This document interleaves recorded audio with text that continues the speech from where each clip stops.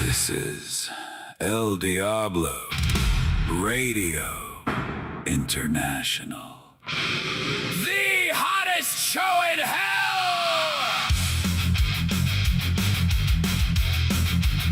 Nobody does it better. Nobody.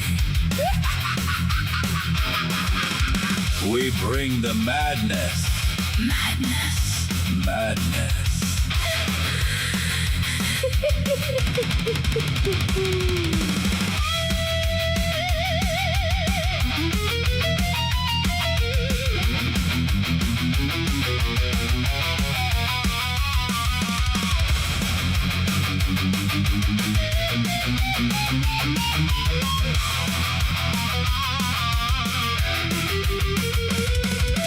Ladies love El Diablo.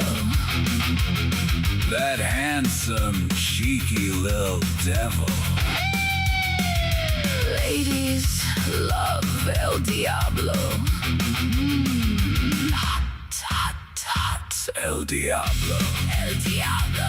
El Diablo. El Diablo. You naughty, Naughty! cheeky little devil!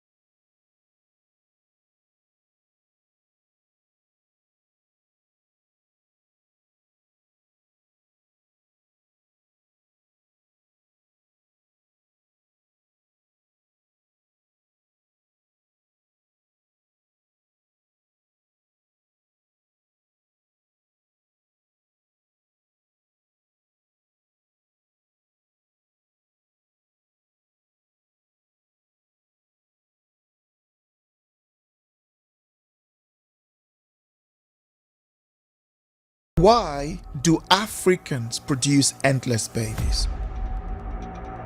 Is it a net benefit to Africans as Europeans and East Asians slowly go extinct? The average fertility rate in Niger is 7 children and 6 in the DR Congo, compared with 1.1 in its children and 6 in Niger. In Niger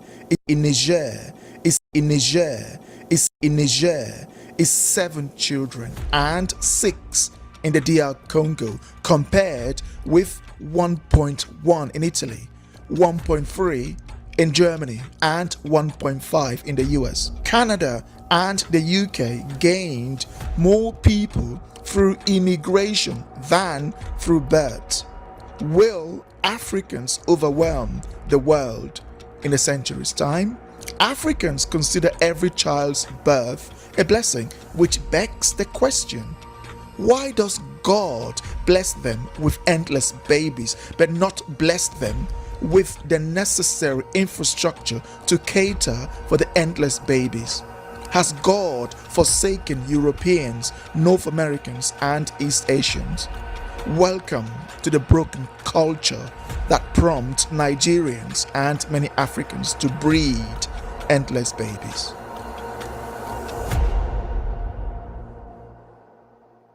The broken culture that prompts Nigerians and many Africans to breed endless babies. Welcome to another episode discussing the endless baby production in Africa. Our country, in particular Nigeria, lost its way a very long time ago, beginning with the first coup d'etat in 1966. The British left behind a remarkable system of government that reflected our reality.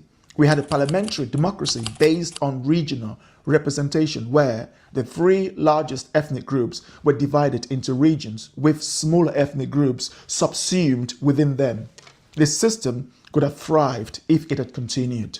Under it, regional governments were led by its leaders who were also members of this group, and they had their own parliament which was responsible for passing and enacting laws, effectively controlling their own affairs. Every year, Nigeria produces about the combined population of Namibia and Botswana, or the city of Los Angeles and Chicago combined. About 4 million Nigerians enter the working age group or turn 18 every year, but the country creates about 650,000 jobs per year, running a severe deficit. Consequently, millions of Nigerians enter into the poverty group every year. In Nigeria, having children carries different meanings compared to the UK, the US, or the West in general. For many Africans, having children is intertwined with family and tradition, where values, names, and culture are passed down through generations. This contrasts significantly with the broader perspective influencing why Westerners, compared to Black Africans, choose to have children. In the West, children are raised with an emphasis on independence and individualism. Emotional connections are often prioritized over economic necessity or attachment. In Nigeria, as well as many other African countries or Black African cultures, children are commonly viewed as asset. The decision to have children is deeply rooted in cultural, religious, and economic factors. Large families are perceived as blessings, social safety nets, and sources of labor. There is also a strong emphasis on family continuity and the belief that children will provide prestige and security in old age, effectively serving as a form of a pension plan. Additionally, access to birth control is limited and early marriages are quite common. Girls are often nurtured to become mothers rather than pursue careers, while men without children, especially those who are unmarried, face ridicule from the community. For instance, if a man reaches 30 without marrying and starting a family, his family may be deemed as a failure. This ridicule intensifies if he is married but only has daughters, as there is a perception that boys are more valuable. I have observed families celebrate the birth of their 7th child more than the previous 6 because the previous 6 were girls. In this context, female children are often deemed less significant as they are expected to marry and join their husband's kinship, providing little or no support to their birth family. Essentially, they are not perceived as valuable contributors to the family pension plan. Some of my male cousins have 4, 5, 6, or even 7 children that they can barely afford to feed. There is little to no emotional connection with these children, and many of the fathers do not even know their children's date of birth. This mind little to no emotional connection with that they can barely afford to feed. That they can barely afford to feed. That they can barely afford to feed. There is little to no emotional connection with these children, and many of the fathers do not even know their children's date of birth. This mindset significantly contributes to the alarming birth rate in Africa. If someone has only 2 children, they are often ridiculed and looked down upon. Parents sometimes arrange marriages for male children who have no job and can barely read or write, merely to ensure the continuation of a cycle of sheer reproduction without any affection or guidance given to those children. When my aunt asked me why I didn't have more children, I explained that I didn't have the finances or the time to care for many children. She thought I'd lost my mind, like I just dropped off the skies. As a result, I have become a source of ridicule in my community. I'd lost my mind. She thought I'd lost my mind. She thought I'd lost my mind. She thought I'd lost my mind, like I just dropped off the skies. As a result, I have become a source of ridicule in my community and among my relatives. When a successful individual with only daughters passes away, the community not only comes to mourn his death, but also to lament what they see as a waste of life, since female children are often considered less valuable. Often, the community would visit people with no children or people with only female children to urge them to have sons, warning them that their wealth would be squandered if they died without a male heir. In some African cultures, daughters have no right to inherit their father's asset, as they are expected to marry and become part of their husband's family. Then, when a successful man dies without any children, mourners would spend more time ridiculing and pitying his wasted life of not having any children. They would say things like, "Look at all their wealth, yet there is no one to enjoy it," like his death would have been any different if he had children. This is why, when the rest of the world brings up the Africans' character, they are delusional, plain and simple. Therefore, Africans have children for different reasons than Westerners. The Western economic structure and the increasing shift from the old family structure that used to be similar to that in Africa have impacted the birth rate, leading to the great extinction of the white race. The men in my culture believe that children will inevitably seek out their fathers. This mindset contributes to the trend of Nigerians having children in various parts of the world and abandoning them without a second thought, as many believe that those children will eventually find their father. Unfortunately, there is often no initiative to foster an emotional connection. In my culture, some men even take pride in fathering children indiscriminately. Often, they are more like sires than actual fathers. Take a look at the chart showing population growth for 10 selected African countries between 2016 and 2026. Notably, Nigeria is not even in the top 5, although people talk about Nigeria a lot just because Nigeria has more people. But Nigeria, based on the average, is not even in the top 5. The Democratic Republic of the Congo experienced a remarkable 45% increase over a decade, just 10 years, followed by Angola with a 38% increase in 10 years. Other countries in the top growth category include Cote d'Ivoire, Uganda, Tanzania, Ethiopia, and Kenya, with Ghana preceding Nigeria, which ranks 9th with a 25% increase. South Africa comes in 10th. When comparing these figures with these 10 developed countries, including China and Russia, we see that Canada, the leader among them, achieved a growth rate of 18.3%, which is on par with South Africa, the lowest in the African group. Most of Canada's population growth is attributed to immigrants welcomed through the Canadian Resettlement Program.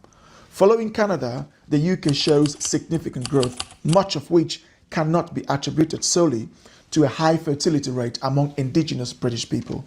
Between 2020 and 2025, nearly 7 million people migrated to the UK, and from 2016 to 2025, over 3.5 million were added to the UK population through migration. The birth rate among Black, Asian, and Arab British communities contributed to the remaining growth. The situation in the US is similar. Both the US and the UK have relied heavily on immigration to drive population growth. Without it, their population figures would have seen little to no increase, akin to Germany and South Korea. In contrast, Japan has faced a decline, losing 4% of its population over the past decade alone. Meanwhile, African countries like the DR Congo, Angola, Cote d'Ivoire, Uganda, Tanzania, and Ethiopia have gained between 30 and 45% more people in just 10 years. Nigeria creates about 650,000 jobs annually, but over 4 million people make it into the working age group each year. That's a deficit. Well, the Nigerian Economic Summit Group, NESG, has warned that Nigeria must create at least 27 million new formal jobs by the year 2030, which is from 2025 to 2030. That should be equivalent to 4.5 million jobs annually to prevent unemployment from worsening as the nation's working age population expands to 168 million within the decade. The current PPP GDP of Africa is about $12 trillion, which is greater than the combined GDPs of Canada, the UK, and South Korea at $10.6 trillion. GDP on PPP mainly emphasizes the size of the economy. In contrast, GDP per capita on PPP gives you the average living standard. And finally, nominal GDP dictates an economy's global financial influence based on trade and currency power. Why don't African parents seem to worry that their children will live in poverty and hardship? They often don't see it as a problem. Many believe that through perseverance and the grace of God, something will give. They don't look at statistics like Westerners or East Asians. Their life is characterized by hope and baseless opportunistic adventurism. I had a conversation with my friend Patrick in Frankfurt, Germany. He shared that every year he visits Nigeria. His brother's family seems to grow by one child every time he visits. At one point, the situation troubled him so much that he asked his brother, "Why do you keep having children you can't feed?" His brother replied, "They are blessings from God." A few days later, one of his brother's sons came to Patrick's house asking for school fees. Patrick instructed the boy to tell his father to ask God, who supposedly blessed him with children, for assistance with their school fees. I have paid for the school fees of so many children in Nigeria and across Africa that I can't even keep track. Many people bring children into the world without any foresight about how they will support them. At every opportunity, they tend to beg or act overly submissive towards those whom they consider financially better off. How can one raise a child to become a beggar or to watch their parents manipulate others for resources? This is why I believe our culture and values are broken. The Nigerians you see moving to various countries in search of better opportunities are often victims of parents who had no planning or provision for them. These children are labeled as blessings from a fictional character in the sky with no practical consideration for their future. The Nigerian government has never mentioned, let alone attempted, to educate people about the importance of thinking twice before bringing children into the world. Why? Because those who do face condemnation or risk being voted out of office. The one idea that seems to unite many Nigerians is the belief that they can have as many children as they want and call it a blessing from God. This mentality creates more impoverished individuals who will eventually seek greener pastures abroad. If you think we're wrong, if you think there was anything we missed, please leave them in the comment section below. And also, don't forget to like, share, and subscribe. Thanks for watching.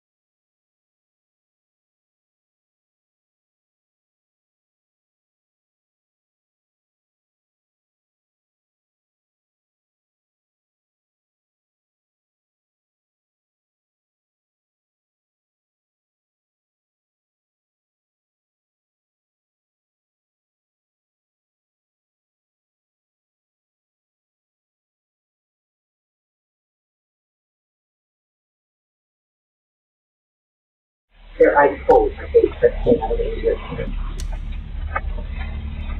I didn't. He did it. This is Marshall and his mother, Alicia. Just feet away, inside the trunk, lies the dead body of Marshall's girlfriend. He has cut her body up and plans to discard it in the remote mountains of the Sierra foothills. Over the next several weeks, a series of small mistakes in Marshall's cover-up would bring him face to face with local police and the FBI, watching detectives unknowingly walk past his murder scene and slowly discovering the monster he truly is. Any idea where she may be? Brother, I'm gonna keep it a buck with you. I don't know. Have you guys thought about maybe she was trafficked? Yep. Oakley PD, come out with your hands up! It's approximately 6:30 p.m. in Antioch, California, when 24-year-old Alexis Gabe is seen at a Chevron gas station. While filling up her car, she receives a message from her boyfriend. "Are you still coming over?" She replies, "I can only come by for a bit." After paying, Alexis gets back on the road, and by 6:37 p.m., she's seen arriving at her boyfriend's house. He doesn't know it yet, but she's there to break up with him. A decision that will carry far greater consequences than she expects. 2 hours pass. Then Alexis's car is seen leaving Marshall's house, but something isn't right. The vehicle takes an unusual route, one Alexis never uses to get home, and just 12 minutes later, roughly 6 miles away, it pulls into a quiet residential neighborhood. A masked figure steps out of the car, noticeably larger than Alexis. Moments later, her phone pings, "Did you make it home?" And as the figure disappears into the distance, Alexis is never seen or heard from again. Sheriff's permit. File a missing person report. Is this a family member or friend? Family member. Sister. And how long ago did you last talk to her? No one's heard from her since she went to see her ex-boyfriend last night at 8:30. And she's not answering her phone or anything? No, it's going straight to voicemail. On the line is Alexis Gabe's sister. Her tone is urgent as she insists on filing a missing persons report immediately. To better understand the situation, dispatch sends Officer Rod Coutney to the family's home. And that's where he learns why Alexis's family is already fearing the worst. Good morning. How you doing? I'm Detective with the police department. I'm gonna get some info from you guys, and I'm gonna start looking for Alexis. That's okay. Okay. She ever make any sort of statements? No. Okay. Is she generally pretty happy? Yeah. Okay. She's always out. Not every day. Always out? Yeah. Do you know where she goes a lot of the time? With her friend, E and Ria.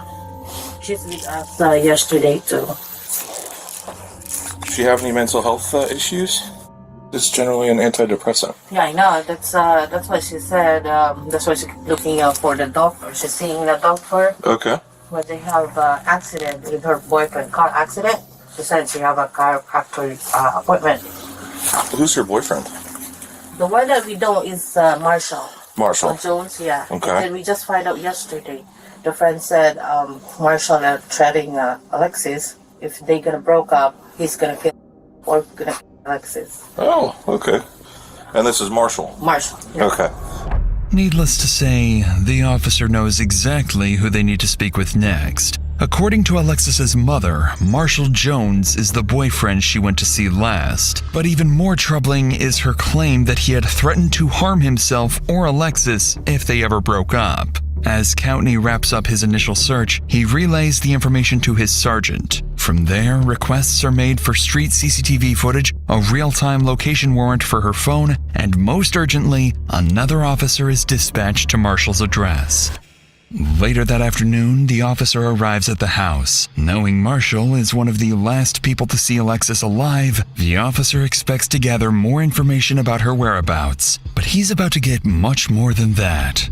But before we get to that, I want to talk about something else that's important too. For almost a year, I've had this discomfort with my ear, and every time I thought about booking an appointment, I saw the long waiting times and just told myself it would probably go away on its own. But it never did. I know we've all been there, it's easy to do. But that's where today's sponsor, ZocDoc, comes in. ZocDoc is a completely free website that makes booking your next doctor's appointment fast and easy. Just select the specialty you need, your area, and your insurance. ZocDoc then shows you doctors near you that will fit. With more than 150,000 providers across all 50 states, from primary care to dental health to urgent care to mental health, you'll always find the right one. Check their reviews, pick a time slot, fill your details, and just like that, you're booked, usually within 24 to 72 hours. Sometimes even the same day. Look, I spent almost a year ignoring my ear problem. Don't make that same mistake. So if there's something you've been ignoring or putting off, make it easy for yourself. Head to ZocDoc.com/DrInsanity or simply click the link in the description to instantly book a doctor today. I know it may seem small, but just clicking the link in the description is a huge step towards prioritizing your health. Thanks so much to ZocDoc for sponsoring this video and for helping us all take better care of our health. With that said,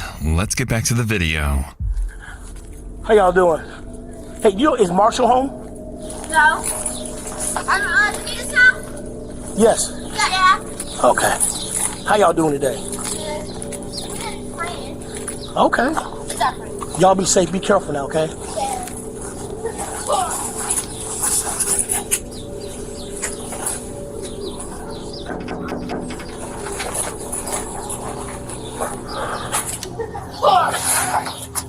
Hey, what's going on?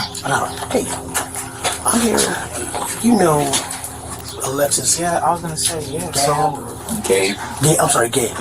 Yeah, no, her mom told me that she didn't come home.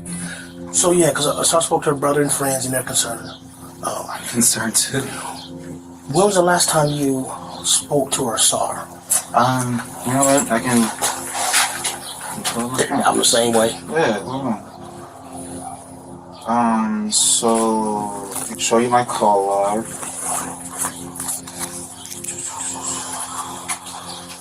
I talked to her throughout the day yesterday. Okay. I want to say 6:38 is when she told me that she was outside. She here? Yeah.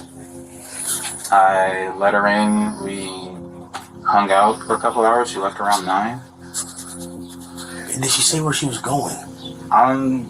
Yeah, I can show you text message. She said that. The more you give me, the better, man. I was about to say. I remember her saying, "This is from today. It's not delivering." I've been trying to call her. I was like, "You still coming over? You must still be asleep." She's like, "I can only come by for a bit today." I was like, "Okay," because she was doing some other stuff for her job that she was doing some running around for. Okay. You got idea where she may be? You know, brother, I'm gonna keep it a buck with you. Mm-hmm. I honestly thought she went to go smoke with her friend Rhea when she left here. Maria. Oh, Maria. Yeah. Okay. I thought she went to go smoke with her because usually she won't tell me, you know, what she's doing until she's already doing it. Mm-hmm. So I thought she went there, but then when I kept on calling by like 11 and I wasn't getting anything. Okay. Did she seem out of sorts when she came over yesterday? Was she her normal self? Whatever that may be? Yeah, I mean, she came in, we hugged, we kissed, she watched me, do my little heist on GTA, playing my game and whatnot. I mean, we watched Family Guy. Okay. It was fine. When she left, did you see her? Did you see her leave? Yeah. And I say yeah because I opened the garage door and she left. So Okay. Also, she opened the garage door. Yeah. All right. At first glance, Marshall appears far more willing to help than Alexis's family hinted towards. But as he recounts his last encounter with Alexis, his demeanor is oddly detached, at times even attempting to make light of the situation. It's the kind of behavior that doesn't go unnoticed. But before wrapping up the interview, the officer would ask one of the strangest questions possible at a moment like this. Do you have a car? Yeah. How long you dating? Yeah. How long y'all been together? Like 3 going on 4 years. Okay. All right. And I showed you my call log, text message. You ain't got a strap down in the house like a slave or nothing? No, I don't. No, I know you have to ask. Yeah, because it's a I have serious to. Yeah, situation. exactly. And I appreciate you trying to make Yeah. light of it, but no, Okay. I do not. All right. All right. On that strange note, the interview wraps, and the officer calls his sergeant, only to learn that while this conversation was taking place, a major discovery had just been made a few miles away. On a residential street in Antioch, Alexis's family comes across their daughter's car while organizing their own search and spreading the word on social media. Police are immediately informed of this discovery, and the car is towed and seized for forensic analysis. Inside the car, some troubling details quickly stand out. The keys are still in the ignition, the door is unlocked, and personal items are missing. After removing and analyzing the car's infotainment unit, investigators are able to track Alexis's precise movements before her disappearance. And just 12 minutes before the car was abandoned, it had been at Marshall's house, not her friend Maria's, as he had previously implied. These findings, along with the alleged death threat, prompt investigators to move Marshall from a person of interest to the primary suspect in Alexis's disappearance. The following day, 2 detectives arrive at Marshall's house, suspecting he is the last person to see her alive and may have been withholding vital information. However, they're also here for something else. Something that will catch him completely off guard. Hey, I'm a detective minister real quick. Are you Alexis's Boyfriend, yeah. boyfriend? Okay, what's your name? Marshall? Marshall? Okay. Yeah, we're still looking for her. Have you heard from her at all? Or? I have not. I've been trying to call her. I've been texting. My text messages aren't getting delivered. My phone calls are going straight to voicemail. Gotcha. Okay. Huh. Yeah, basically at this point, like, I think this is the last place that we know that she was at. Right, and so we're just, obviously that's why we're kind of keying in on this area, you know? I understand, and like I was telling her mom, like, hey, I saw her, this is the last time. Yeah. You know, and I'm worried. Right. You know, and she's missing, and that just means that she's missing. It doesn't necessarily mean something happened to her, so I'm really trying not to let my mind wander. Her friends I'm not going to say they've been putting me under scrutiny, but they're making me feel like I did something and I didn't. Okay. Yeah, I mean, anytime and boyfriend, right? And that's what I'm saying. You know, everybody handles stress different, you know, and so we just want to rule everything out, anything weird to happen here. So, you know what I mean? Then we can move on to, hey, let's go look another area and see where she's at, you know? I understand. Are you cool if we go inside and look around real quick? It's not my house, it's my stepdad's, so right. I mean, I could call him really fast and see. Yeah, that's fine. Go ahead. Clearly uncomfortable with the request, Marshall agrees to call his stepfather, the homeowner of the house. And as they wait for his approval, detectives would slowly begin to suspect there's something inside the house neither Marshall nor his stepfather wants them to find. Hey, Dad. Alexis went missing, and the police just want to go through the house really fast just to make sure that everything's fine. Is that okay? Okay. He said that one of you could go in, but he would like the other one to stay out here. No problem. Sure. You got a flashlight or anything? I don't. Yeah, me neither. You want to go in? Sure. All right. Hold that for me. All right. What's your dad's name? Leslie. Leslie? Okay, and that's the one you were talking to on the phone? Yes. All right, you said one of us would come in? Cool. Thanks, man. Do you want me to leave the door open? Yeah, that'd be great. Sure. I'll come around.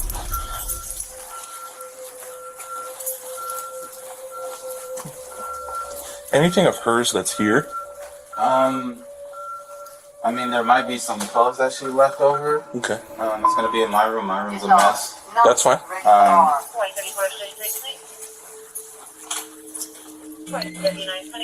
Cool. This your room? This is my room. I know. Like I said, it's a mess. It happens, bro. Yeah. You guys drink together, I'm assuming? Yeah, at the house. As the officer moves through the house, Marshall's room quickly stands out, left in complete disarray. And as he inspects the room further, little does he know, this very place holds subtle clues and will soon become a crime scene. Is there upstairs? No, It's just one it's story. just one story. Thank you. There she is. Oh, sorry. You're good. And then this is other people's rooms? Yeah.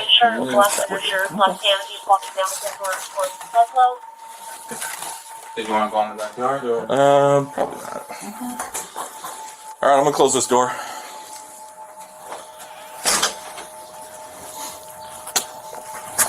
Nothing out of the ordinary. His room is an absolute mess.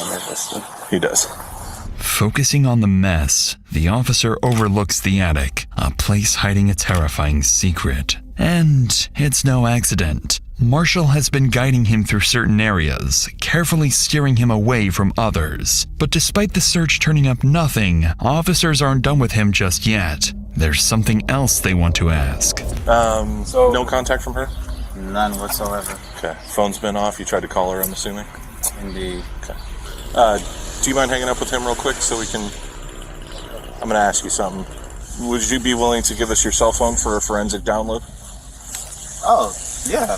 Okay. So I'm able to do all that stuff. What's the forensic download again? It just shows me all the information on your phone for a certain period of time. Oh, okay. It shows like, hey, was this phone here the whole time? Oh, yeah, for stuff sure. like that. Okay, yeah, okay, for sure. And then I would just have you sign like a consent form. Okay.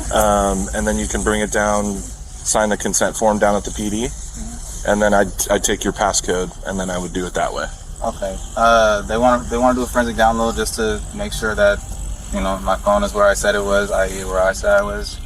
Yeah. But she was still here when he got home?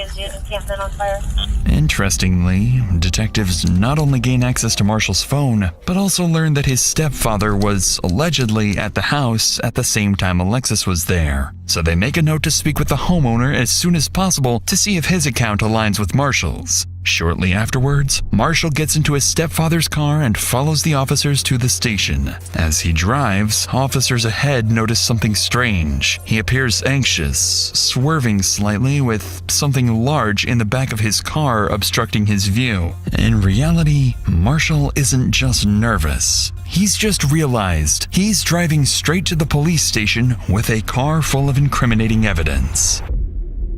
About 10 minutes later, Marshall arrives at the station, trying to steady himself, quietly questioning why he brought this car in the first place. And the second he steps out, he realizes the officers are onto him. You know what you've all had? Yeah, blankets and whatnot. Wait, do you actually have to search it, or can you just look around? Because it's my dad's car, and No, I don't. I mean, I kind of just want to lift the gate so I can see inside, you know? If that's cool. Again, it's not my car, it's my dad's, and you have my phone, so I'll open the gate for you, though, so that way you can look inside. That'd be great.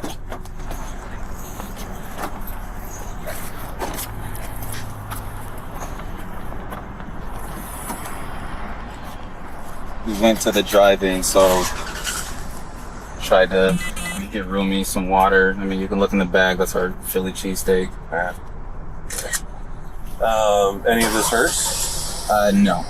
Because we would like to collect a DNA sample from her, right? So we have a reference on file. So was she back here?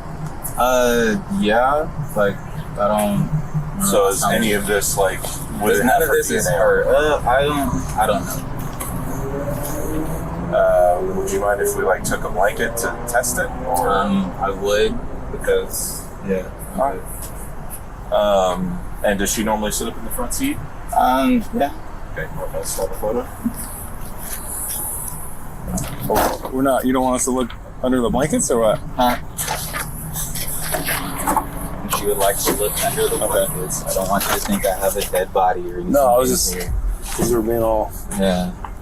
Okay. So this is your stepdad or your real dad? My stepdad. Gotcha.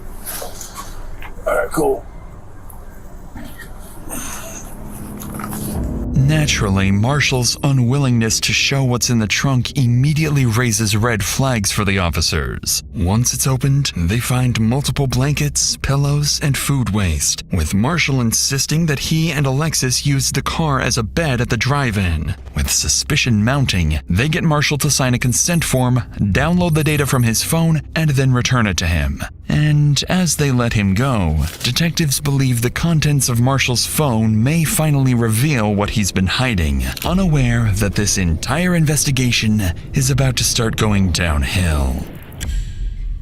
The next day, as investigators prepare to review the data from Marshall's phone, they notice the download process has failed, leaving them with nothing.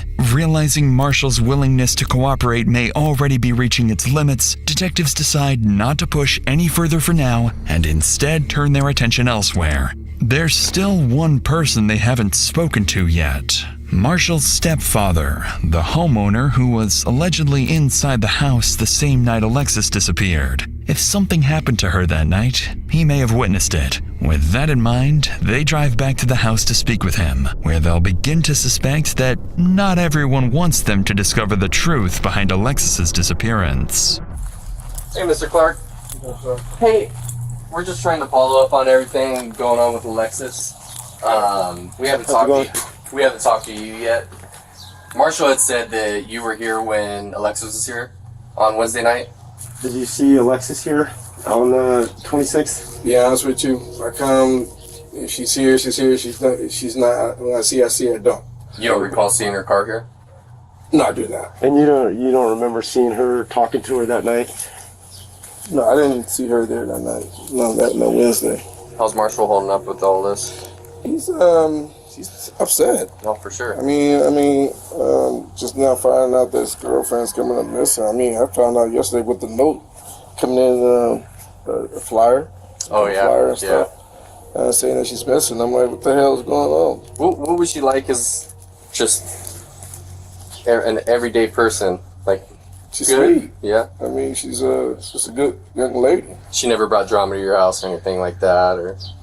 What couples? I mean, aside from couple drama. Yeah. I mean, they never argued in front of me. But like, she never brought any outside BS to your house or anything like that. No.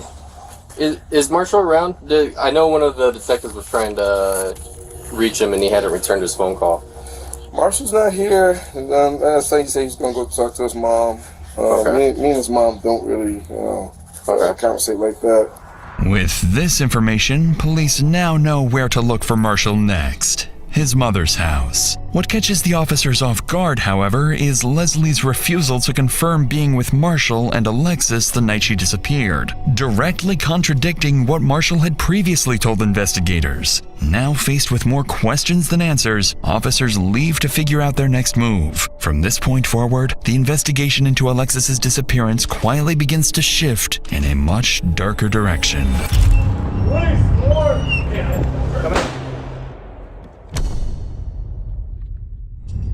During the next several days, police visit Marshall's mother, Alicia Clark, looking for her son. But suspiciously, she claims she hasn't seen him since the night his girlfriend Alexis vanished. By now, investigators begin to consider a troubling possibility. Marshall may be on the run, and his family may even be covering for him. But their biggest piece of evidence is still to come. Just as the investigation seems to stall, CCTV footage is recovered from the route Alicia's car took the night she vanished.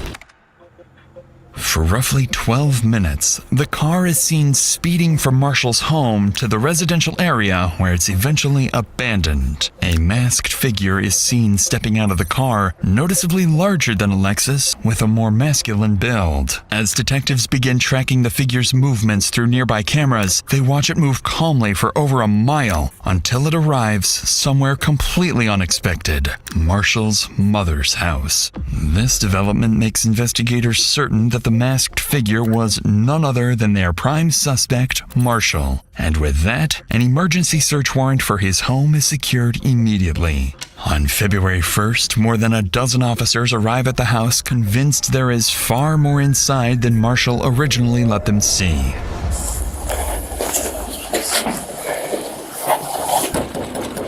Oakley PD search warrant, open up!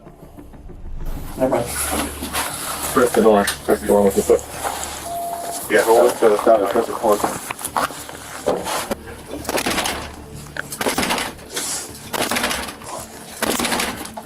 Yes. We need that pry. You got the pry? Pry bar? Oakley PD! Come out with your hands up! Your hands up! Check the left, check the left. I got a door on the right. Check that door. Looks clear. Oakley PD, come out with your hands up! Search warrant!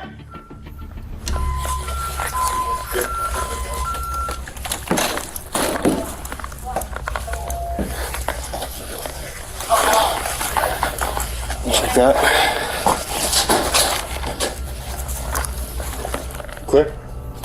As officers move through the house, neither Marshall nor his stepfather are anywhere to be found. But then, as they prepare to enter the garage, it doesn't take long for a vile discovery to emerge. Smell it? Smell like dead body. Yep. In the laundry room. Okay.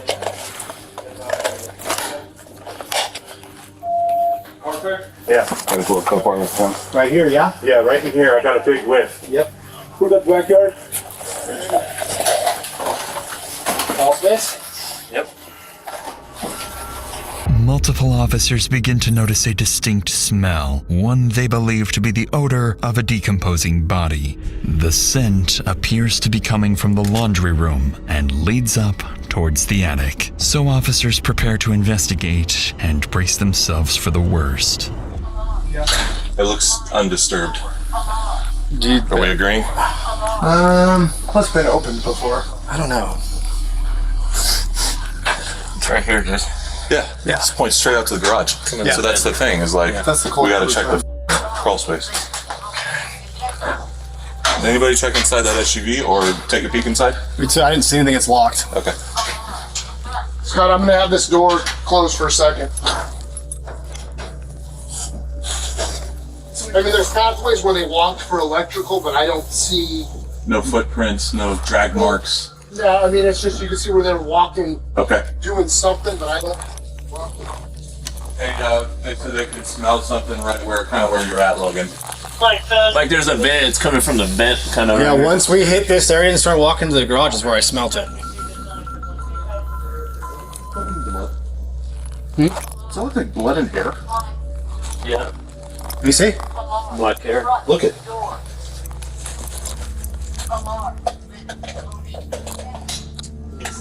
Paint? Could be blood, could Looks be like mold. brown paint, but that could also be blood. Alright, let's This flops. En route to West County from Let's clear out. After following the scent, officers come up empty-handed, but they do uncover what appears to be dried blood.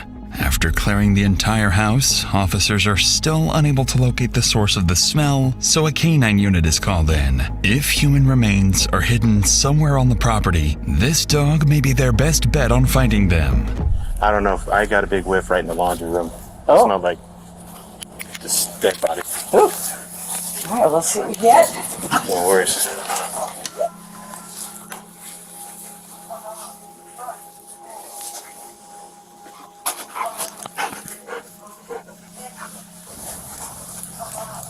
That's not good. So that had none of the other behaviors that we're looking for. Keep checking. Alarm.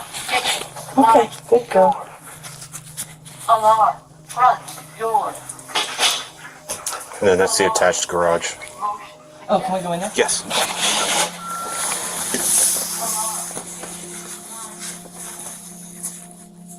Okay, good girl. Did you guys leave that or did? Oh, I don't know. We didn't bring that in. That's fine. You saw her go up the wall here? Mm-hmm. Yeah. So it's just checking odor. As I said, you've worked with cannons, so we didn't get final. And that was the kind of thing where it's like, I have some weird odor, Yeah. but it's not all of her behaviors, which was more what we had there. And of course, you and I both know there could be, you could have vacuumed up a tissue that had a bloody nose. Yeah. And that could be. Okay, good girl. Want your toy? Let's go see and get your toy. All right, that's all we got.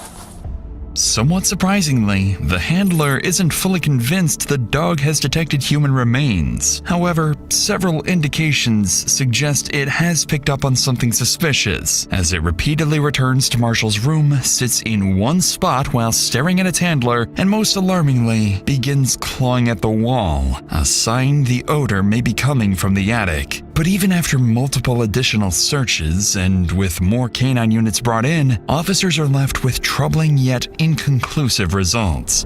small traces of blood, the presence of bleach and other cleaning supplies, and a missing shower curtain. Following these discoveries, officers secure the scene and begin working to obtain real-time location data for Marshall's phone, now fully suspecting they have a homicide on their hands. Over the next several weeks, officers are seemingly no closer to finding Marshall. Neither his mother nor his stepfather appear willing to cooperate any further. But every time the investigation seems like it's losing momentum, Alexis Gabe's family keeps pushing forward, pressuring police to find their daughter and bring her justice. That pressure soon begins to pay off when investigators finally obtain a real-time location warrant for Marshall's phone and discover he's moved to Vacaville, California, roughly an hour and a half from his home. After a quick check, they find out exactly where that location leads: his sister's house. So officers quickly head to her address, hoping to find Marshall there. What's your name? Ariana. Ariana. I'm James. Nice to meet you. Nice to meet you. Obviously, you know why we're here, right? I do. When he got here, he was off. While he was here, that's when I saw the first flyer for Alexis. And that's when I started putting the pieces together, what could be. I said, get your shit. Tomorrow you gotta be gone. I want nothing to do with this. And his gun was underneath. I lost my shit. What was their relationship like between Alexis and Marshall? So it got toxic over the last year and a half. He was a lot more torn up about them breaking up than about her being missing. I will say that, irrefutably. Looking back on it, my brother does have sociopath and narcissistic tendencies about himself. Your mom and Marshall are close, right? Yes. Do you think that she's helped him out in any way? Will she get in trouble? I hope not. I mean, I hope in the end of all this, she'll be as cooperative as you are. Because ultimately, your brother made the choice that he made, yes. Right? So do you think he went to Vegas? No. I believe this is the number that he's using. If you guys want to take it, that's fine. Most worryingly for officers, Ariana seems to suspect someone else may be helping Marshall evade police. However, Ariana also gives them something significant: Marshall's new phone number. So after wrapping up the interview, investigators move quickly to track his location. This is when they discover that Marshall's phone is pinging all the way back to his mother, Alicia Clark's house. Up to this point, Alicia has been telling police she doesn't know where Marshall is. Now, detectives begin to suspect she's lying and may even be actively hiding from police.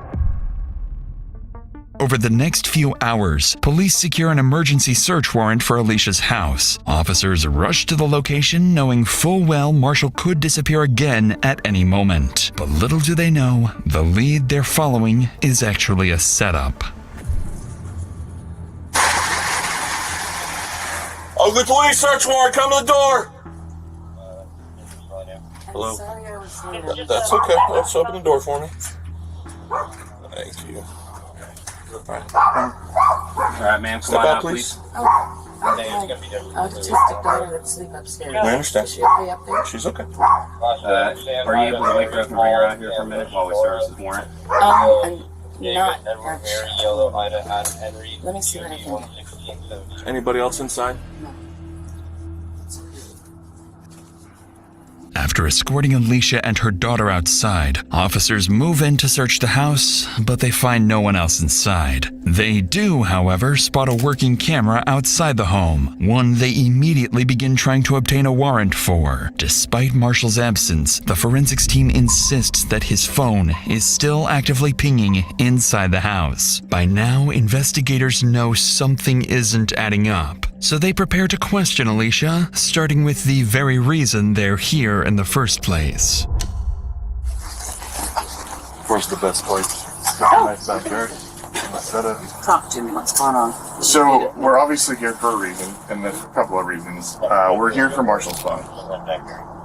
So we know it's here, but we don't want to tear your house apart too much. So if you could direct us to it, so we don't have to mess anything up. Where's the phone? It's upstairs in my closet in the green Hawaiian shirt, if you guys need it. Now I have a question. What do you guys need it for? You guys cloned it. So the cell phone thing, they went and did the download, but some of the files got screwed up, so we don't have everything. So we need that, and plus we know that he's had the phone after that. So that's the evidence over there. Strangely, Alicia appears unusually cordial with the detectives, despite having her house breached. She's even admitted to holding a wanted suspect's phone, yet treats it as if it's nothing serious. By now, investigators are more than suspicious of her involvement. They're convinced she not only knows where Marshall is, but more importantly, what he did to Alexis. So, he's obviously not here, so you know where Marshall is? Hand to God, I do not know. I do not know. I've intentionally told him, do not tell me where you are. It's just the situation I don't want to know. So you're distancing yourself?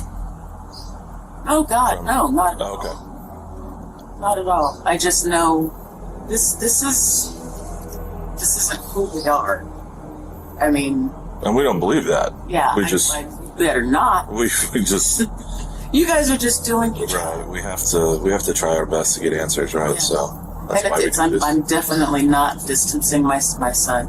I'm not. Okay. That's not the reason. What do you know? I know that the two of them had a solid relationship. I mean, for Valentine's Day, he wanted to get her an edible arrangement. I couldn't afford it. And so he went and got the chocolate, all of the stuff, built her an edible arrangement. I like that. I mean, that's the kind of guy he is.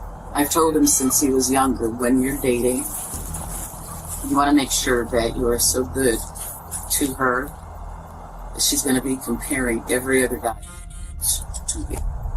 Right away, this description of Marshall doesn't quite align with what investigators believe about their suspect, especially given his sister's earlier claims that he's a narcissist and a sociopath. If Alicia is fully aware of her son's alleged crime, then defending his character like this is not only disturbing, it's something most people would find nearly impossible to do. Sensing this may be more difficult for her than she's letting on, detectives decide to shift their approach, appealing to her emotions, hoping that if this is all an act, it's about to break.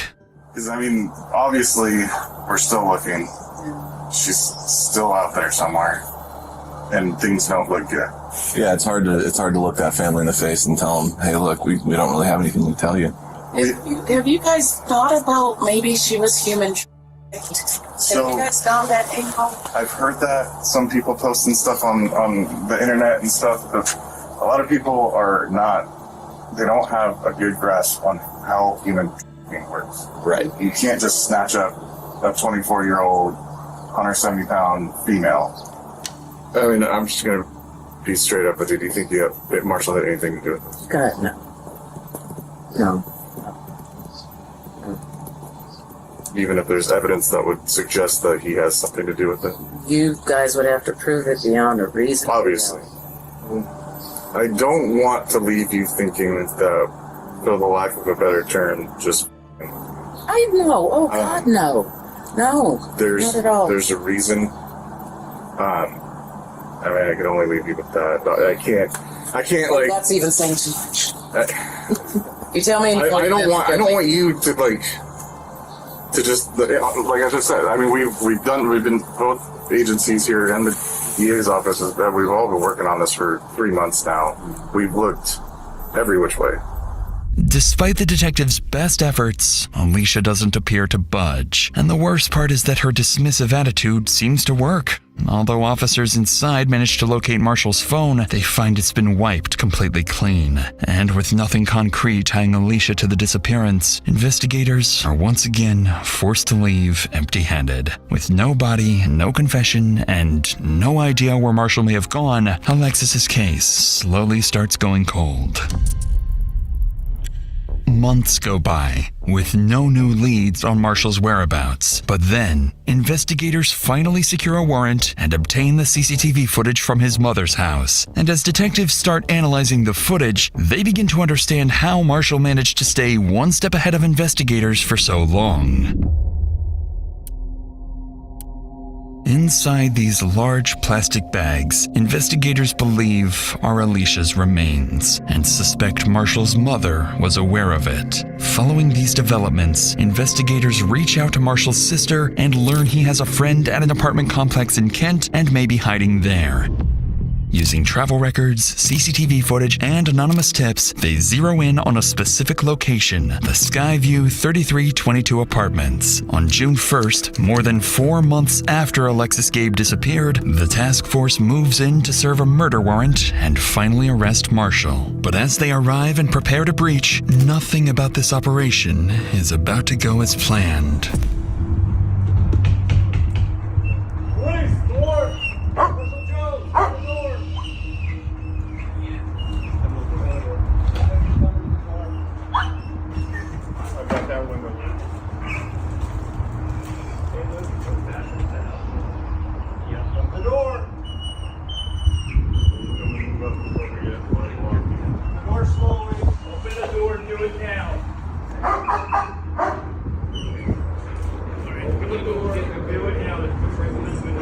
You gone? Come out. My head.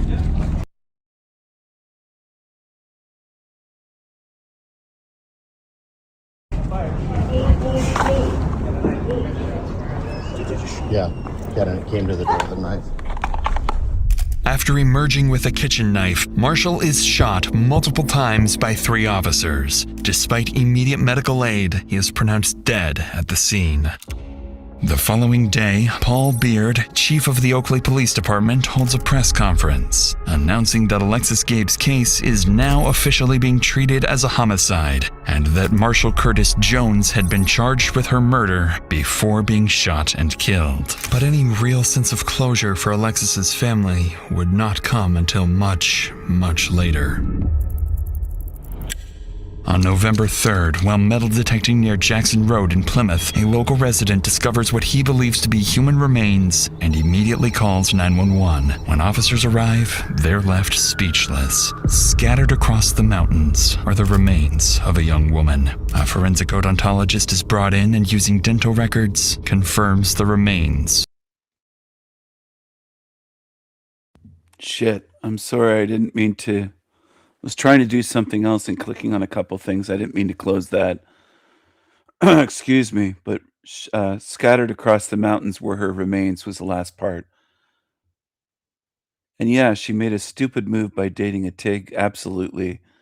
I feel sorry for her family.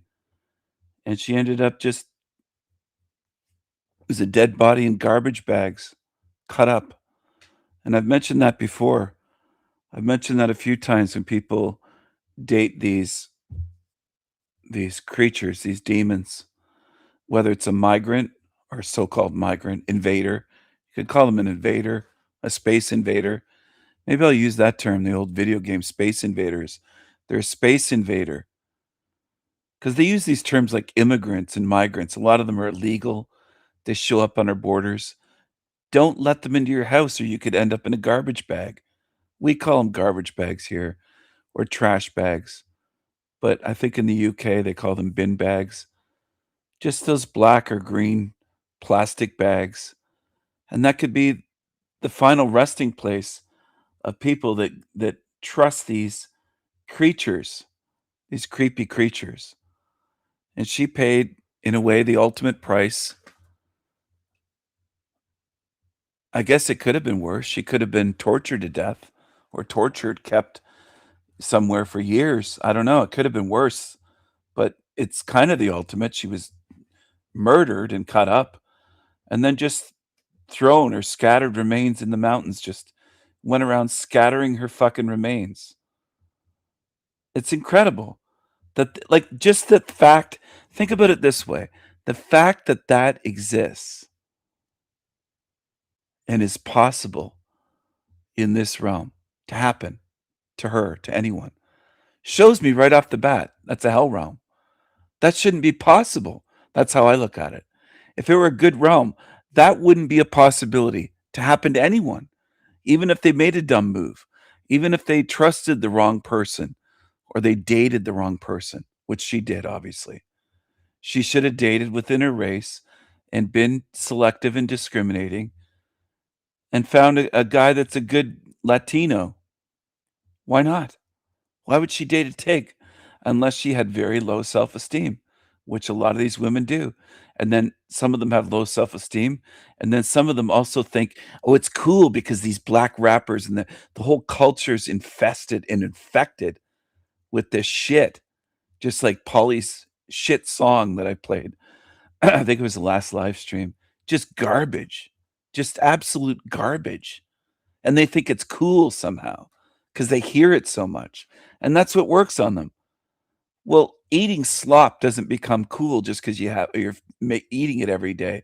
You're swimming in garbage, like these rivers of garbage in Haiti. It's garbage. Just because there's so much of it doesn't make it good. So this rap shit is crap. It's brain rot. It's not healthy. It's degenerate. And then it gets women thinking, well, I'm dating a black guy. It's cool. It isn't cool. Whether you're a white chick, a white woman, a Latina, an Asian. There's some Asians now that will date the Tigs. Usually in Canada and America. Usually not so in Vietnam, Thailand, China, Japan. It's so rare. You might see one and it stands out when you see this little Asian with the black. It stands out, but it isn't common. Just like it isn't common, except in TV commercials, to see white women with black men. It's very uncommon. And you know what's even more uncommon? I would say the most uncommon, to see a white man, even a loser, with a black woman. It's very I'd say that's the most unlikely couple that's interracial in the world.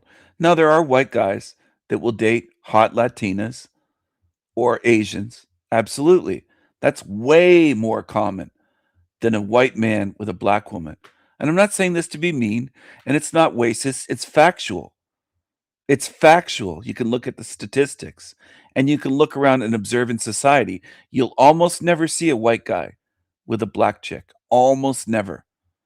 Now, sometimes you'll see a black guy, usually with a Korean chick, maybe sometimes with a Japanese, maybe with a Chinese. But mostly I notice it's with Korean chicks. It's the South Korean chicks that seem to like black guys more than any other Asian. It's usually not Filipinos. The Filipinos obviously are mixed Asian with Spanish. That's why they look different from most Asians. They're a mixture. But they tend to prefer white guys if they're dating out of their race. And a lot of Filipinos in the Philippines will betray their own men, saying they love white guys more. They're more attracted to white guys than Filipino guys. They say Filipino guys are too feminine because they're generally smaller. I don't mean penis size. They are that way as well, I think. But that's besides the point. Height and build, shoulders, build, chest, arms, weight, height. They're smaller overall. Now, are there some that might be a bit taller than, and there's this tiny white guy? Yeah, but that's not what I mean. Generally, and no offense to women, there's some on my channel that can do this, but overall, women are terrible at generalities. They just can't do it. They'll point out the exception, like I've given the example of a fridge full of rotten meat, and they'll point to one grape that they can eat, say it's not all bad. Well, in general, Filipino men are smaller than white men from Great Britain, Canada, United States. There's a lot of big dudes in Canada and America, okay? I don't know how many giants there are in Great Britain, but when you look around in America, there's some very big fucking guys, and there's nobody that big at all, tall or size-wise, in the Philippines that's Filipino. There's no one to match that. And that's the way it is. There's hardly a Filipino that you'll find that's, let's say, over 200 pounds. Pretty fucking rare. Just look at footage of them. They're all pretty small. The guys there are like 140 pounds, 130 pounds. And I'm not kidding. But good morning to Salty Siren. Good morning, Wendy. In case I forgot, I got wrapped up in my monologue. But you have to look at generalities. You have to look at not the exceptions, but the rule. And say overall, are American men, white men, we'll say, bigger in general than Chinese guys in China? Yes, it's obvious. Bigger than Japanese guys? Taller, bigger, heavier, broader shoulders, Bigger build, bigger frame.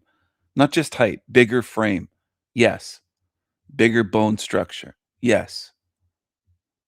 Heavier. Yes. Yes. And then say, well, what about sumos? I know there might be a few thousand sumos in all of Japan that are bulking up, eating tens of maybe 10,000 or more calories per day, which is extremely unhealthy. They're putting on huge amounts of body weight. There are sumos, absolutely. They're the exception. Most Japanese men, most Japanese people are not built like sumos. They're not consuming as many calories as they can stuff into themselves to get fat and heavy and get mass to sumo wrestle, to try to make a career of it. Most aren't. Most Filipinos are tiny.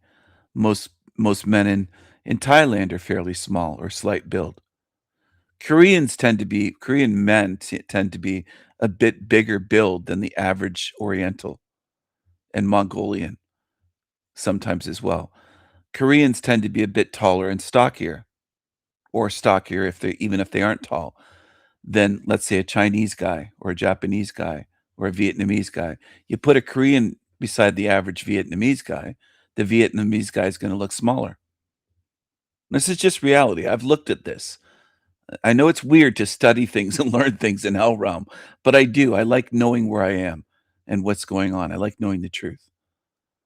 And I would say Koreans are probably the tallest and stockiest of the Asians.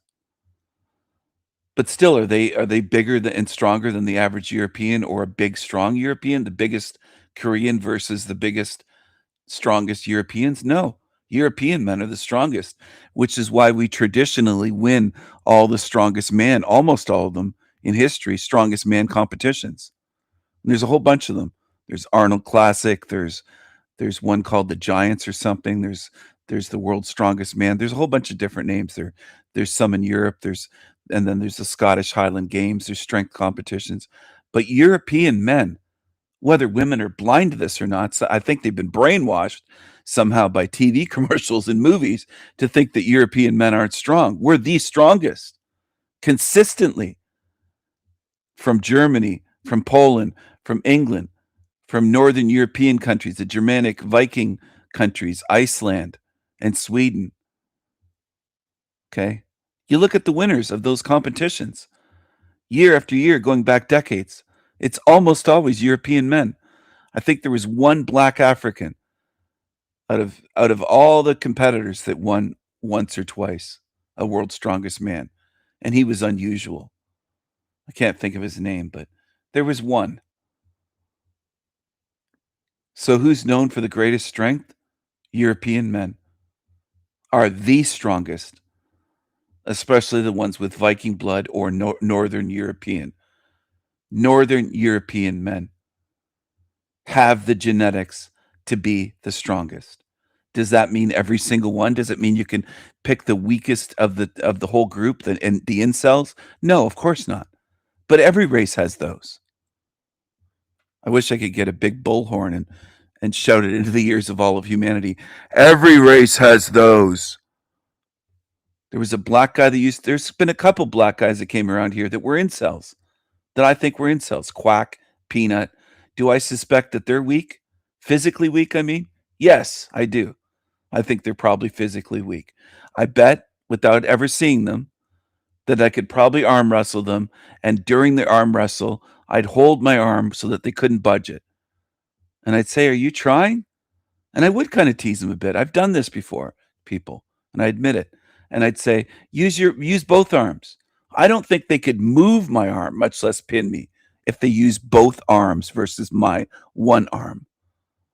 I had an ex-girlfriend one time, and we were in Seattle. At the bottom of the Space Needle, there was an arcade, and there was an arm wrestling game there. And I set the record. And then she said, and I said, "I think I could do better." And she was like, "Oh, let's go." And I wanted to play it a couple more times, but I had the record on the machine. And then she said to me, "You know, Stephen, most guys probably cheat on this. They probably use both arms and pull down on it. You set the record with one arm." At one point, I was so jacked up and just juiced up, not juiced on any steroids. I've never done that at all. I'm just naturally Viking strong. But I've done hard work, labor in my life, but I haven't done steroids, and I'm not a gym bro. But I'll work out on my own. I'll do push-ups, pull-ups, chin-ups. So there's different grips with that. And I've lifted weights at various times, but I've done physical work in my life. Anyway, at one point I thought I was going to break the it's like a plastic arm that you grab onto with a hand. And I thought I was going to break it. I thought I was going to break the machine. And yeah, that was 20 something years ago. So I was more in my prime then. But I was very strong. Very strong. And I don't give a shit if liars on here lie. They don't have a clue. I picked up a 325-pound guy in a bear hug, which is way different than lifting a weight, and held him off his feet. He challenged me. He said, I don't think you can lift me off my feet. He was 300. I said, how much do you weigh? I think he was 325. Big fat Greek. Big Mike, they named him. I lifted him off his feet and held him. And there was a girl there. And I said, count to 10. She counted to 10. And later on, she said to me, months later, something came up and something was going on. She goes, I know how strong you are. You lifted Big Mike off his feet. She'd never seen anyone do that before. Not just with him, but lift someone that size. Because it's way different than grabbing a fucking barbell and lifting it off the floor. Picking up someone that big that I could barely wrap my arms around. He's 325 pounds. He wasn't very tall. He was like 5'8", 5'9", maybe. He was under 6 foot tall and well over 300 pounds. He might have been 350. He was just guessing at 325. And I picked up my brother-in-law off his feet one time. He tried to give me a hug, and I just grabbed him and just picked him right up off his feet. You should have seen the look on his face.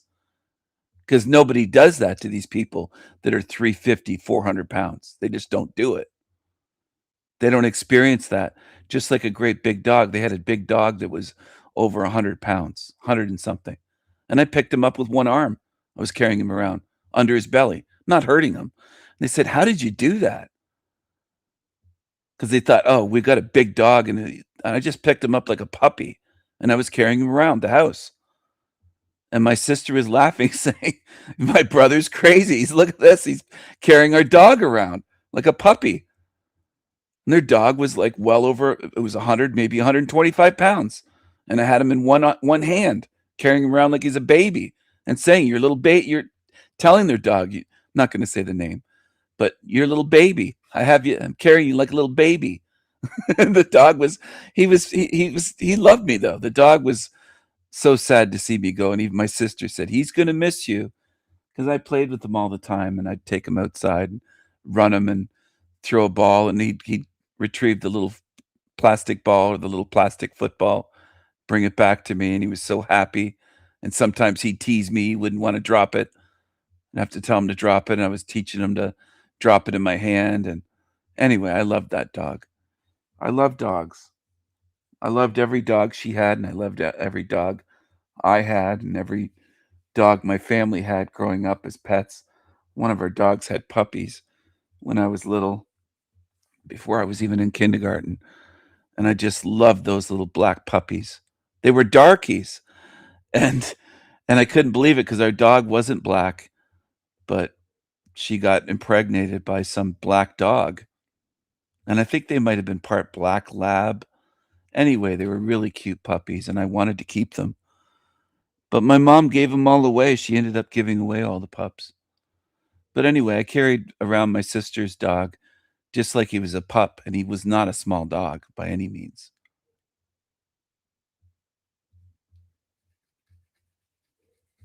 He was a mix, and I can't remember. I'm trying to remember the mix he was. But that dog loved me. That I babysat her. I dog sat her dogs for a couple weeks one time when she took her family to on a cruise. And I did house sitting and dog sitting. I was better looking after the dogs and cats than the plants. I almost forgot to water the plants. She had a whole bunch of plants in her house. She had one room of her house was just full of these great big tall plants and a table with all kinds of little plants, smaller plants in pots and ceramic things, and just some were trees. There were pots and they were like the height of a 2-story ceiling. Growing up, just these indoor tree plants. I don't know what they were.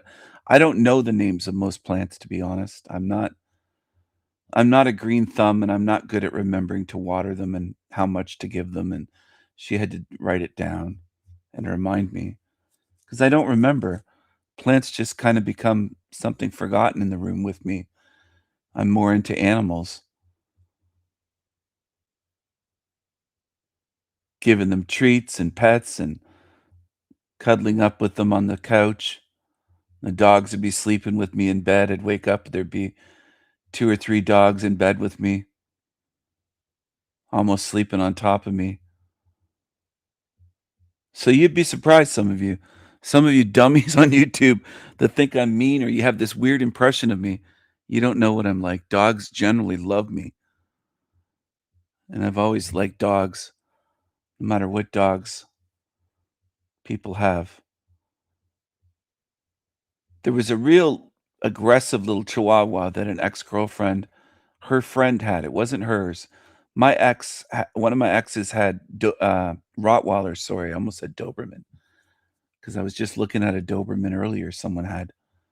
But she had 2 Rottweilers. One was taller and skinnier and longer body, and the other one, they're both females, and the other one was husky, like a solid build, like a chunky, muscular dog. Both beautiful to me and loved me. And anyway, I would walk them and hang out with them in the backyard. In the States, it was an American woman. I'm not even going to say where. But I loved her dogs. A friend in high school, I looked after their dogs when they went. His family went on vacation.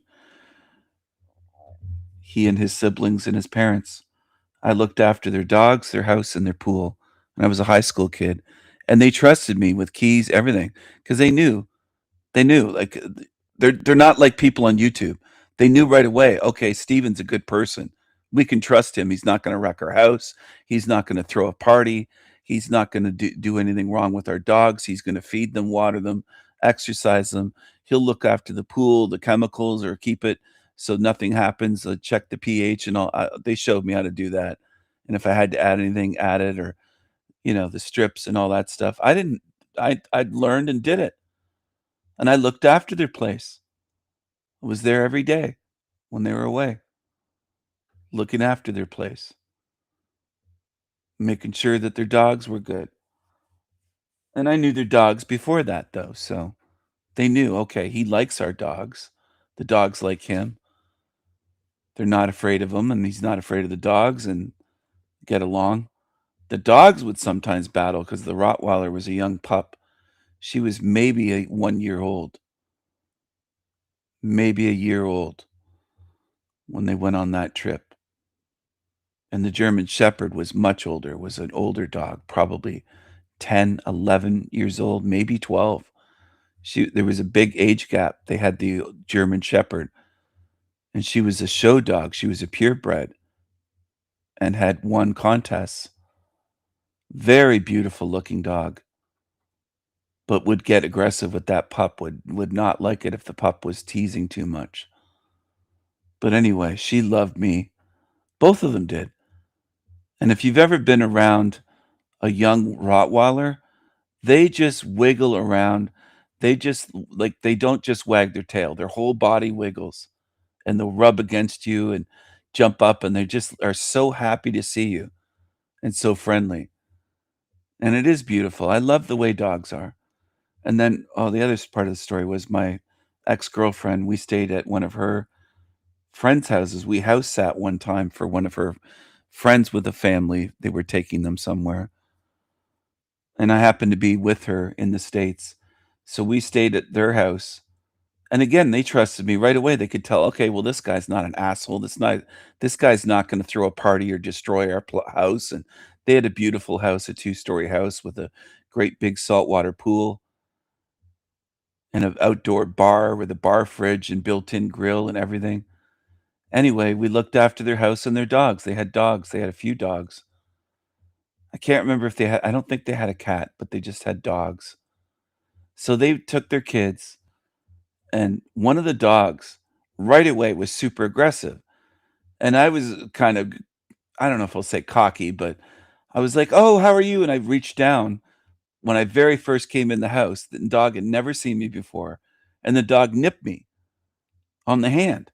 I was like, oh shit, what is this dog doing? It was a little chihuahua, real tiny. Like the dog was the size of my hand. My hand could have fit and just covered up the whole dog. All right. But you know what? Within 2 days, less than 2 days, that little chihuahua was not afraid of me. It was sleeping on the back of my neck when I was laying down on the couch, or at the back of my head against me to stay. It was we were in a warm place. It was summertime and we went swimming. But that dog got so used to me, it was like Velcro to me. It just wanted to be around me because it could tell, okay, this guy's not bad, isn't going to hurt me. It trusted me to be gentle. But at first it was trying to act like this big bad little chihuahua and be aggressive and barking and nippy and all that stuff. And they're kind of hyper, some chihuahuas, not all. I know there's a person I know here with a long-haired chihuahua that doesn't even look really like a chihuahua. It looks almost like a miniature shepherd terrier or something. It doesn't have a chihuahua look to him, but he's super chill and friendly and jumps on me, jumps up against my leg, and he'll start moaning and complaining if I stop petting him. He'll be at my feet wanting more pets and more pets. And he'll start grumbling. He'll start making this little sound, and he just wants more, and then I'll pet him some more, and he just loves the attention. So I love dogs. I don't talk about it a lot because, well, one of the reasons is I don't know if I can ever have another dog and get attached because it was so devastating for me losing, I'll just say, my last pet that I was the closest with in my life. It was just heartbreaking, and I don't want to be so attached that it harms my chances of leaving this fucking matrix. I know that sounds weird to some people, but it's a combination of things. I don't want to ever grieve that hard and be hurt that badly again. I don't. And it doesn't mean that I'm shutting myself off from feeling like some assholes on YouTube would say, well, you're just not feeling, you got to feel more. I don't have to do anything that you strangers on here, for the most part, have to say to me. I don't have to do shit. I know what I'm doing. I know how bad this place is, and I know what I went through when my pet died in my arms. I know what I went through after that. I know what it was like. I know what I felt, and I don't want to do that again. I don't ever want to have to go through that again, where I would have done anything to save her from suffering. And there was nothing I could do. There was no amount of money that could help. There was nothing I could do. And I know it's a hell realm. Even if I just isolated it the way humans love to do, and I know most do this, they'll isolate it to one or two things and say it's not a hell realm because of this. Well, it is a hell realm, even if I just looked at that from all those years ago and remembered how I felt and that there was nothing I could do. That shows me in itself what this place is. And I know most aren't like me. You're not going to see it that clearly. I wish you would, but I've talked to, I don't know how many thousands of people in my life over the years on social media, in person, long before YouTube. And then I've had thousands join my channels on YouTube, and barely anyone understands what the fuck I'm talking about. They don't get it. A lot of you humans need mountains and I don't require that. I'm giving it to you. So some of you think, well, he's trying to convince himself. Way off. I already know it's a hell realm. I don't need convincing. I don't need one more piece of evidence, not one more drop in an ocean of evidence. I know where I am. I know what this place is. I'm showing mountains of evidence to show you because it's generally humans that there's never enough. And I know that about you as a species. I know it about my family. There's never enough evidence. I know it about past friends in this realm. Never enough. That's a great slogan for humans. Never enough evidence. You can call that negative all you want, but how much more do you need? Do you need 100 more years worth? Do you need spirits after me to come here that are different beings from other places that will openly say without any shame or awkwardness, just say, I'm not human. I'm not a human being. Just say it in a matter-of-fact way, the way I do, and say, I'm not from here, but I am trying to teach you something while I'm here. Do you need lifetimes of this? If I were like most people, I'd feel ashamed. I'd be embarrassed. I'd say, how much more do I need? This guy's provided mountains of evidence. I can't even remember most of it. If you were honest, a lot of you can't remember most of what I've shared on here. And it's never enough. Never enough. I wouldn't need even a tenth of what I've shown on here, the evidence. But it's still not enough to convince most of you. There is no convincing most of you. There is no coaxing most humans on earth, and there's no convincing most humans. And I realize I'm grouping you in with humanity. And if it doesn't fit or apply, then don't take it personally. It's simple. But overall, most human beings can't be convinced with Mount Everest size fucking mountains.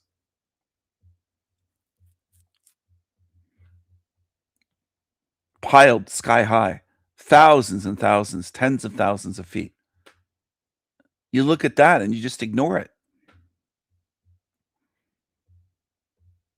And then you go to channels that present no evidence, that just spew nonsense, empty beliefs and bullshit with nothing to back it up. And you'll nod your heads and believe and say, yeah, I believe David Wilcock with the aliens. It's just ridiculous. But I know humans. That's the way you are. It's the way you are. I'm not going to crouch down onto the ground and start talking to a chihuahua and pretend it's a Rottweiler, or pretend it's a horse, or pretend it's a moose, because it's a tiny little chihuahua. I don't pretend things are something else, but humans do. You'll look at mountains of evidence and you'll say, well, that's a little bit of evidence.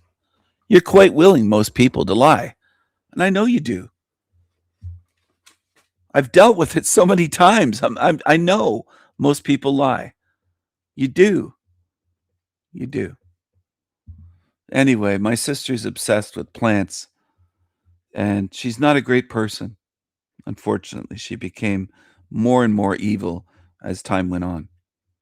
I haven't seen her for years, but I wouldn't be surprised if I looked at her if her eyes were pure black by now. They weren't black when she was born, by the way. She wasn't black-eyed, but I wouldn't be surprised if they turned black. I wouldn't. And my brother-in-law. Now, some people, I know the reaction, would say, that's sad, Stephen. I got tired of that so many years ago. Long ago. I can't even tell you. I'd rather you do something else than say that's sad, Stephen, or do the pity or sympathy thing, and just take a real honest look at the realm you're in. That's what I'm asking for. What I'm asking for is what's rarely done in this realm. People to look at the realm they're in with honest, true eyes, an open mind, curiosity, courage, bravery, and take a look. Do what almost no human does in history. Look at where you are. And don't deny it. And don't do mental gymnastics. And don't bury your fucking head in the sand. Take a real look and say, you know what? I'm looking and it does look like a hell realm. And I'm starting to see, and instead of making excuses, saying we have some beauty, we have music, and I'm aware of that. But you're not looking at the 99%. You're trying to cherry pick and go to the 1%. It's what you humans are good at. Now, there might be 20 people on my channel, or 20 out of the whole fucking realm that don't do that. But for the most part, it seems like most humans do what I just said. They cherry pick. If you're observant and honest, you'll have to nod your head and agree. But I think most of you like to defend humanity. You defend liars. And when you defend liars, you look like a liar and you become a liar. And the more you do that, your eyes are going to go black, or they're going to go dead. The light's going to go out of them, and you're going to start to look like these zombies the more that you go along with it. So I'm suggesting that you don't do that you don't join in with evil. Have you ever heard anyone on a channel say that the way I do, or as much as I do? Don't join evil. Don't follow team evil. Don't defend evil. Don't do all of these things that are going to fucking turn you evil. Don't do it. I'm warning you for your sake. You don't scare me. If you join evil, it's just one more on team evil that I will fight. That's all. It's helping you if you can start to see it that way. If you could. Don't become evil. Do I need to spell it out more clearly for you? Don't become evil, or you'll pay with evil demons. Defend demons, you'll be treated like a demon. And I'm going to have no mercy on demons. So you do have a choice, okay? I've said this countless times. In the end, none of you can say you didn't warn us, Stephen. I did, more than anyone I've ever seen. I've never seen anyone in my life warn you about evil as much as I have. Don't defend evil. Stop doing the mental gymnastics. Don't stand with evil or behind evil. They won't protect you. You'll look like a fucking idiot. You'll just see the heads flying off evil and saying, well, I'm standing behind them. They're not protecting me. They're getting beheaded. They're not going to protect you. Some of you are delusional, thinking, oh, I'll just join Team Evil. Go ahead. See if it helps you. You've been warned. You've been told. You've been shown. And some of you want to simplify it. You'll say, well, they're already evil. There's no choice. No, I think with some of you, you might be on the borderline. You could go either way. I do think that. Otherwise, I wouldn't waste my energy. If I thought there's no changing anyone and everyone's either good or a demon. No, I think there is some middle ground in some cases. Some of you might be on the fence that tune into my channel. You might be teetering, and you might be going over to Team Evil. I'm telling you, that's a bad move. You'll pay for it. You'll pay for it as much as any demon that's harmed me in this place. When some people say they're afraid of you, Stephen, I say, good. Good. I like that. Now, that might not make sense to some of you, because you'll say, well, I thought you were a good spirit, Stephen. You want these, you'll call them people, some of you, people to be afraid of you? They're demons. So good. I hope they do fear me. I hope they are intimidated by me. I hope they do see that I'm relentless. I hope they do see that I would fight them for eternity, that I don't just wear out or give up. I don't just fight for a short while and go, fuck, I can't fight them anymore. I'll fight them forever if I have to. And I know they'll be worn out.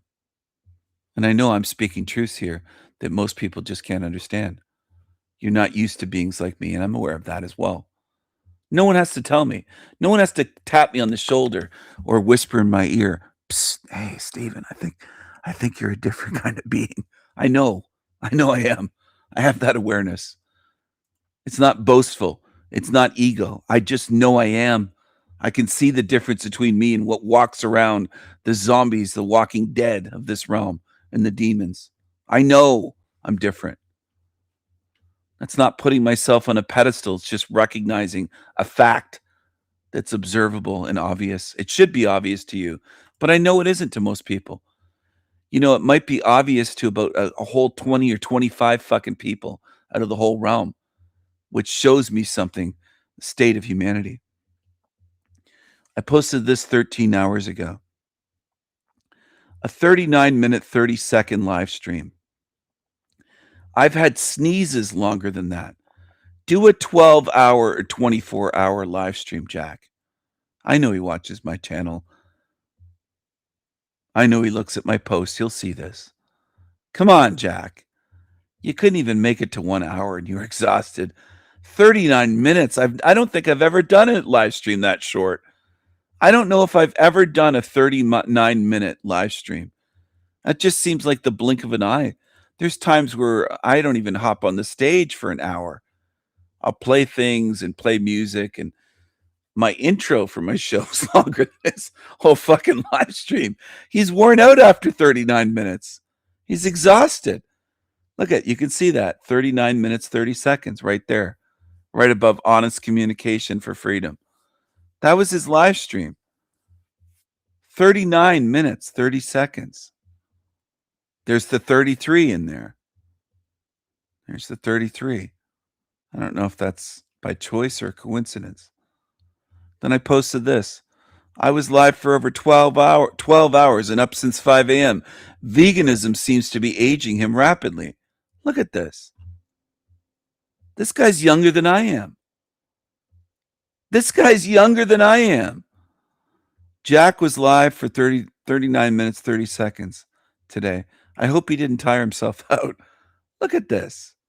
And this is what many of you support, and it's all normal to most of you.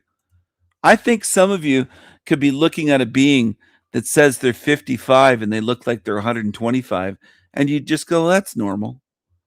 I can't even believe what's normal. Like, my grandmother seemed more youthful and spry at 98 than Jack Talcott. My grandmother lived alone into her upper 90s. And sure, she had help from me and some other people in the family.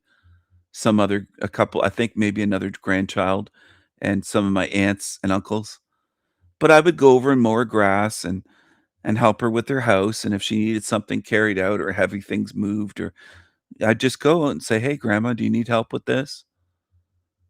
And she'd try to stuff money in my jacket or my pocket or something, or put it in. She'd try to hide money to pay me. And I'd say, you don't have to pay me. She was sneaky. She'd try to pay me money and things for going over to help her out. Anyway, very, very strong-willed, very independent. I'm from a family like that. My mom was that way. My grandma, not her mother, but on my dad's side, my paternal grandmother was very strong. Her husband died when I was very young. I think it was before I was 2 years old, so I never knew him. I was just too young to even remember what he looks like. And I didn't see him very often. But anyway, this is the way it is. Viking strong, not a weakling. I'm not tuckered out after 30 minutes or an hour. I'm not yawning away saying, oh, I think it's time to end the stream, everyone. I'm gonna have to end the stream. I put all my energy into 39 minutes of being on YouTube. I can't imagine having so little energy. I don't survive off a handful of nuts and berries and twigs in a day. All right. I had multiple eggs today and bacon and some cheese and butter. What else did I have? I didn't have any fruit for breakfast. That's just a treat for me. That's really not nutrition. That's just sugar. That's what I consider fruit. Sugar and water, mostly. There's almost nothing in it that my body needs, because I get it all from meat and fish and eggs and cheese and butter, which of course are still animal products. They're not meat, but milk, cream, yogurt. I have yogurt sometimes. Butter, cheese. I love cheese and butter and cream for coffee, and meat and eggs. Protein. It's more than just protein. It has almost everything else in it that you need. You really don't need most vegetables at all, or nuts, or fruit, or seeds, or breads, which is sugar, carbs. You can live on a carb-free diet. Anyway, some people won't understand. You don't have to understand. That's the best part of this realm that the entities love. They want everyone going around like ignorant zombies, not understanding anything. But if you're living off little raisins and peanuts and twigs and seeds and berries, you're going to have the energy of a Jack Talcott. You're going to age like a Jack Talcott. You're going to have the muscle or the lack of muscle of a Talcott. You're going to look older. You're going to age rapidly, not just in looks. Have you seen the way the guy walks and tries to run? It's like a 95-year-old. That's what you're going to get. You could say, no, he's on a high vibration diet, Stephen. He's not eating meat. He's not eating quote unquote dead animals. And that's the way a lot of you are. I don't know how many years he's been vegan. It's been years, but after somewhere close to 8 to 10 years, you have significant brain shrinkage. What? People say? Because you're always surprised by truth. Look into it. They've done brain scans. They've done studies. And they're actually in this realm biased towards vegan diet. And it still proves that you have brain shrinkage. So go ahead. Shrink your brain. Lose your energy. Mess up your hormones. Become weak and tired all the time. And lose your memory and everything else that you experience. And rapidly age. Become a vegan. Go for it. And what are the benefits? Well, you can brag that you don't eat animals. Great job. You can tell people, well, I don't eat animals. Yeah, brain the size of a chickpea. And maybe the size of a dried up raisin. Have you ever left raisins in the cupboard and they look like currants? They dried up. If you forget about a bag and it isn't sealed, a container of raisins, and it's not in a sealed container, and they just dry up. Well, that's the balls of a vegan after a decade. They don't have any balls left. They don't have any testosterone because they're not eating meat, animal products. They're not getting what their body needs. Good morning, Traders World. Are there any vegans here? I wonder. Are there any dried up raisin vegans here? Anyone here living on peanuts, sticks, twigs, and berries and seeds like Jack? I wonder, is there anyone here like that? I can type faster than he can think. Figure it out. You can get upset by that and cry over it if you want to, or you can run and tattletale like a weakling, low T loser, which some of you are. Most of the Panelverse is. Bunch of low T losers that run and tattletale. Creepy little tattletale, weakling, low T, high estrogen losers on Team Evil. Go ahead. Go tell them what I said. I don't give a shit. Floge the other day, such a loser, he said, and you just want to be Jack Talcott's co-host, and these creatures are so fucking dumb. They're so dumb. Anyone here live on a vegan diet? Anyone here live on peanuts and seeds and twigs and berries like Jack Talcott does? Welcome to the video, guys. My name is Chad. This is Open Your Reality. This Chad guy used to be a vegan. Today, I am answering your viewer questions. I love doing it. I love the reaction videos. I love the other style videos. If you haven't seen my video on Trump and time travel, check it out. It's a great banger of a video. And now let's get into it. I'm going to go through this. These are all your questions. I didn't make any of these up. Are you building your audience? He praises himself. I've never seen anyone call him egotistical. He'll call his videos a great banger of a video, praise his videos. Usually all I do is say it's worth watching this esoteric video, and people think I'm egotistical. I think you humans are so fucking messed up and inverted. You'll look at an absolute egotistical demon like this with eyes like his and his stare and his big schnoz and everything about him. You go, oh, that's normal. That's normal. On Rumble too? Not. I posted on Rumble a couple of years ago, probably about 15 videos, and I was only getting 10 to 20 views a video, so I didn't think it was worth it. Now, it wasn't worth it. He didn't get enough money on Rumble, so he quit. He talks about how much money he makes per YouTube video as well. He says that he makes $5 to $10 a day on YouTube. I continued posting. Would I build that up? He needs to make $1,000 a day, people. Start helping this guy. I'm going to share the link to his channel. They never do this for me, by the way. Chad's channel here. I'll drop the link in the chat for you. You can go over there if this is at your level. You're not fruitarian? Well, fruitarian's just extreme vegan. It's part of veganism. The ones that just eat fruit. No, love meat. I love meat as well. I can't survive without it. I can't survive without meat. Even if I have fish and vegetables, fish and what, I can't.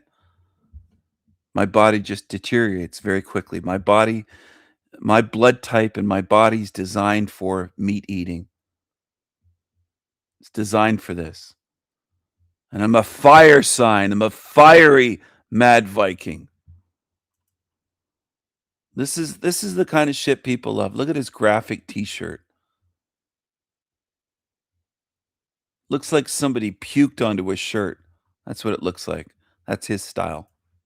Possibly, probably, but it doesn't really pay much over there. The thing is, I don't really have anything to sell you. And Rumble's good if you have some type of product or service. Any social media is good for that. But I'm here as any social media is good for that. I don't really have anything to sell you. I don't really have anything to sell you. I don't really have anything to sell you. I don't really have anything to sell you. Isn't that amazing? That he edited his video and his voice, that part. He took the time to do that. He doesn't take the time to create something of substance, a video with substance, but he'll do editing on his videos like that. Isn't that great? And Rumble's good if you have... He doesn't have anything to sell you. He wishes he had something to sell you. Because truth in selling products mixes. You should sell hair hat visors and t-shirts. You should sell some t-shirts. Do something. Sell some courses. Sell meditation. Didn't you run a meditation school? Sell meditation classes. You sell tennis classes. You teach people tennis. You have tennis classes. Sell meditation. You got to sell something, Chad. Come on. Have some type of product or service. Any social media is good for that. But I'm here and I'm making a little bit of money from the AdSense on YouTube and from some donations from you guys. That's it. I don't have anything to sell you. Chad, can we shift the timeline?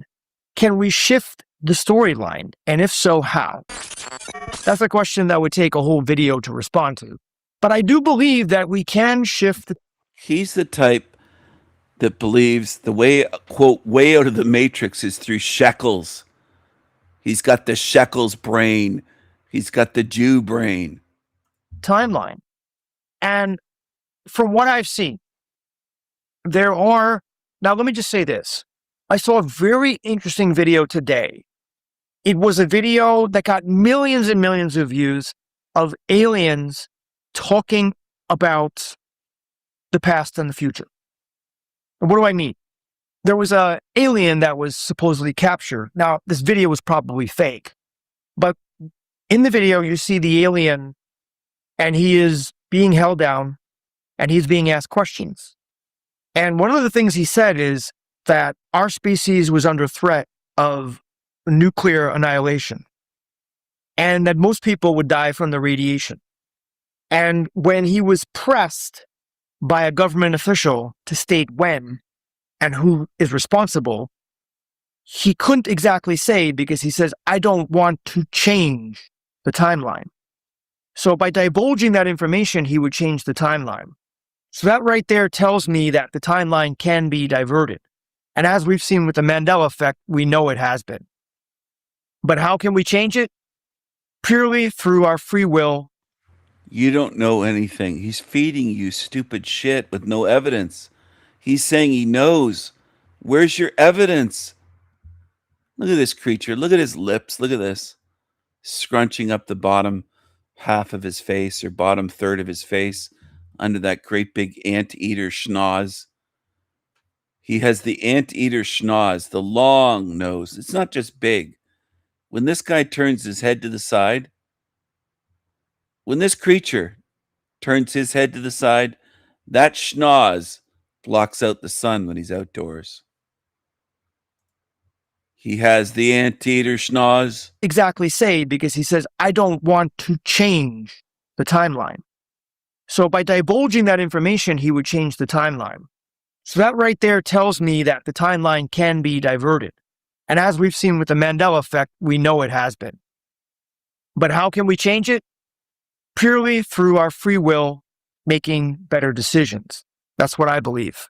All right, to continue on. Hi, could you upload the Dewey Larson video that you did, please, Chad? In 2019, 6 years ago, or 2020 at this point, time is moving so fast. No pun intended. But I posted a video talking about the Dewey Larson reciprocal system. And Dewey Larson had a very unique perspective on time. And he believed that time is actually three-dimensional. So Oh, does he have a new unique perspective? How about my perspective of time being fluid like an ocean? And it's better than saying three-dimensional. But yeah, it's up, down, all around you, 360 degrees. You're swimming in time. You're swimming and submerged in it, in this realm. Now, what is time outside of here? It doesn't exist because time is false. It's a construct. It's a construct. It's a construct. In this realm, it's a control mechanism. It's artificial. It's matrix time. Who else has described time the way I have? There's a reason why I ask these questions, and it's not out of ego. It's trying to get you to see the differences between the shit you've been taught, the shit on YouTube. This is Chad's mother. I don't know if you know this, but I got sent a picture by Chad's mom. This is Chad's mother, the anteater. Look at the resemblance. If you don't think that looks a lot like Chad, you better go to the doctor and ask them for the glasses. Ask them, not ask. Ask them. Just give me a second. I want to capture this when it's not like that. Fuck. Sorry. Like that. Almost has a nose ring. Okay.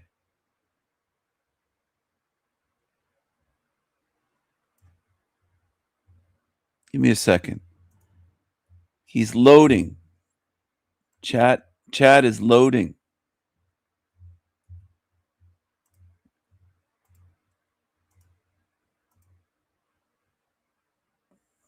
Oh, I'm getting a delivery today. I got to keep an eye on that or something. Hold on, people. Big labia matter, not Black Lives, not BLM. This is another BLM. Big labia matter. One more time. Get a good look. Big labia matter. BLM. I might have to get one of those shirts. I don't like the other BLM. I like that kind. If you don't get it, you don't get it.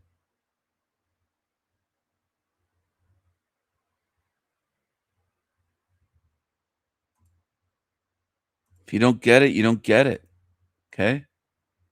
Either you get it or you don't. Some of you don't get it. So this, okay, I'm going to show you. This is Chad's mom. Somebody sent this to me and said, believe it or not, this is Chad's mother. She's got the anteater nose. And then here he is with what looks like a nose ring, but it's his face loading. He has the anteater nose. There's the resemblance. You can't tell me that doesn't look alike. Look at that. Look at that. And look at this. Look at this. Look at this. There's Chad, and this looks like it could be his mother. I'm told it was. I don't know if it is for sure. I'm not 100%. I'm saying I think it is. The resemblance is there. Anteater mother. And here he is. There he is. If you don't see the resemblance, I don't know what's wrong with you. I hope you see the resemblance.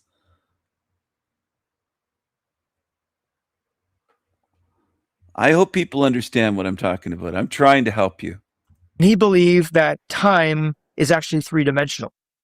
So I made a video about it. I came across the Dewey Larson reciprocal system through the books of David Wilcock.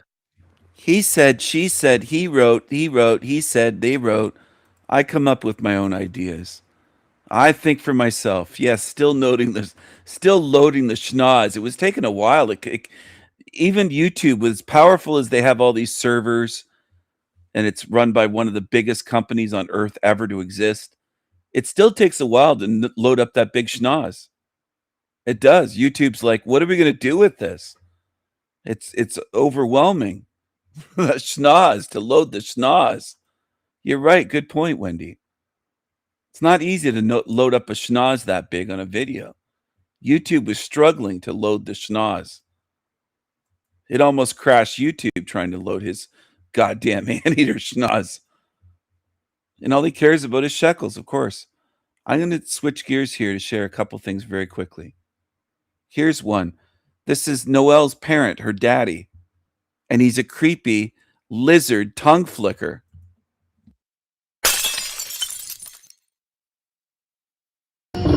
Sorry about your luck.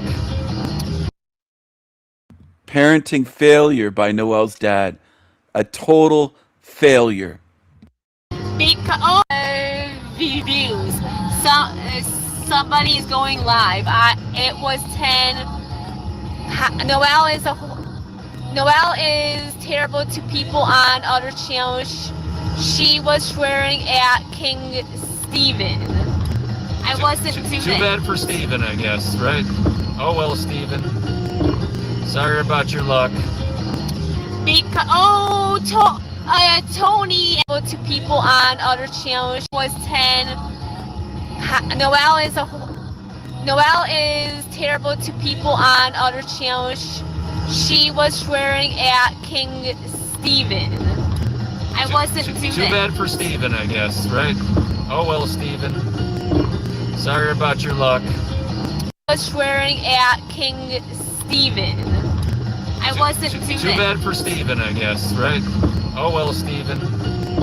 Sorry about your luck.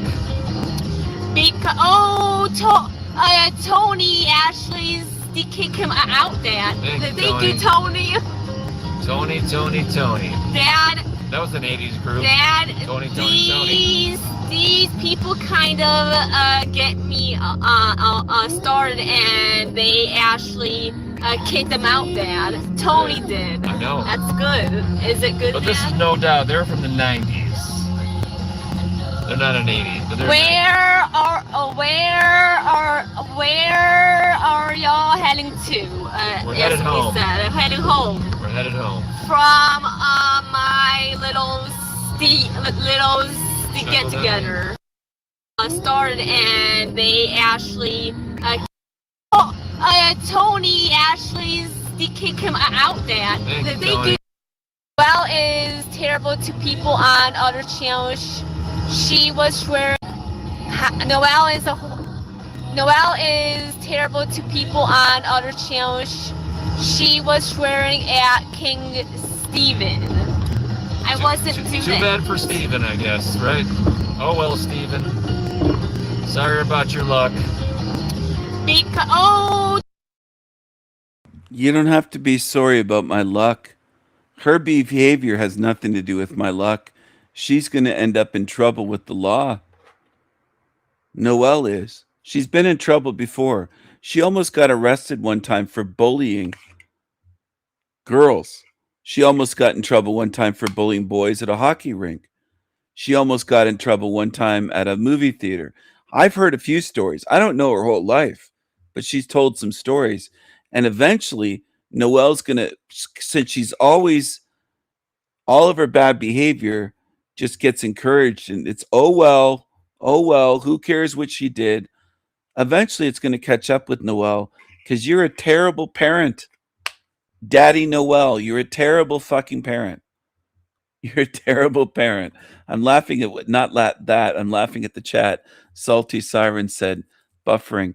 So Noelle's daddy lets her chew on straws, swear at people, pull out her titties on YouTube channels, flash her tits, take off her pants and go to the bathroom and show herself in her either her bare ass or her in underwear, panties, knickers, whatever you want to call it. She does all kinds of gross stuff. She eats food with her mouth open. It's not too bad, Steve, and better luck. Like, go fuck yourself. Your daughter's disgusting. and she's evil, and she's trying to get YouTube channels shut down, and she's cursing at people. She's behaving horribly. And eventually, if she does that in Cleveland, she might be in trouble with the law. And you might even be in trouble too, dummy, dumbass father. Somebody could sue you for your child or your adult child that's in her 20s. She's not a minor, but she's being evil. And sometimes she's breaking the law. And you could be held accountable. You could say, well, she's mentally retarded. Well, that makes you accountable, dummy. And then it would be too bad, whatever his name is. Too bad, dumbass. Better luck next lifetime when you find yourself in court, stupid. You're a dummy. You're not parenting. You're not giving her any guidance. You're not saying, why did you do that, Noel? Why are you swearing at people on YouTube channels? Why are you going on other channels and behaving that way, Noel? He doesn't say anything about her behavior. Nothing. He just encourages it. So I want people to understand things. Bad parenting.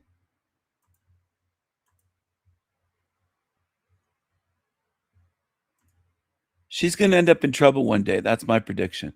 She might end up in jail one day.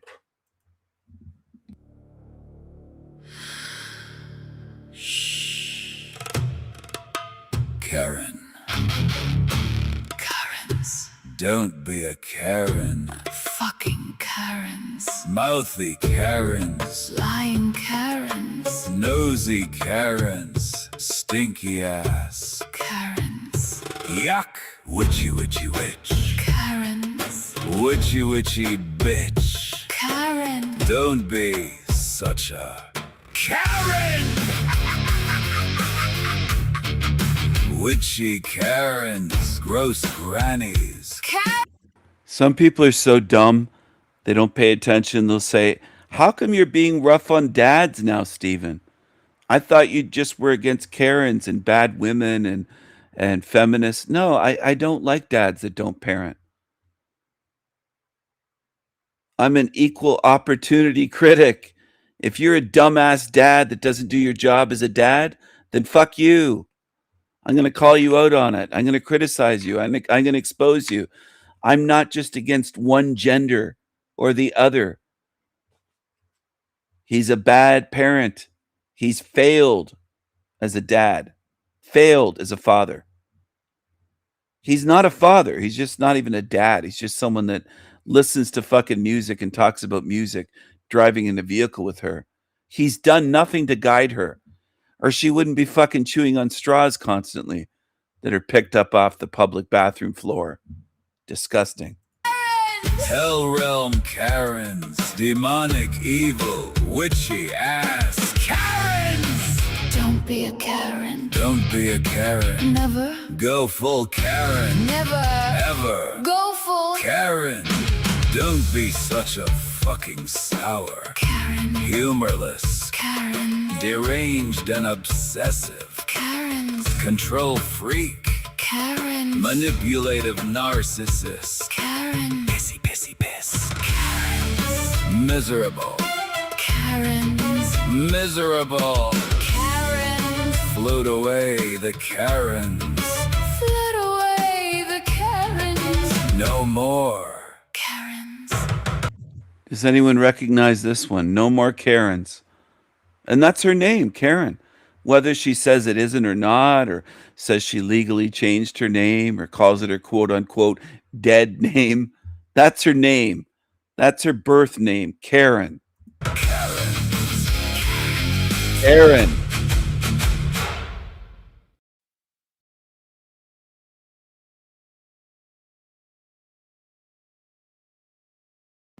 If the name fits, the name fits, and it fits that bitch. She's a Karen. It fits that goddamn bitch. Fits that goddamn biatch. It fits her. Do you understand? It fits that bitch. It fits that bitch. itchy, scratchy, witchy witch bitch Karen. She's terrible. It's like she has a permanent yeast infection with that old Karen witchy hoarder house crotch. Terrible. It's so powerful in terms of you chose to come here because this will never, ever happen again, right? And if you miss this boat, for the souls that haven't come here, right? When they miss it, you cannot return back to this. And the souls that are here, it's so powerful in terms of you chose to come here because this will never, ever happen again, right? And if you miss this boat, for the souls that haven't come here, right? When they miss it, you cannot return back to this. And the souls that are here at the moment and helping, what they gain from this is a lot of other beings will never be able to relate to this on the other side when you leave with this information, because this never happens again. And she was showing me where the world was. Absolutely hated it at its current state. And then she fast forward through that glass thing, like through the timeline. Sounds like it's straight from Dolores Cannon that you chose this. You choose to come here. Bullshit. Do you like that darky from Down Under? Do you like Darius J. Wright? Does anyone like him? Does anyone like Darius J. Wright, the darky from Down Under? He's an American, then he moved to Morocco, then he moved to Australia. He's telling you that you chose to come here. You chose to come here. And this is actually one of my most viewed videos. 10,000 views. I'm shocked. I haven't paid attention to the view count on this. 2 years. It's one of the only videos that got views. It should have thousands of likes, but only 266. That's still a lot for my channel, but on other channels it would have 2,000, 3,000, 4,000 likes. The thing is, a lot of you on YouTube love scammers. You love liars. You love when they lie to you. You love to pay for their courses and their videos. You love for them to gaslight you, telling you that you chose to come here. Don't you? You do. Like, let's get real here. You do. You do, okay? Maybe not all of you on my channel, but most of you on YouTube. You love the shit. You do. You do. Because his channel gets way more support. You're showing what you support. Most of you humans. You describe. It was Wendy's suggestion. This was a whole 2 years ago. Time really does go by fast. 2 years ago, I clipped this. Wendy said, you should clip this. And I did. I made it into a separate video from one of my live streams when she was a guest. And here you go. Only 588 views. So 10,000 of you would rather listen to Darius J. Wright talk for 58 seconds or whatever it was than watch this, 44 likes. That's the way people are. And you show me with the views and the likes and the comments. You just prefer to watch demons. You really do.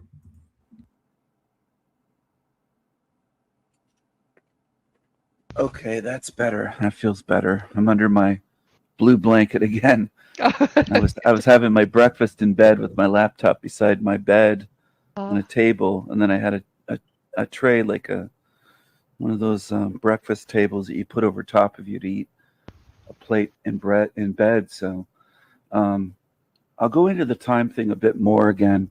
If you were immersed in the ocean, literally out in the middle of the ocean, and you couldn't see even any land in any direction, no islands, you couldn't see the UK, you couldn't see Europe or Africa or North America, South America. You were just right in the middle out there somewhere.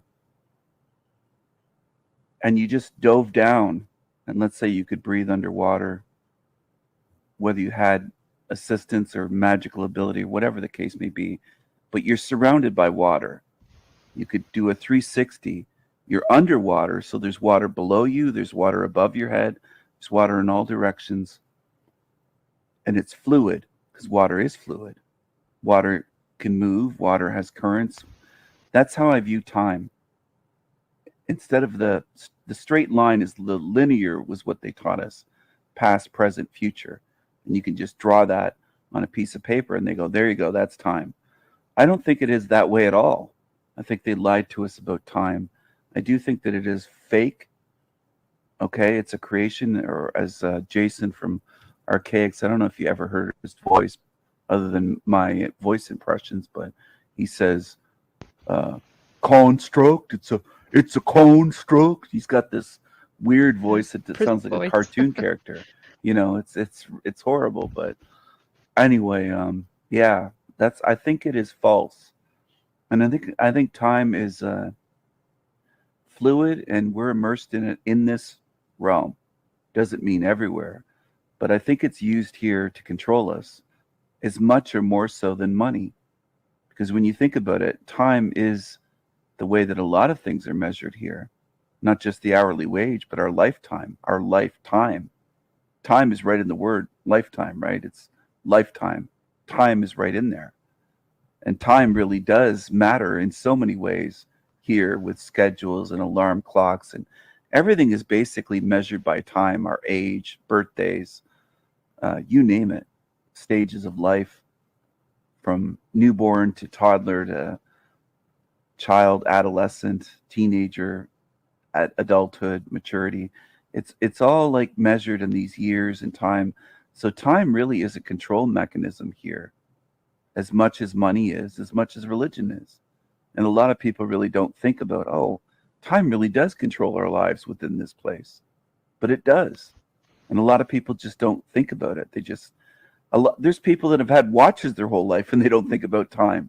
They never stop to wonder about time, and they've always worn a watch, or they've always had these antique clock collections. I've known people like this that have tons of antique clocks, and they never seem to wonder, what is time? You know, they're surrounded by things that show them what time it is, but they don't ponder what is time. And I think that outside of here, even in the void, which is not outside of the matrix, I want to emphasize that for everyone. Lolita and some other channels claim that that's home free, and it really isn't. It's between this level and the next level. It's the in-between realm, you could say, is the void. It's a space between levels within this matrix. There might be more than one void in this. There might be 100. There might be 1,000. I don't know. It could all be one void. I don't know for sure. I don't think anyone knows that.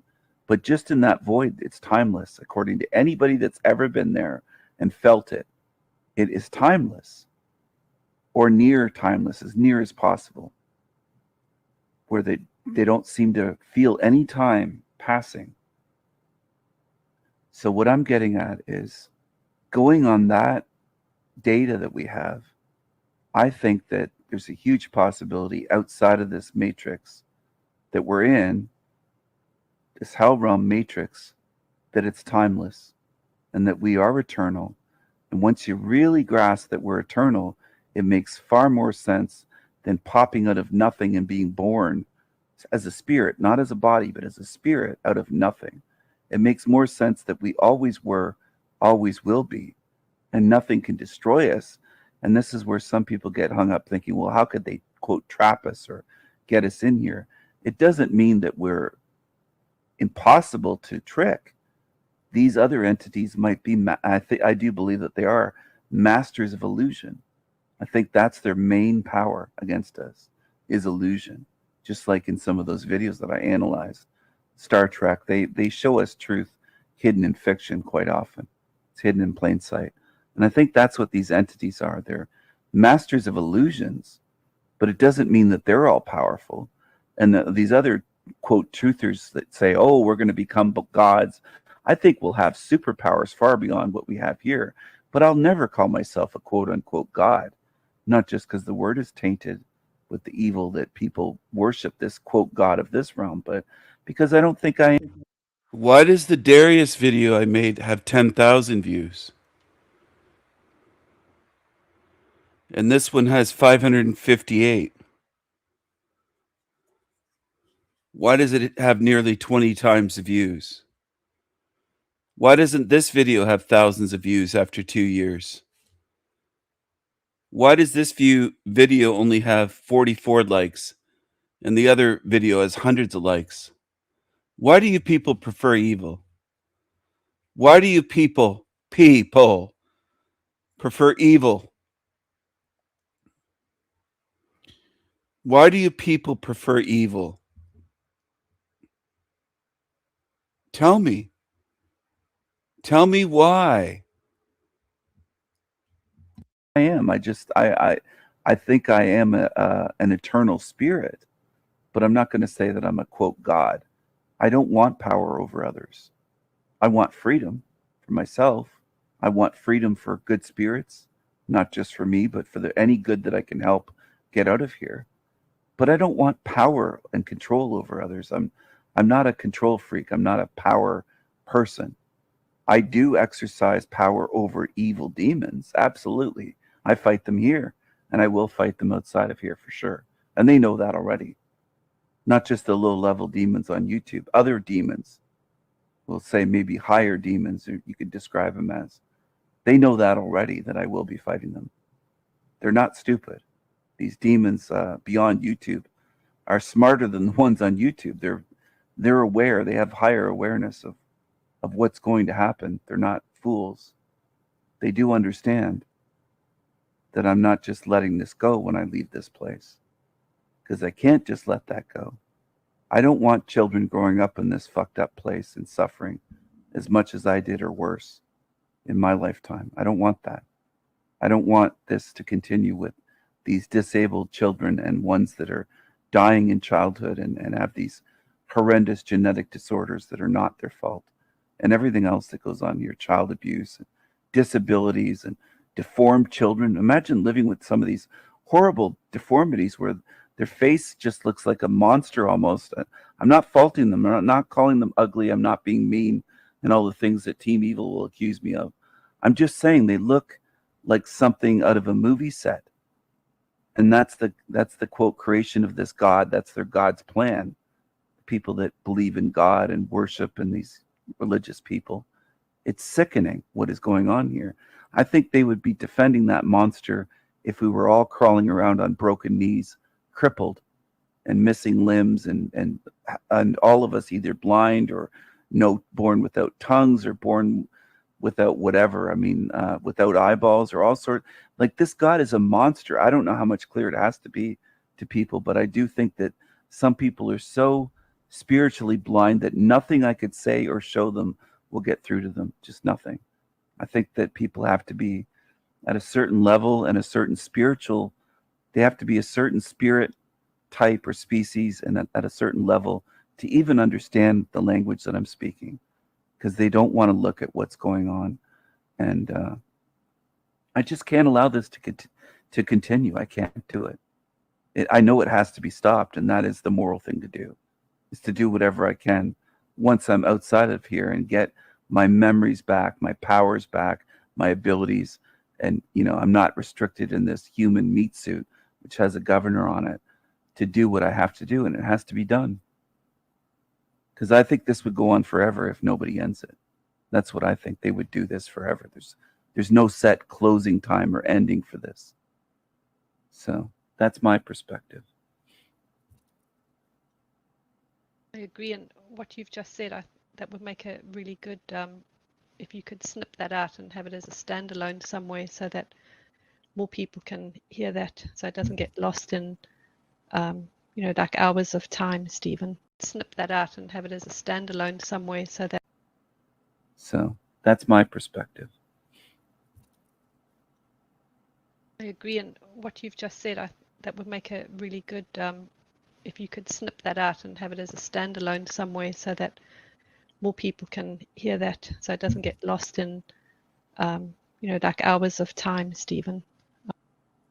anyone's listening, you could make a note of the time now so we could find it and have it as a little video somewhere standalone, because that's so empowering as well. And this morning when you were showing the video of that little girl and the design of how people are born that way, I kept thinking, if you were in an office and you designed that, you would lose your job straight away, because that how could a creator of somewhere allow that to continue again and again? If it did happen once as a mistake, you would, if you had a conscience and a good heart and kindness and all the goodness, you would ensure it never ever happened again.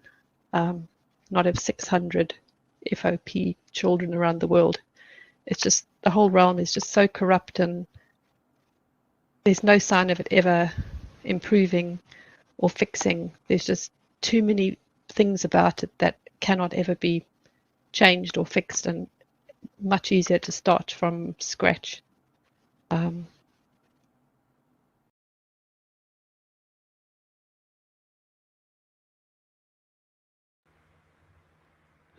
I'm going to jump in here. So a lot of people hang on to, I'm not saying Wendy is, this was 2 years ago, but a lot of people hang on to the wishful thinking, the delusion that one day this will be fixed. Jesus will come back, or the aliens, or God will suddenly scratch his head and go, you know, millions of years has been enough. I'm going to fix it now. No. There is no sign that it's going to be fixed, as Wendy mentioned, and it won't be. And the belief that it will be one day is wishful thinking syndrome. It's delusional. It's not accurate. This is operating as it's designed. So the people that tune into my channel that say, Stephen's wrong, Wendy's wrong, it probably will be fixed one day. There's a new age coming. There's better days coming. You're delusional. That's dangerous. It's not accurate. You're following shit. You're promoting shit. You're lying to yourself. You're lying to people. There's channels that do that every day on YouTube. They lie. A great shift is coming. 5D, you're going to ascend. All this shit. It's shit.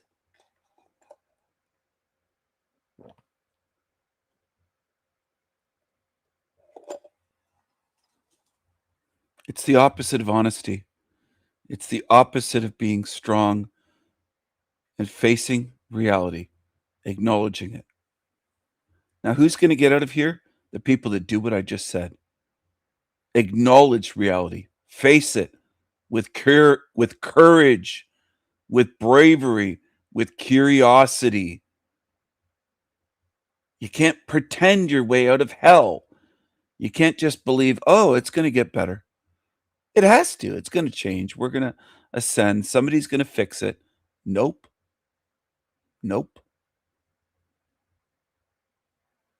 That's what I'm trying. That's one of my messages in my channels. Some people get it, but quite a few don't see it. They just don't get it. And one thing that's insulting to me is if you pretend you get it when you don't. Just don't pretend on my channel. I don't want pretenders. I'd rather somebody be honest and say, I don't get what you're saying. I don't get your channel. I don't get your message. I would rather have that than somebody lie to me and say, pretend and say, I get it. I don't think they get it. If you think this is going to be fixed, you don't get it. You don't get it.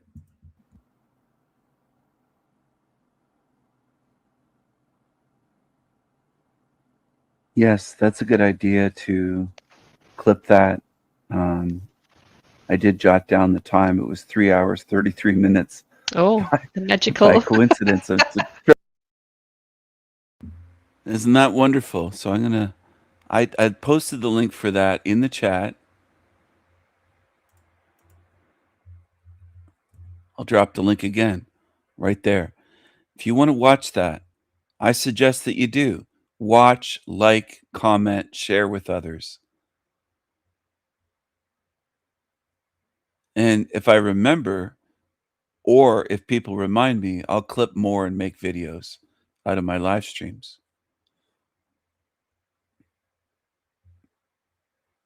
I wanted to share that with you because Chad was talking about 3D time. Well, I spoke about that 2 years ago, and I didn't read it out of a book. I see it on my own. I'm a visionary. I'm a seer. I'm a visionary. I'm a thinker. I'm a seer. I'm an artist. I'm a philosopher. I'm a musician. I'm a singer. I'm a songwriter. I'm a mad Viking warrior.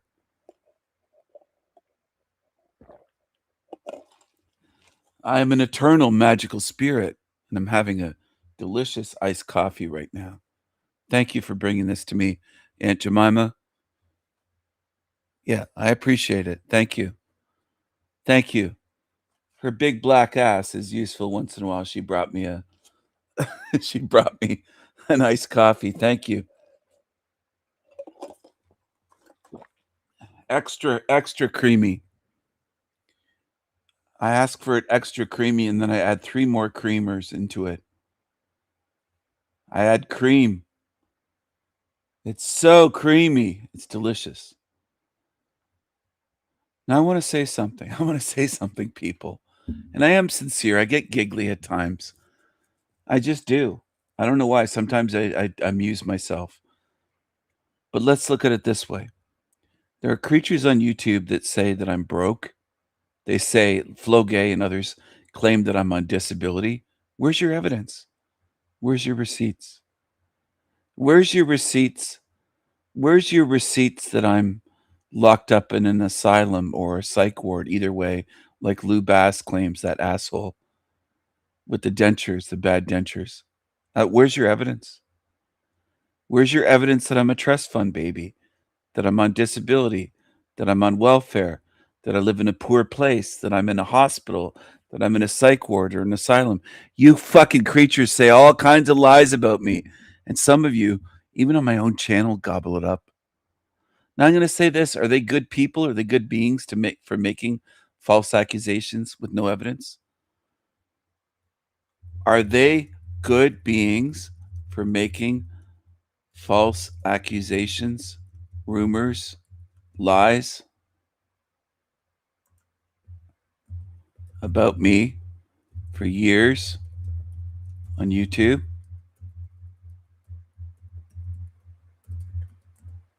What does that say about their fans and followers? Sorry, I'm talking, typing, doing a few different things at the same time here. People, what does that say about them? Some of them have said that I was dying of cancer. Some said that I had years ago, before YouTube, old footage of me. They said I had I was on my last days or not long for this world. They claimed I was nearly dead. They claim I'm diabetic, and they laugh saying he's diabetic. Would that be something to laugh at if it's true? Would it be funny to laugh at someone dying or suffering with diabetes? You know, some people are born diabetic. I think it's was it type 1 or type 2? I can't remember. Diabetic. Type 1, I think. Doesn't matter. You get what I'm saying, though. That's what matters. Some people are born diabetic. They require insulin to live, or they die, and it's not their fault. But people laugh at that. Is it funny to laugh at someone saying you're dying of cancer? Would that be funny? Would it be funny to mock and laugh at someone on YouTube saying they're dying of cancer? See, this is the thing. I don't know why some of you can't see the evil. It's puzzling to me, unless you're evil yourself. That's the only conclusion I can draw. I like giving people chances to prove me wrong. Can you prove me wrong? Can you prove me wrong? Because a lot of you accept the YouTube panelverse as normal. What if I was all the things that they're claiming? Why are they laughing about it? And some of you view it as normal. Well, of course, it's funny to laugh at people if they're diabetic or if they're suffering from schizophrenia or if they're this. and you just take it as normal. I have to wonder about you. I don't just wonder about the ones attacking me and making up shit. I wonder about you. I'm wondering about you. What's wrong with most of you? You think it's funny, and then you'll say, well, we're not evil. We're not on Team Evil. Yes, you are. Yes, you are. I'm going to call you out. You're going to be put where you belong. I see you, whether the people tuned on my channel see it or not. Doesn't matter to me if you don't see. Doesn't affect my vision. Your lack of vision doesn't make me blind. I see. And most of you can't stand up to evil. It's all normal to you. No matter what they lie about me, it's all normal to most of you. And here's where you belong. You belong on Team Evil. This is what you come across as evil. Most of you on YouTube that I encounter on channels, you're evil. You're absolute evil. You think the sickest things are funny. You want others to suffer. You wish that I'm suffering. You would wish that I'm suffering and in misery every day. That would make you smile and laugh.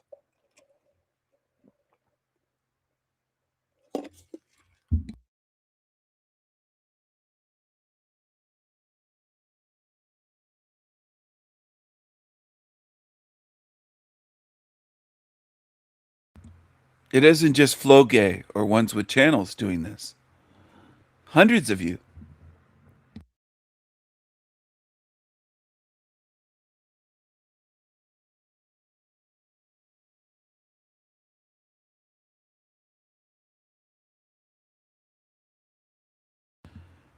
Go ahead.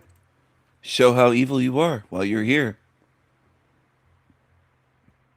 Where do you think you're going? I know where you're going. That's why it's funny to me. It's so obvious. But you don't get it. You're going to pay for your evil, whether you like it or not. You can come to my channel and say, but I don't want that. Well, it's what you're going to get. There's going to be justice for what you've done here. Most of you on earth have been evil. You've supported evil. You laugh at those suffering and pain.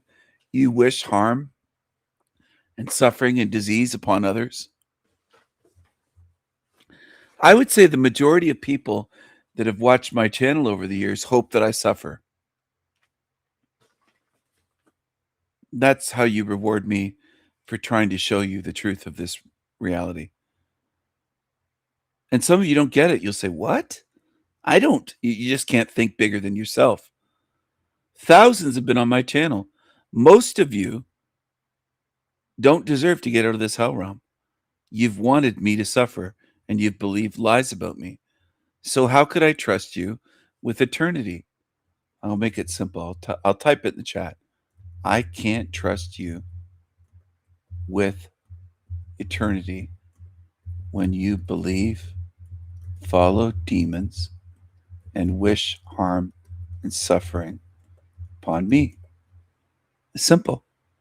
I don't know why you pretend it's so difficult. It's simple. I don't trust you. I don't trust you here in this evil sewer matrix, much less with freedom and eternity, with superpowers. You must be delusional, some of you people. I don't trust you here because you're prone to running to Team Evil and stabbing me in the back. In this realm, you think I'm going to stand by and let you have superpowers and trust you for eternity? No fucking way. You can stay here and rot. And you can get justice, face justice for what you've done. Some of you that are tuned in right now are evil. I strongly suspect there's 2, 3, maybe 6 or 7 right now, evil beings with evil energy tuned in right now, watching me, listening to me speak. You think you're going to get away with this? You're really delusional. You really are. You're not on my level. I don't have to know your names to seal you in here. All I have to do is take out the good. What's left belongs here. Regardless if I ever find out your name, you'll be here. The good will be taken out. And the evil shit will be left here and sealed in.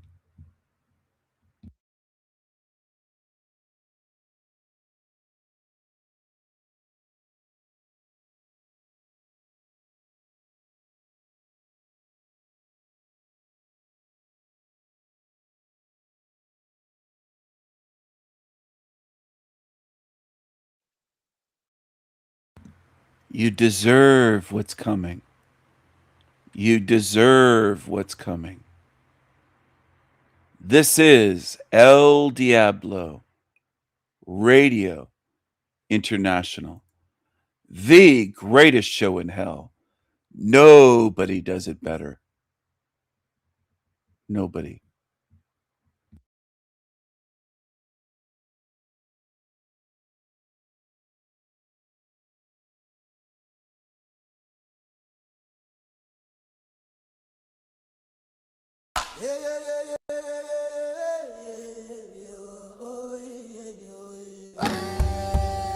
Nigga song.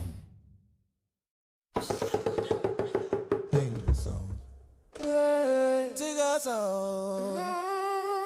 We're in the jungle.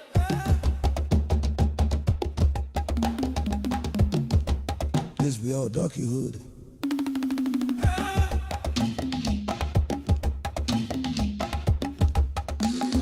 We in the jungle, the jungle. We the original people. We the original people. Tigger sounds. Tigger sounds. Tigger sounds. Tigger sounds.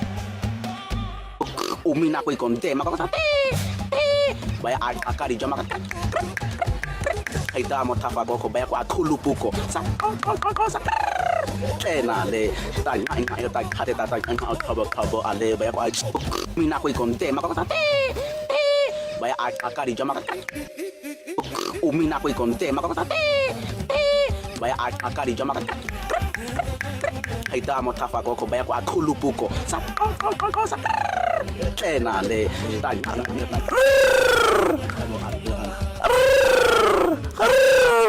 Tigger sounds. Tigger sounds.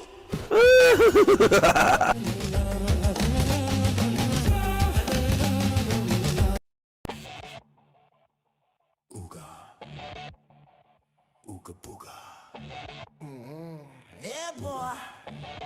Yeah, boy. Jump.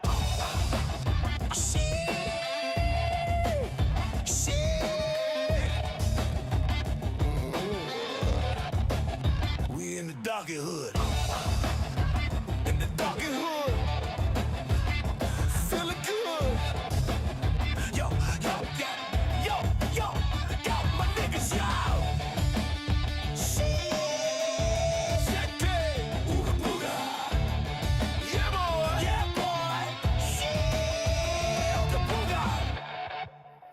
We in the darky hood. Hey, we feeling good. We feeling good. You feel me? You feel me? You know what I'm saying? You know? Sucker, sucker.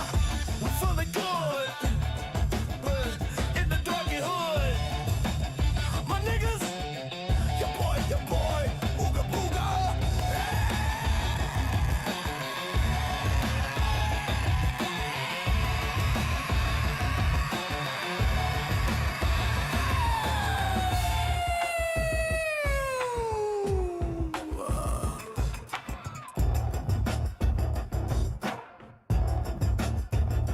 Bitches.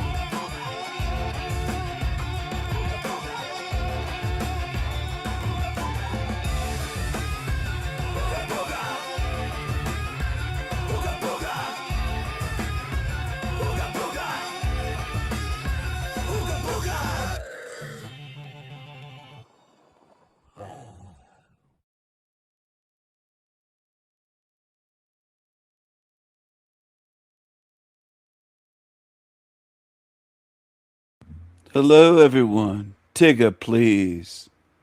Tigger, please. You paying attention? Probably not. Tigger, please. Let's check this out. Oh, my goodness. You want to go live with? Oh, this is beautiful. How natural. They're more natural than we are.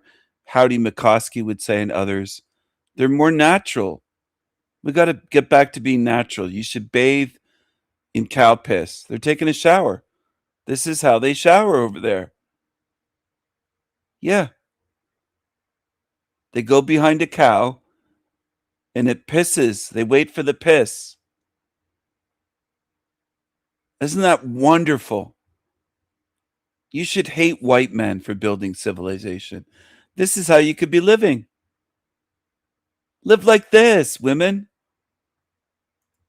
Bathe in cow piss. Live like this. Dummies. Dummies. Dummies. You want to live like that? That's up to you, isn't it? Now, what's this guy here? Hold on a second. This guy reminds me of the channel I'm about to share, Tragic Reality. Remember this Tigger that's complaining all the time? Everything disgusts him, including this video is called America Disgusts Me, his video. He's from here. He's one of these guys. He's a Somali. This is a Somali guy. Now that's not him, but they almost all look like that. They almost look like that. Isn't this great? Tigger, please. That's their hot water. Yeah. It's the tail. Look at. Yeah. Here they go. And this is this guy. This is a guy that's famous from Somalia. This is one of their better looking, I think. This is I'm sorry. I'm gonna breaking up into a laugh attack. This guy on the screen's one of their celebrities. This is a handsome Somali. This is what you women could have. Oh, you deserve the best. Light bulb head. Yes, that's what I call them.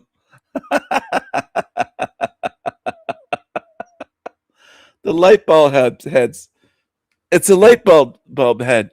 The great big oversized forehead, top of the head, the small chin, jaw, it just tapers down. Total light bulb. It's not wonderful? And they all look alike. They all look like they're related.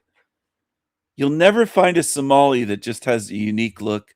They're just all like this. It looks like they've been inbreeding for 10 trillion years. That's what it looks like. And then they come to America and they say America sucks. This guy here's video is America Disgusts Me. 305 likes. People love this shit. Why do you think it bothers me? Because I know I'm putting out quality and I don't get 300 likes. People love this shit. Look at his video. America Disgusts Me. This is the shit people are watching and liking. I Booga honestly booga. don't see. Ooga booga. I honestly don't see any sort of future for me in America. I don't.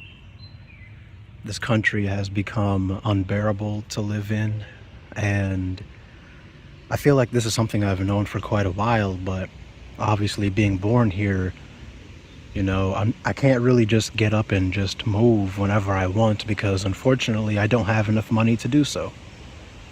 But I know for sure that in terms of my long-term planning, I definitely cannot stay here. I just can't. I can't. It's completely unaffordable. Completely. The only places you can actually afford to live in America are the worst places imaginable. The ghetto, you know, the place where you can't really even walk out at 8 p.m. without fearing your safety. And that's not really a livable environment for me. I mean, heck, the place I live in right now is actually, well, it's not that bad, but it's definitely not a place that's like completely safe for sure. And even then, it's still more expensive. It's still pretty expensive, I just don't see how I'm going to be able to live here, man. I just don't, you know. The economy is complete and utter garbage, And forgetting about economic wise, it's not even a good place to live. It's really not. But the thing is, obviously living in America, you're told that this is one of the best countries on earth. Well, actually over here, they say it's the best country on earth. If it's the best country on earth, then why can I not walk outside just to grab some quick groceries at 9 p.m. without fearing for my safety? It's the best country on earth, right? And it's actually kind of funny because there's literally places in America that look like third world country. Watermelon felons. Watermelon felons. Watermelon felons. The usual suspects. The usual suspects. Get you some fried chicken. Watermelons and Kool-Aid. Watermelons and Kool-Aid. It's a beautiful day in the darky hood. A beautiful day in the darky hood. Won't you be my, won't you be my, won't you be my Tigger, Tigger, Tigger, Tigger.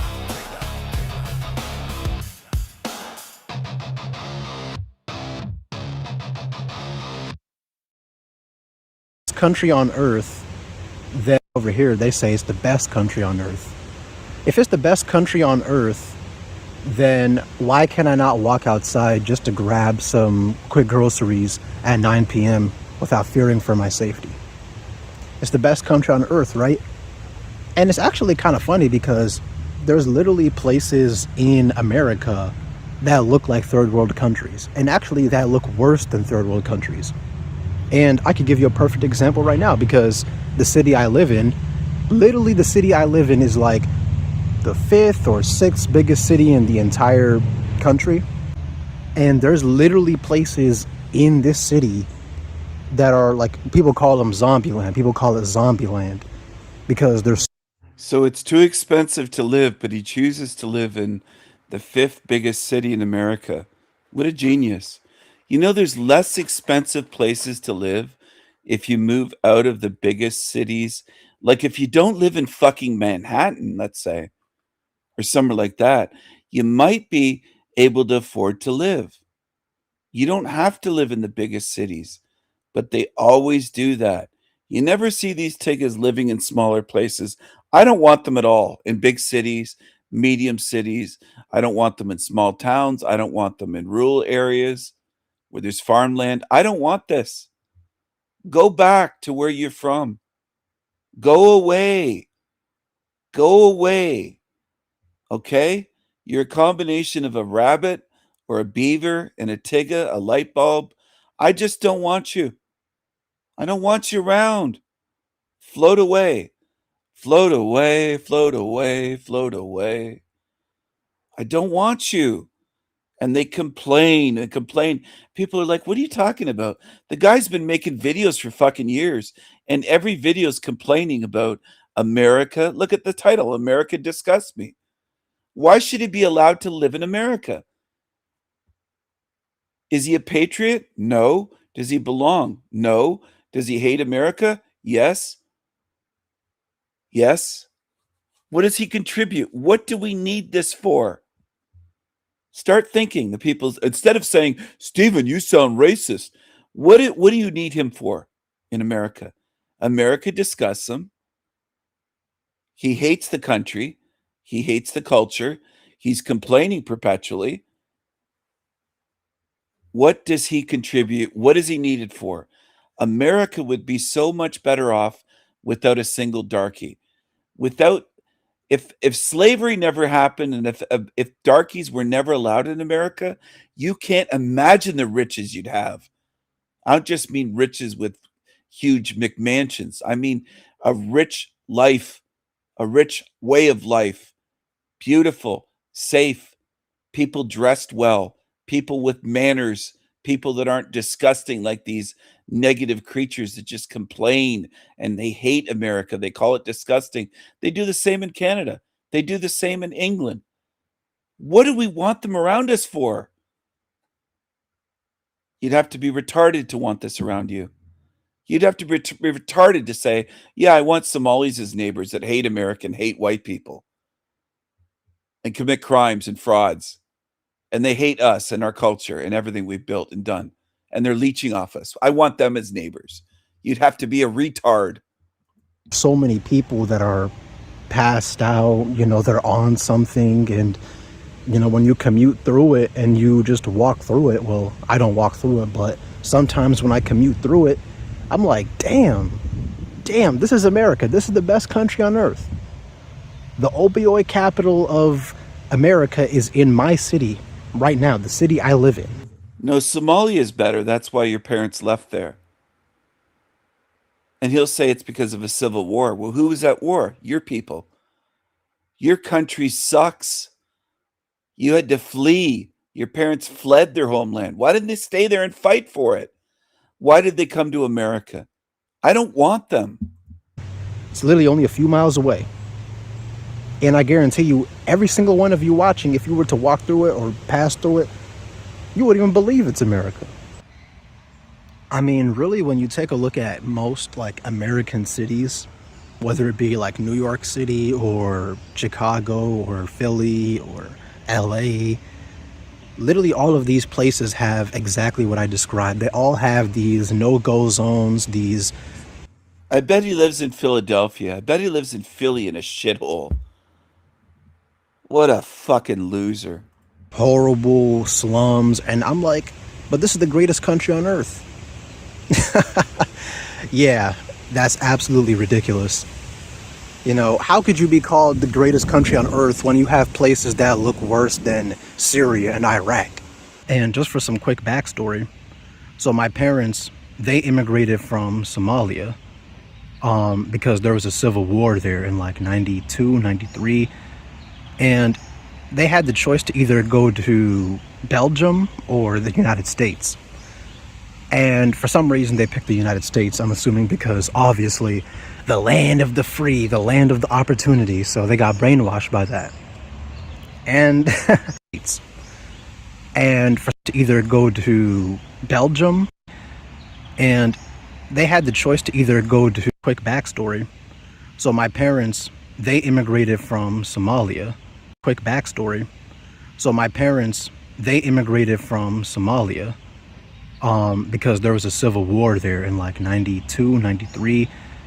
And they had the choice to either go to Belgium or the United States. And they had, because there was a civil war there in they immigrated from Somalia. They immigrated from Somalia because there was a civil war there in 92, 93. And they had the choice to either go to Belgium or the United States. And for some reason, they picked the United States, I'm assuming because obviously the land of the free, the land of the opportunity. So they got brainwashed by that. And now looking back, I mean, obviously I wasn't born at that time, but it's like, I wish they just moved to Belgium for real. I mean, I don't even know anything about Belgium, but I'm sure it's better than here. I mean, this is the most overrated first world country, hands down. The only argument people say is there's freedom of speech and you have the opportunity to make a lot of money. So what?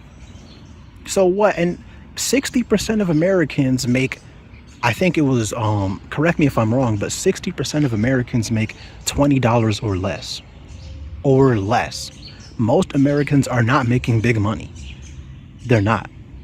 Whether you see people online or not talking about, oh, I made $100,000 a year, $200,000 a year. No, that's the anomaly.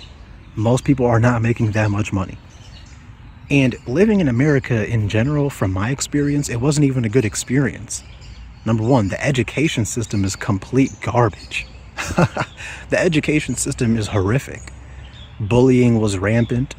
The kids had pretty much no manners, which I assume is only going to be worse now because kids are not even being parented by their parents. They're being parented by iPads and computers and Discord and stuff like that. A Discord moderator is probably more of a parent than their actual parents.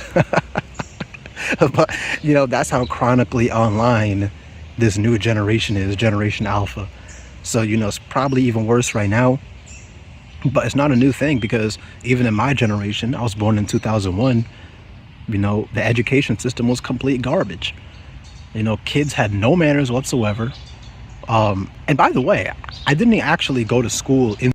No manners. Why don't you go to Somalia where you wipe your ass with your hand? You primitive third world creatures in a civil war. Go live in a mud hut. And you know what? I'm going to emphasize this again. I don't care if people tuned in or offended, including regulars on my channel. I don't care. I don't care. I think what many of you are too tolerant, too soft. You embrace those that hate you. You embrace those that would murder your fucking children. Some of you do.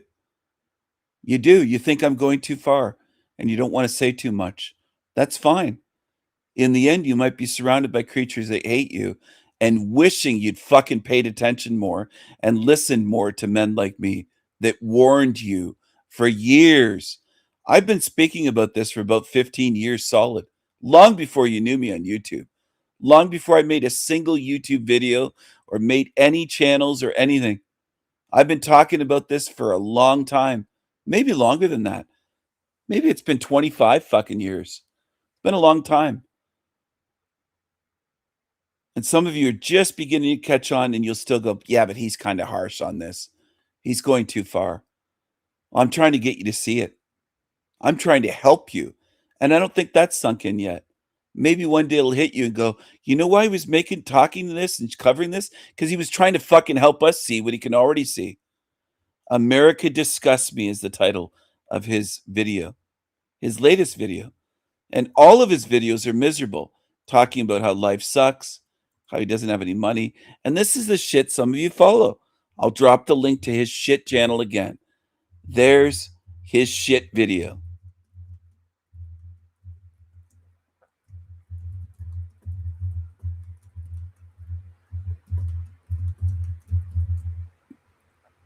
Go defend him on there in comments. Go ahead. If you don't like what I'm saying, go defend him in comments. Say it here and say it over there.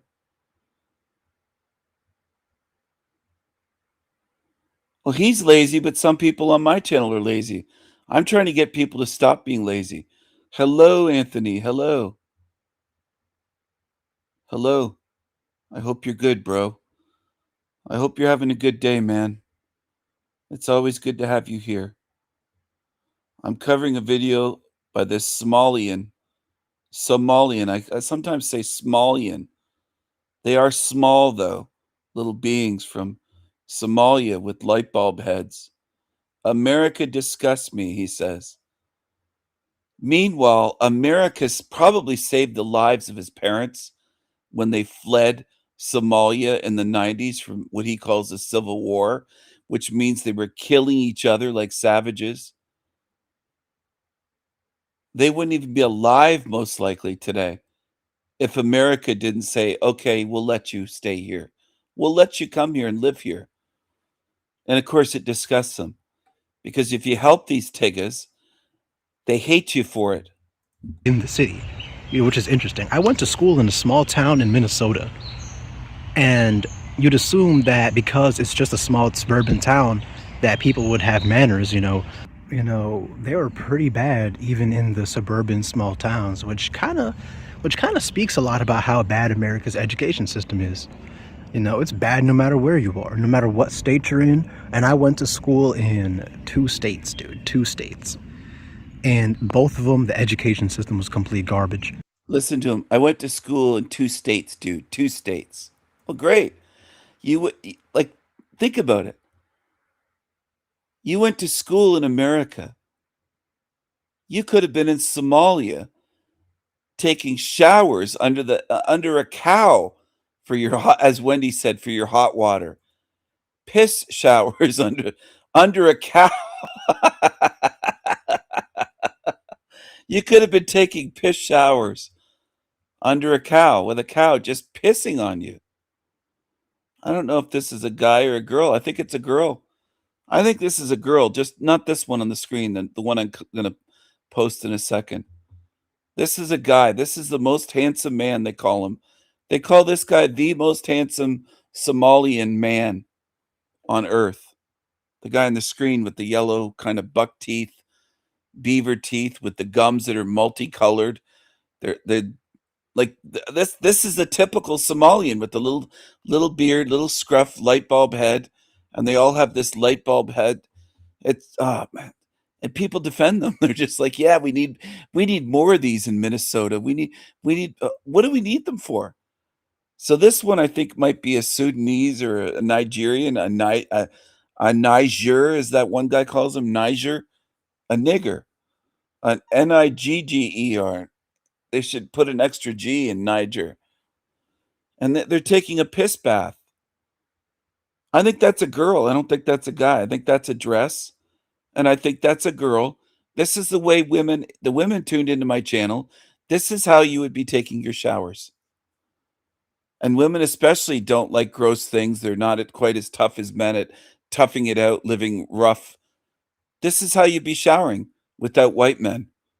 So take a good look. You'd be living in grass huts or mud huts or shanty towns with maybe corrugated fucking tin roof metal, scrap metal, jury rigged, put together with maybe hammered together with broken fucking crooked nails sticking out. And here's how you'd be taking your goddamn showers. Standing in piss on dirt with warm piss being dumped over your head as you rub it over your face with your hands. All right? That's what you'd have. And then people say, well, that white men discuss them, America discuss them. Go fuck off. Go back to where you came from. Get the fuck out of here. Go back to where you came from. Tiggas. Leeches. How bad America's education system is. You know, it's bad no matter where you are, no matter what state you're in. And I went to school in 2 states, dude. 2 states. And both of them, the education system was complete garbage. So the education system was garbage. Not only that, but America, my biggest problem with America, you know, which a lot of people don't actually realize, is that the design, America has the worst design, the worst urban design I've ever seen.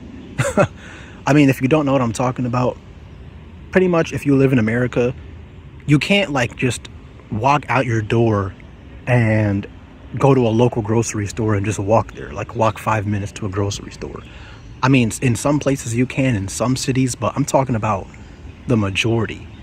You know, the majority of American cities, the way they're designed is that, you know, residential only. So there's one zone that's residential only. And if you want to actually do anything, if you want to exist, basically, you need to drive like 10 minutes, 20 minutes to actually go do stuff. It's such bad design. It's so bad, bro. Like, for example, where I used to live in Minnesota, you know, I live next to a highway. I live next to, I mean. What a shock. A Somali that was in Minnesota. What a shock, right? And he calls it bad design. Where's your design in Somalia? What the fuck have you designed for transportation there? It's so bad, bro. The design's so bad here. What do you have there? Do you have subways? In Somalia? No, you don't. And there was literally no sidewalk. There's literally no sidewalk where I used to live, right? So basically, that means screw you if you don't have a car. What's the point of walking? Just get a car, bro. So as a kid, it was very isolating because I couldn't actually do anything without my mom driving me everywhere. And every kid in my high school, they couldn't wait until they turned 16. You know, they could not wait, bro.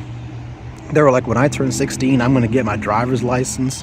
I'm going to go driving around. And it's understandable, but if you look at other countries like Japan, kids are walking around already actually existing when they're 5 years old, when they're 10 years old, because they can actually walk places. And I know some of you may be like, well, what's the problem? That's called being an adult. You get your driver's license and you move around. Well, the problem is very evident, bro. If you're not allowed to actually exist until you turn 16, then I mean that sounds pretty bad to me. I don't know about you guys, but you know, if I were to be, What do you mean you're not allowed to exist until you're 16? Do these tiggas make any fucking sense to you? you may be like, well, what's the problem? That's called being an adult. You get your driver's license and you move around. Well, the problem is very evident, bro. If you're not allowed to actually exist until you turn 16, then I mean that sounds pretty bad to me. I don't know about you guys, but you know, if I were to be a kid, I'd rather actually be able to do stuff without my parents' permission. Hey, but that's just me. I mean, even as an adult, it's bad. You got dudes, you know, going in their cars and everyone's just stuck in their traffic. Some people have it wrong. They think I'm trying to just get cult-like agreement. I want disagreement. I'm trying to provoke people that are sitting here zipping their lips to type in my chat and show me that you disagree.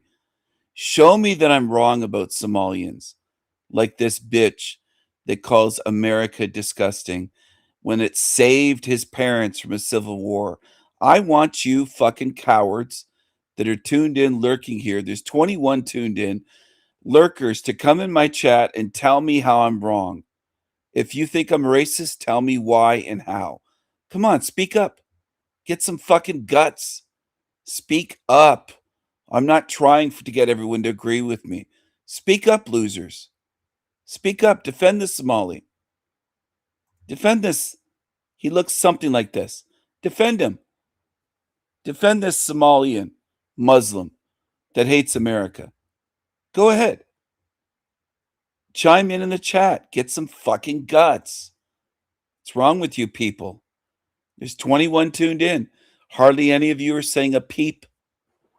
So what is it? Silent agreement with the Somali light bulb head? Why don't you move to Somalia? Or maybe you should go to India. It's another place you could go. Go here. Cow dung soap is cleaning. Go to India and rub cow shit on yourself. I'm not kidding about this. It's in mainstream media.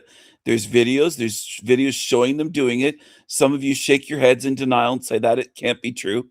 It is true.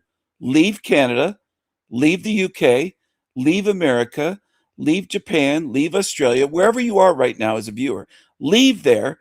I'll pay you to fucking go live in India for a year.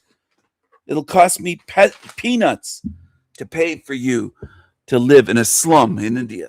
You can live like the Indians. You're not going to live high on the hog like a Western person. You're going to go there. I'll pay you to live in India for a year the way they do. You'll be collecting piss and cow shit. You'll be using cow shit for soap. You'll be collecting scraps in the streets.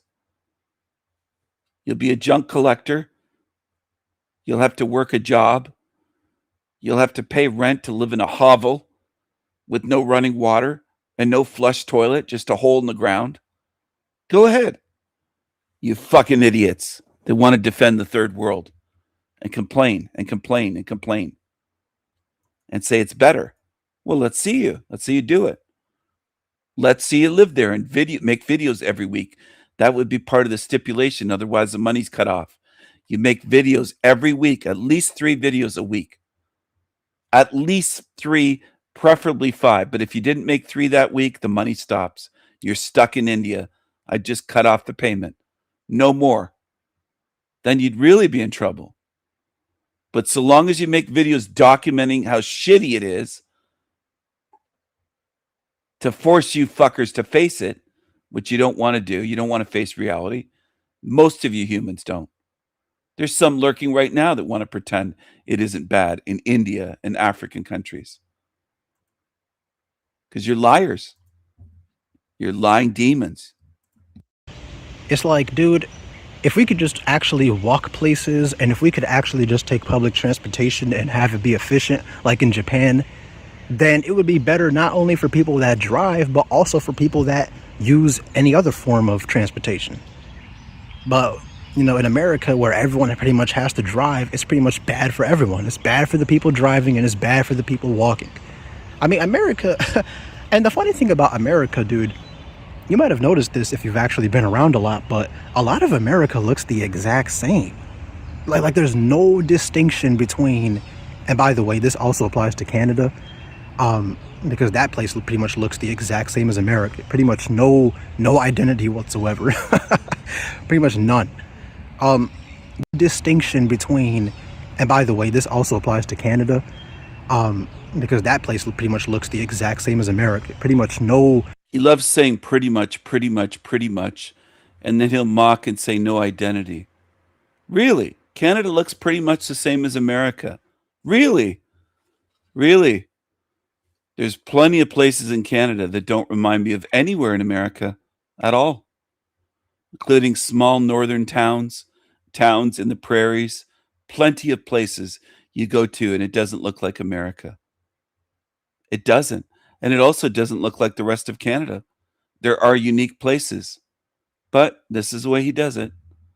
Watch this. He just mocks. Go back to Somalia. What the fuck is different in Africa for one African shithole village to another, one African city to another? What's the difference? There's more garbage in some places. It stinks more in some places than others. What's so unique? No identity whatsoever. Pretty much also applies to Canada, because that place pretty much looks the exact same as America. Pretty much no identity whatsoever. Pretty much none. You could go to a random city in America, a random stretch of road with a bunch of stores on both sides. Usually just chains. It's not even local businesses. It's just chains.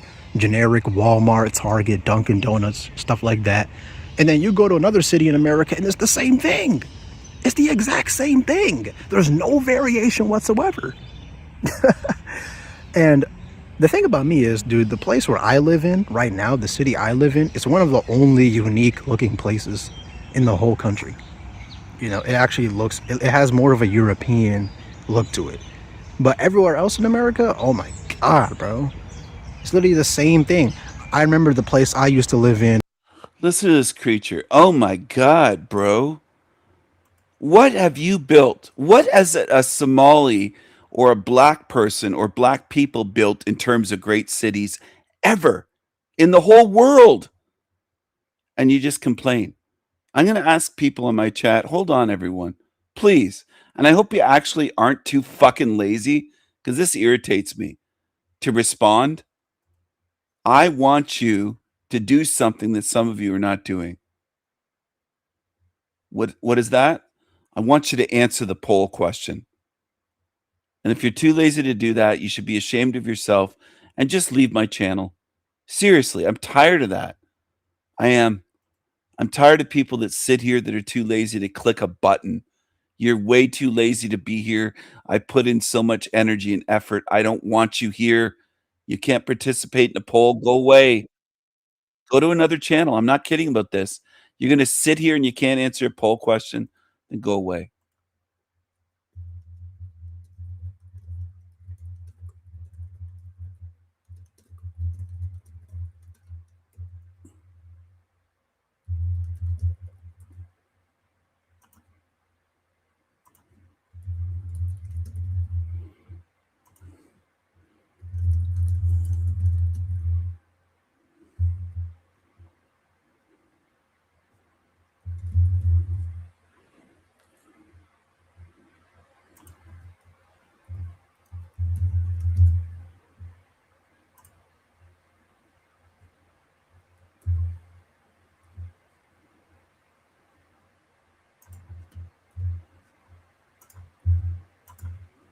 There's a new poll question that I just posted.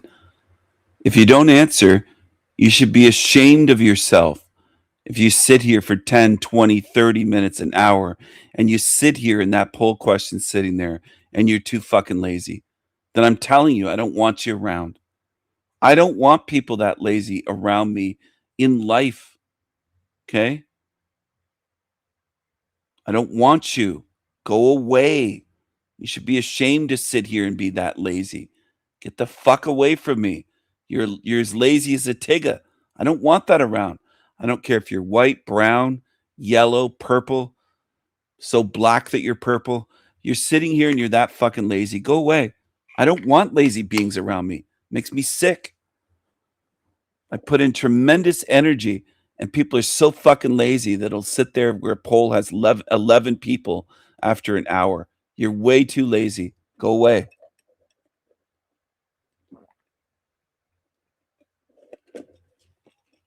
Go away if you're too lazy to participate in a poll. It takes a half a second to click a button. Go away. You're lazy. I don't want you. I don't want lazy beings around me on YouTube or in my personal life. I don't want that. Go live in Somalia. Go be lazy somewhere else. Go be lazy somewhere else. I'm reading a comment on my channel. I'm multitasking as I'm doing this, people. Sometimes I'm making music while I'm doing this.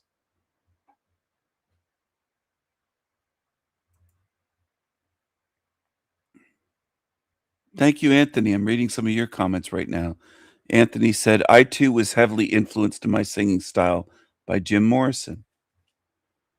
And then Anthony wrote, love, love, love the music that you're making, dude. Thank you very much. I really appreciate that. And thank you for being here. I know you struggle with MS.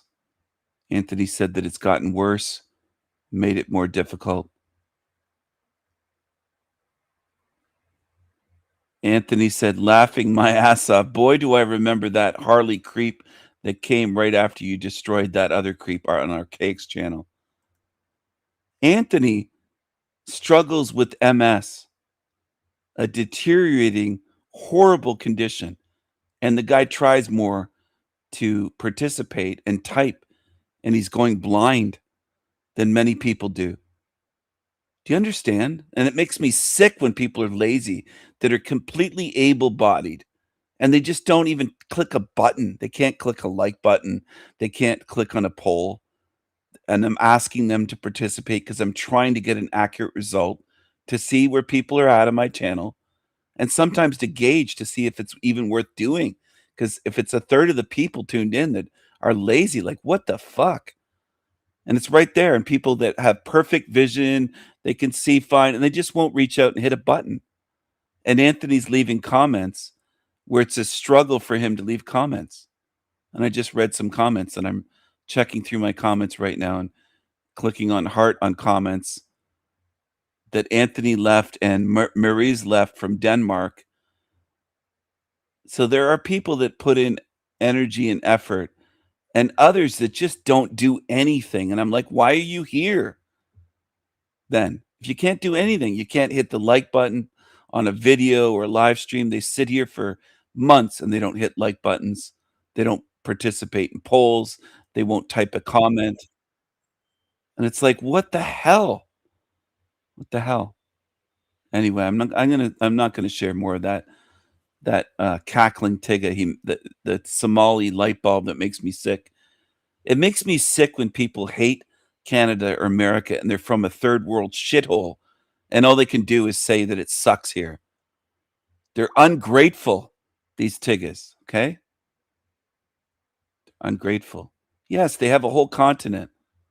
Exactly. Oh, and by the way, YouTube is not updating chat comments.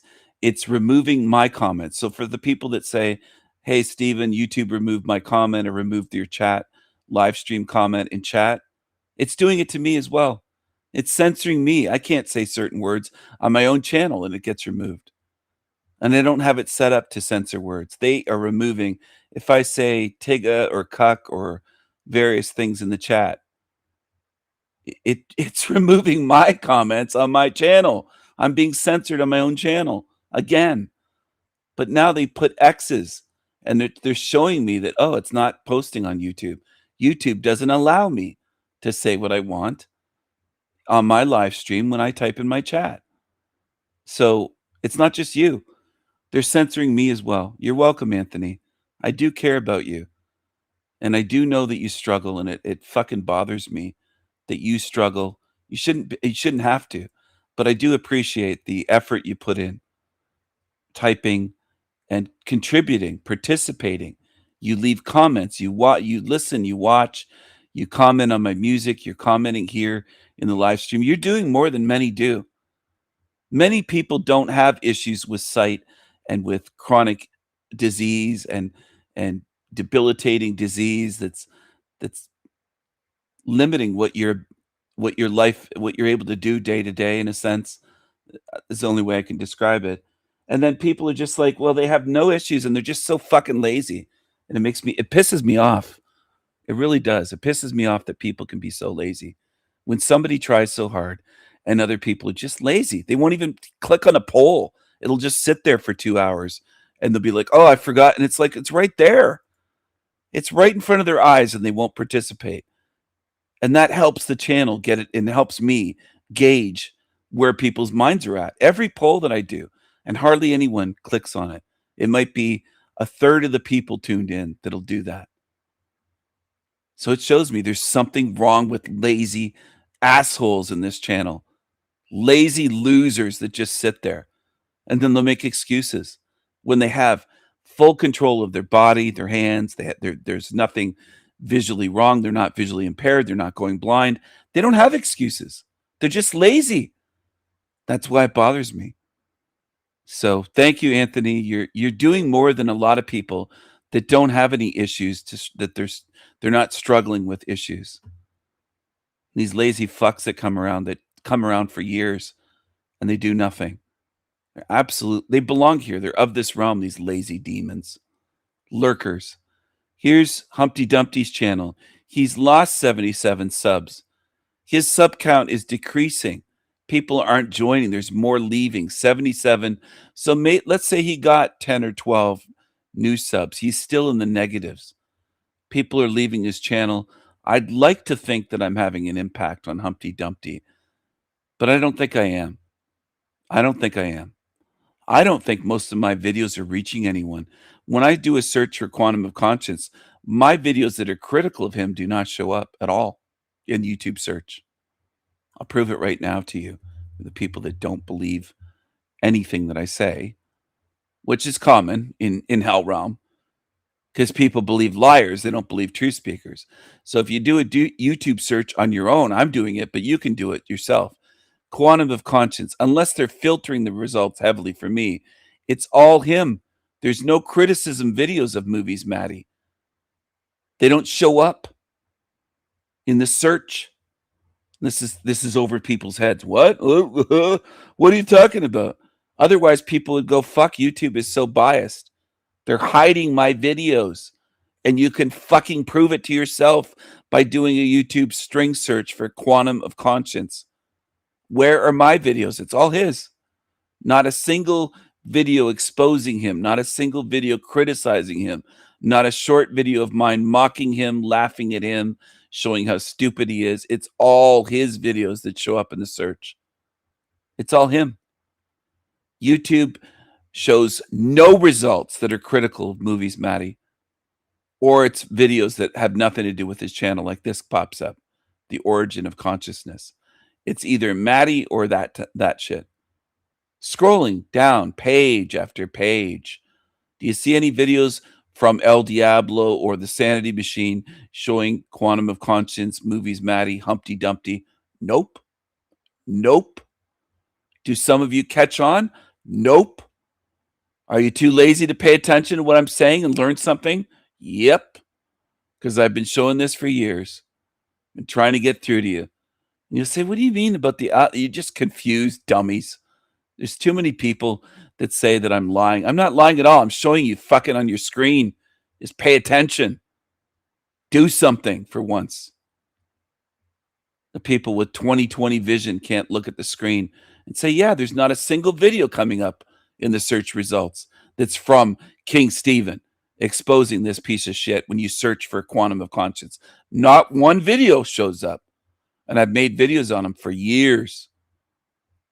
Long videos and short videos that would show up as shorts. Not one.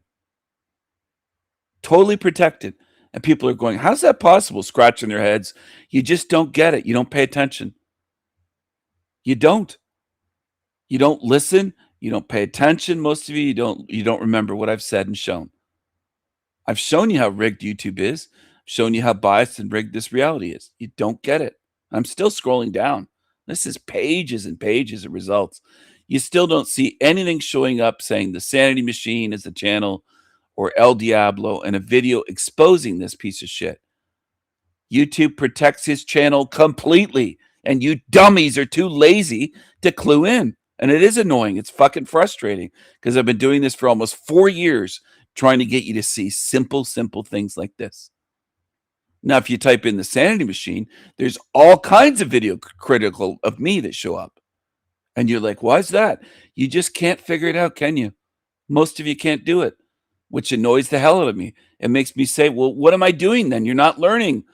Years of work and you're still not learning even basic things like this. It shouldn't take you years. It should take you 1 day, not 3 years, not 4 years. 1 day, you should be able to pay attention today and say, I see it now. It is rigged the way King Stephen's been saying. The whole matrix is rigged, but you can't do it. Most of you that have been on my channel out of all these years can't do this much. It does frustrate me. I'm still scrolling down, as you can see. If you fucking pay attention and look at your screen and you don't lose your attention span after 5 seconds like most humans do. There's his wall of cat. I could scroll forever. It's all his videos that show up. Where are the critical videos that are critical of his channel, of him, exposing him? They don't show up at all. You is this really amazing predictive, I don't know, what do you call it? Not an article. What do you call this thing in Mad Magazine? There's a big new road out there, and it's designed to connect anyone to everywhere. Now, this is scary, how predictive this is, trying to joke around because it's Mad Magazine. Because in 1994, for anybody younger, half the country had no internet, and the other half had the AOL, or every time you connected to Netscape, it would squawk at 14.4 or 28.8. It would go. I mean, and so this seems like nothing to us, but I'll show you some of the other stuff, guys, at the end of what's in this Mad Magazine. And thanks again to the Boston Blunt. And I'm actually going to go to the Mac and talk to you guys about my the internet was taken out, as you know, from yesterday's video. My Comcast nightmare. I met the kid that rammed the car through my yard, and it was the same sort of entitled, I can do no wrong kid that I expected to meet. He came with his father. I'll tell you about that. I'm going to go over to the Mac, and I'll come back and go watch his channel. I'm going to share this video that he posted. 665 likes. You could be the 666 for him. One of you could be the 666 like. I'm going to give it a thumbs down, but you could thumb it up. I don't care. I think most of you humans are too dumb to be here. Too lazy, too dumb. And my chat gets quiet again. You're proving me right. The more I show this, you're proving me right in what I'm saying, my assessment. Too lazy, too dumb, too zombified. You're not paying attention. You're tuned in, just treating my channel like it's entertainment, something to listen to. That's all. Otherwise, you'd be saying something. Back to the search results. I'm scrolling down again. Where are my videos critical of them? It's been about 25 pages at least. Scrolling and scrolling down. He calls himself a deranged man. And people love it. They don't say he's dangerous, madmen, or evil. No criticism. Deranged man analyzes spiritual message in children's book. This is the shit that's fit for you people. Most of you on earth. I don't care if you're offended, because you're too dumb to realize that I'm showing you something today and you don't fucking get it. You don't acknowledge it. You don't show understanding or comprehension. You don't do anything that's involved in communication to show me that you're getting what I'm saying. You'll just sit there silently, which annoys the fuck out of me day after day. It just does.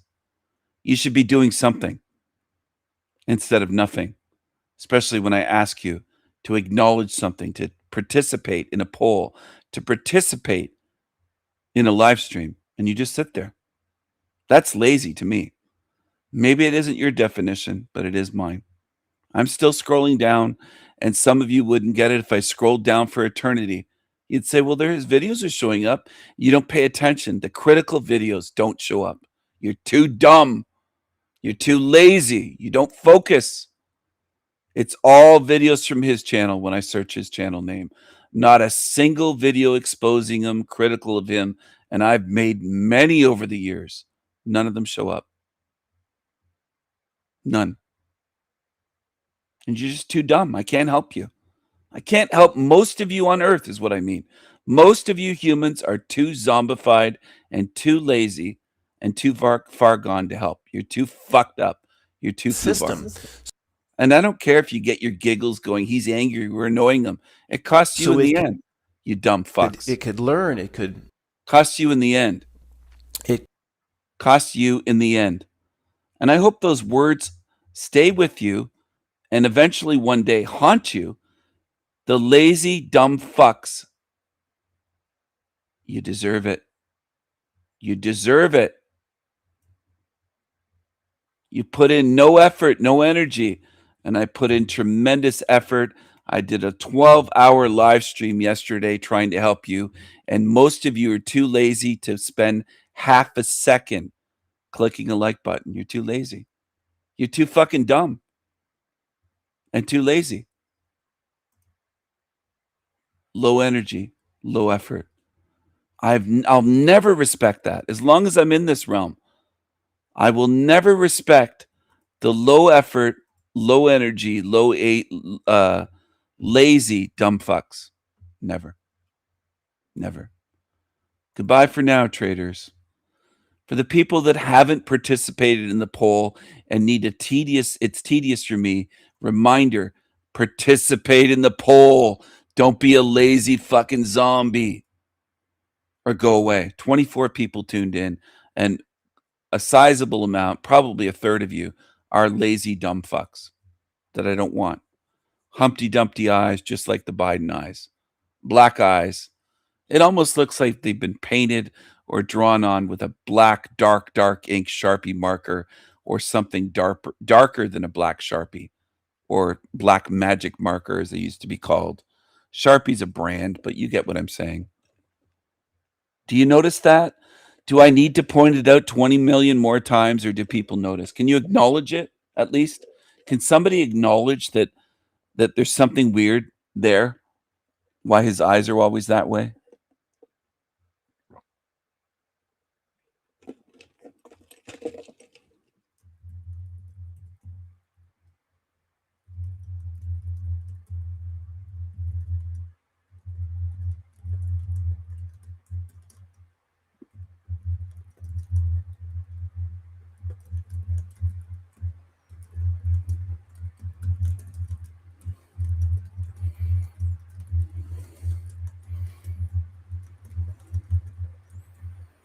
I have to wonder. I have to wonder what people are capable of doing. Like, are you that limited? We have people on my channel with visual impairment. They're going blind and they can notice. So what's wrong with some of you? I zoomed in on them. There's something really wrong with most of you in this realm. And Team Evil will twist it to, he's just critical of people on his channel. It's most of you in this fucking realm, including at least a third that tune into my live streams. A third that lurk here. 6, 7, 10 people just lurking around like creepy demons, like creepy demonic losers lurking, never contributing. And I'll make it difficult for you to be here. You'll say, you keep repeating it. I'll keep repeating it till it drives you away. I don't want you all here. Some of you, I want to go away forever. Stay the fuck away from me. I don't want you around me. Now it's 28 tuned in because they're getting their giggles. Oh, look at he's talking about demons. Yeah, well, that's what you are. You're fucking demons. Zoomed in even more for you. Well, it's super obvious, but a lot of you can't say anything. You're the only one saying it, Wendy. Super obvious, one person saying it. Only Wendy. So what does that show you?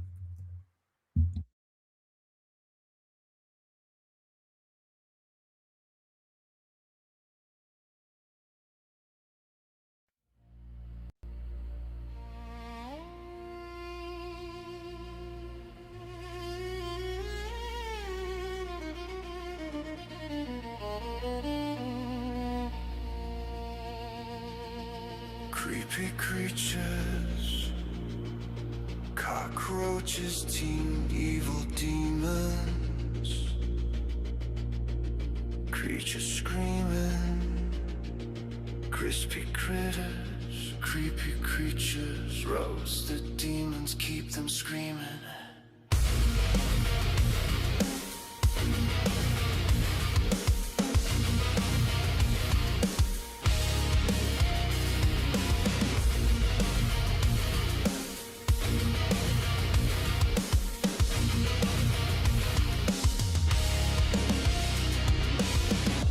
I see evil, I see devils, I see the truth of this place. The darkness, the light of the moon when it radiates. I see beyond the surface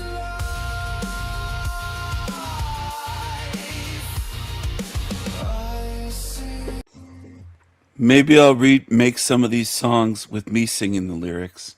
This one was made a while ago. Some of these songs I made months ago. So maybe I'll remake some of them with my vocals. Maybe not. Maybe I'll just do it for fun because there's a lot of lazy creatures in this realm. I don't respect the lazy demons. I just don't. I never will. But it's normal in your realm. Most of you are used to laziness. Could experience the emotions we do or the trauma, but from a distance where it's safe. It's in a little safe place up there. It's a real liberal asshole Karen type, and it's in a safe place, and it sent you in here to be traumatized. Look, maybe, and maybe that's something we should ponder. At some point, I remember saying to myself, it seemed like the Notnilk was trying to withhold memories from me. Joe, our friend in Mexico, is a big, huge proponent of that. The Notnilk, one of its main thing is to steal our memories. I don't know if that happens continuously, Joe would say, as time goes on, or at the moment of. It's not a Notnilk, you fucking creep. It's a fake term you made up. It's a hell realm. It's not a Notnilk, fucking loser. A lot of you people idolize demonic, lying losers. Because I think it makes you feel good. You're insecure. So you'll say, well, I'm kind of like Matt. He's a chubby, black-eyed, demonic fucking recluse of a loser that lives in a litter box that must stink like ammonia, like cat piss. Congratulations if he's your idol. You set the bar pretty low. I guess it makes you feel good. He's not a threat. Doesn't make you feel insecure. Because you creatures are all about feeling. You're such insecure losers in this realm. Death, it steals our memories. I'm not an expert at having that discussion, but I saw what the Notnilk's trying to do, trying to block me. To myself, it seemed like the Notnilk was trying to withhold memories from me. Joe, our friend in Mexico, is a big, huge proponent of that. The Notnilk, one of its main thing is to steal our memories. I don't know if that happens. Joe in Mexico, I never heard you mention him before. I don't know who the fuck you're talking about. Joe, our friend in Mexico. Who? Who are you talking about? Never heard you mention a Joe in Mexico in all the years that I've tuned in and watched your shit and tried to expose you. You're only losing 70 something a month while my channels are gaining every month. But the ultimate victory will be mine because some of you will be sitting here with these creatures. roasting like cockroaches. You've earned every bit of it. Every bit. I don't feel sorry for you because I've warned you, I've told you, I've shown you, I've explained it to you. I've wasted years of my life trying to reach you, and nothing gets through to most of you dumb fucks. That's what you are. You're dumb fucks. And you'll say, I learn at my own pace. How slow are you? How slow? Is my mind working at light, at the speed of light to the exponent 1,000,000, and you're moving at a snail's pace? What's going on here? What the fuck is wrong with most of you? You're so slow. Continuously, Joe would say, as time goes on or at the moment of death, it steals our memories. I'm not an expert at having that discussion, but I saw what the Not Milk's trying to do, trying to block me or keep things for itself here. This isn't coming out right, but I'll get through it in a minute. So I made this affirmation because I believe affirmations work, because the Not Milk this reality doesn't want anybody to believe that you're powerful enough to make an affirmation. So per the rule of opposites, if it tries to show us all day. That's one of his favorite words, not milk, and then per the rule of opposites, per this, per that, per this, per that, per. Maybe he likes it because he thinks he's purring like a cat. I know it's spelled differently, by the way, but he loves to say per. This creepy, chubby Humpty Dumpty that sits in his house and makes videos, usually early in the morning. He'll turn on the light and he'll make a video. He gets up real early like an old lady, an old reclusive cat lady, and people watch this. This in itself tells me there's something wrong with most of you, that 10,000 people would watch this garbage.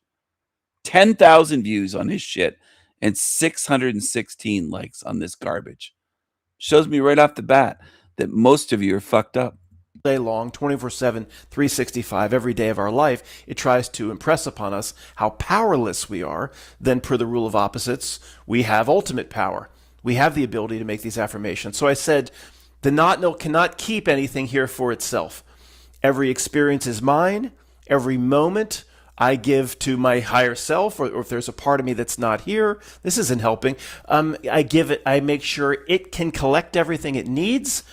Well, if that's the case, do we need to keep on the table that potentially, just like Severance presents, that the part of us that's potentially not here may be selfish, may not be this, oh, it loves me, oh, it's just... Well, Tony said very clearly, and he seemed to know more about many of these things than I do.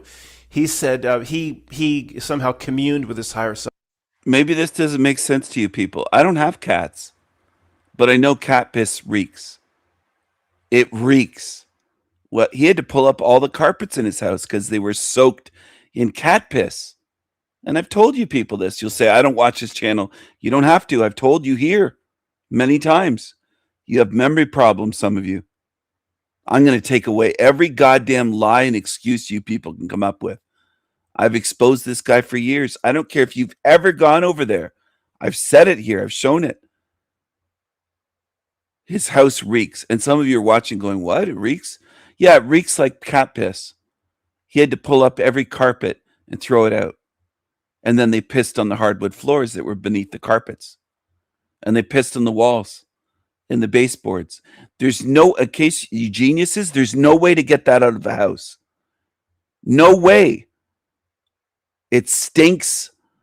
And you're looking at this going, how do you know his house stinks? Because there's cat piss on every floor. In the bedrooms, the living room, the hallways, the basement, the main floor, everywhere. And in the bathroom wall, even behind the bathtub, he put up stuff to stop them from pissing everywhere. And you people are scratching your head. Some of you, I know this. How does he know it stinks in there, though? You can't smell through the screen, can you?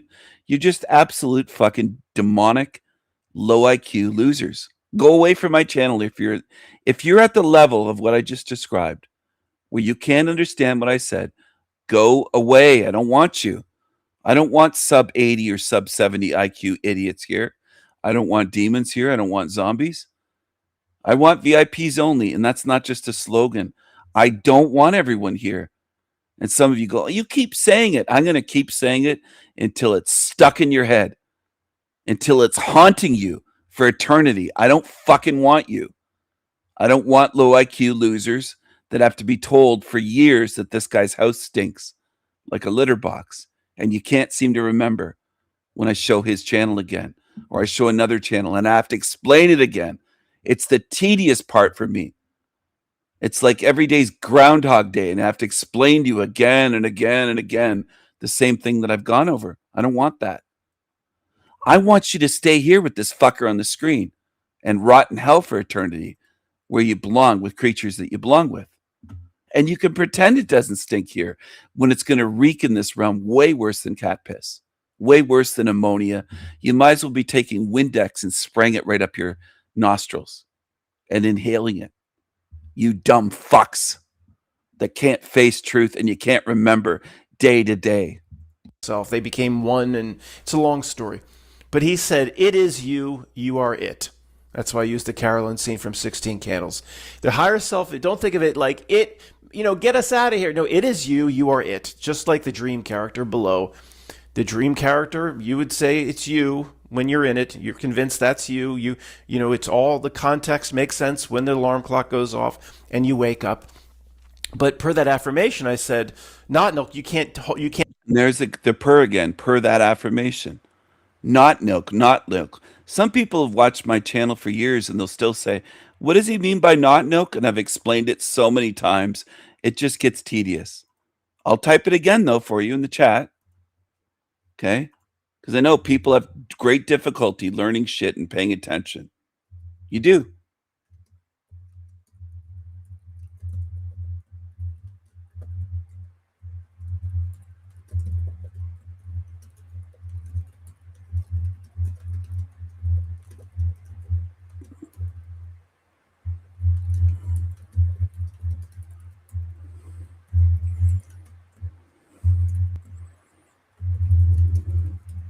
I wish I never had to treat people this way. I wish I could just share things and people would just catch on and be quick. And I wouldn't have to go over it again and again for years. And people are like, what is not milk? What do you mean his house smells like cat piss? What do you mean Matt's not a real truth speaker? He's an age, and just going over it and over it and over it. It's like people just don't learn. That's torture for me. Can't take anything for yourself. It's all mine, and I give it freely to Joel, my higher self or whatever. It can take everything it needs. But then, here's where I'm going with this. This is a little bit scary to think about. Is Joel then say, whoa. People love that. No wonder he gets views. The more times he says the more people can relate. He says a lot. He says per a lot. He makes up words. He reverses words like Clinton and calls it not milk, which makes sense to people. He has a cat house. He's a recluse. He's a weirdo. His floors are filthy. His closets are full of spiders that he keeps in there as an experiment to see if they'll vanish once they die. He can't open a can of soup. He can't change batteries in a calculator. He's a fucking idiot, and we love him. They love him. No wonder. I put this little Matt in here, this little conspiracy son of a bitch. He just, per affirmation, he realized the trick of the not milk, that per affirmation, basically anything he says goes like this, because he has the power to make that sort of affirmation. He just gave me anything. He gave me everything. Oh my gosh, higher self right now, it's like the Audi in Severance, maybe. Just keep this on the table. Don't want you to get scared. Don't get scared. He said, he's giving me everything. This is incredible. Therefore, I'm going to keep him in these material planes of existence for another 4,000 lifetimes, because So then do we play the Severance game where we say, listen, I'm going to cut you off. Hey, you never know. You never know. I'm going to cut you. I'm going to jump in here, everyone. Please send him money if you want to be a stupid asshole, a stupid fool. So he's telling you if you want to watch this at 1.25 speed, then you're not pondering the concepts here for yourself. Look at this creepy weirdo. He looks creepy because he is creepy. And then look at per yesterday's video. Per is one of his favorite words. He uses it dozens of times per video. It's right here in the description. Per yesterday's video. And there's his PayPal. He never even used to have to post it until I said millions of times. He won't even put it in the description. He doesn't have to. I guess people just know to send him money. Send him money. Go spend your money on a fucking deceiver. That's how stupid truthers are. Look at not for bathroom boys or 1.25 busybodies. Some of these idiots in his comments, he gets 300 comments on this shit. Praise him is always funny and he's so great. Look at this. Matt, you are the most interesting and funny man on the internet. I want to show you humans what you are and the way you come across to me. This is the way you come across to me, the majority of you, with few exceptions. I read your comments and you show me what you are. And you humans are at such a fucking low level. I don't know how you can't live in shame, but you don't. You don't feel any shame. You feel great about being fucking losers. Most of you do. And I know it because you display it all the time. And then you just get quiet when someone's critical of you. You go quiet. Which again reveals even more cowardice and laziness. I don't care if I chase away a third or a half of my viewers every live stream. So be it. Doesn't matter to me. I'm not making a fucking penny off this. So once there's no profit involved, why the fuck would I care? I'll drive you away to the shit channels where you belong. Go to this Black Eyed Demons channel with the Biden eyes. Go there to the Biden Eyes Black Eyed Demon Club shit channel and watch him and send him money every week on PayPal. Some of you on my channel 3 years ago said you were sending him money every week, small donations every week. You love to pay for shit, you humans. I know you do because you've even told me you do. All of his bills are paid for by you idiots giving him money on PayPal. He doesn't work. He retired in his early 40s to make money doing this. And you fucking losers pay him money. Some of you are probably lurking, tuned in right now that pay him money. Fucking idiots. Be stupid. Just get away from me. I don't want you here. You belong there on channels like his and thousands more. You're on the wrong channel. You're lost if you're lurking here. I don't want you. You're sitting here silent. You can't contribute or participate. Then go the fuck away. Here's a comment I was reading from 2 months ago. Jason Charles. Matt, you are the most interesting and funny man on the internet today. I've been with you since Texas Shrugs. And it was actually called Texas Shrugged, I think. Not Shrugs. I think it was Shrugged.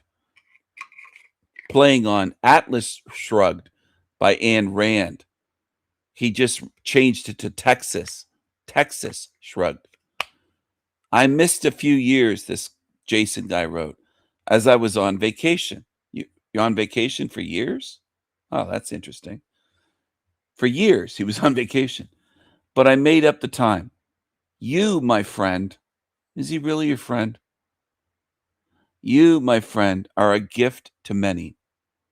I hate to break reality, to comp ya, but you are the goods. And this guy represents humanity. Maybe not to you, because I know how humans are. You want to try to measure humanity by the exceptions and say, I'm not like that, Stephen. You don't have to be. You're outnumbered millions to one, maybe even billions to one. That's possible. But there's many like this. You're definitely outnumbered many 100,000 to one at least. So go ahead. Defend it and say, it's just one.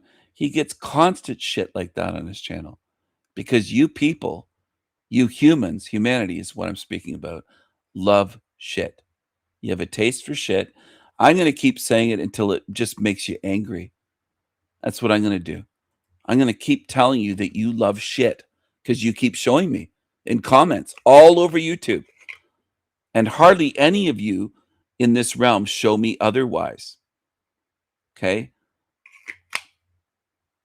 Hardly any of you humans show me that you don't love shit or have a taste for shit and prefer shit over quality. Almost all of you on earth love shit and support shit and praise shit and praise demons and Team Evil. And I show evidence all the time to support what I'm saying. And this is too much for many of you because you're just simpletons. You must be, because this isn't tough to get. I would get this in one day of somebody trying to teach me. It would never take me years to understand this. Never. There's people on my channel that have come around for years and they don't get it. Years. So that shows me there's something wrong with you. There has to be, because this isn't tough stuff to get. It's simple. Simple. So how fucking slow are you? How dumb are you?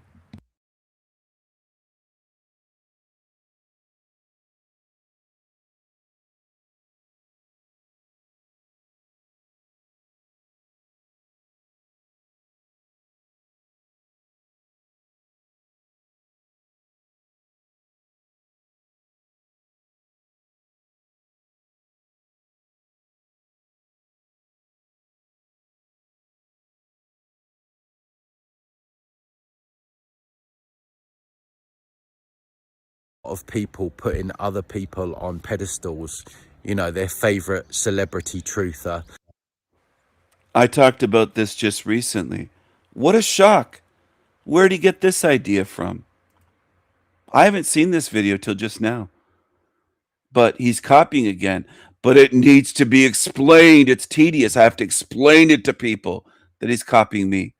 I've talked about you putting truthers on pedestals, treating them like celebrities, just like you do with Hollywood. I did a live stream, but you just don't remember. You don't have a memory. You're not learning while you're here. And it is fucking tedious. It's like talking to retards with amnesia. To the point where you cannot... I see a lot of people putting other people on pedestals, you know, their favorite celebrity truther, to the point where you cannot question what they're saying. If you do, these people jump down your throat. They're completely triggered. They're abusing you in the comments. And this is such anti-sovereign behavior, right? Sovereignty is about questioning everyone. It's about using your discernment. It's about ready to walk away from someone if the patterns start to change, or if there's what I call the rug pull. And I include myself in that, you know, question what I say at all times. You know, you have to, because we've been lied to so much. And it's so concerning to see people in this cult-like mentality. And I've seen it with, I mean, name your celebrity truther, right? Andrew Brigden, Rupert Lowe, doesn't matter, David Icke. I mean, talk about cults. Like, these people they have cult followings.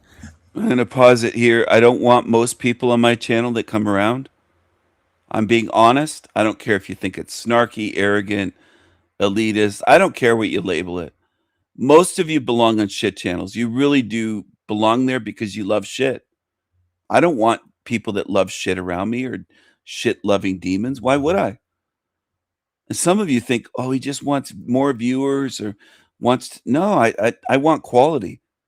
I don't want more shitheads that can't see what's wrong with Tony Sayers or see the copycat. If you don't notice anything, I don't want you around. Go watch Big Nose. Here he is.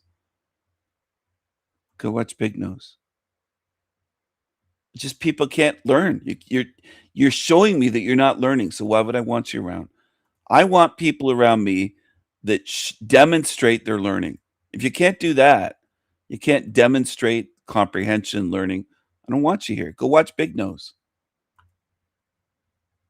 Some of you are so dumb, you're thinking, what does he mean by big nose? You haven't paid attention to all the jokes, the memes, the songs, or you can't remember. It's another part. Big nose, you're confused. What is that, an inside joke? Like, it's just the laziness level in this realm is so off the charts. It just is. The lack of memory, the lack of attention span.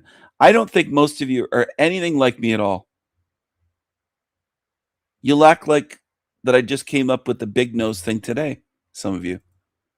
You're sitting there going, what does he mean? It's a running joke. Big nose. There's memes. There's songs. Tank Top Tony. Big jugs. Tony titties. Some of you, what? You just, like, your memory's so bad. And I know this because I get treated that way. And I get comments on my channel showing me you have no memory, no mind. I get emails. I get all sorts of things to indicate that most of you show me you can't learn. You can't remember. And if you are in a cult-like mentality, you are not in your sovereign frequency. And still people in the so-called truth movement are still being led around and not being led. They're being led by their emotions, and they have these people so high up. It's dangerous. It really is. Because a lot of these people, they will pull the rug. I expose a lot of them. And I don't do that to be annoying, to be an a-hole. I do it when I start to see the patterns change and I feel that people are being... I just said recently, almost word for word, that I don't expose him to be an asshole. But I didn't say a-hole. He'll change it to be YouTube friendly because he's afraid of losing monetization. This is where you belong, what's on the screen, not with me, not on my channel. I'm going to keep saying it. There's about a third of my audience that tunes in here that do not belong here. Watch his shit. Go watch him. Misled, because we have to protect this movement. This whole reality is based on infiltration. When you look at history, what they did in the World War II, they infiltrated the opposition. They infiltrate both sides. And so we have to take care of this movement, not just go with what anyone says because it feels good, and put that person beyond question. And that extends into the afterlife. You know, if you follow me on YouTube, you see how people, when they die, they're putting angels, guides, elders, Jesus, God on this pedestal. And what's happening is they're getting recycled back because these entities, these deities, are beyond question in their eyes. So it's completely anti-sovereign to pedestalize anyone. And we need to grow up out of it, really, because... He got his whole idea for this video from my channel.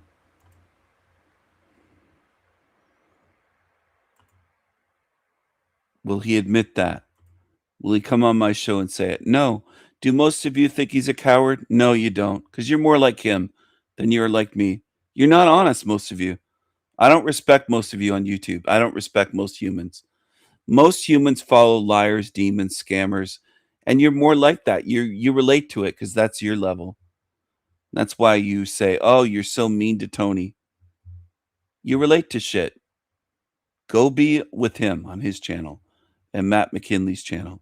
A whole 22 of you were able to find the like button so far in this live stream. 22 likes. 4 hours, 11 minutes, 22 likes.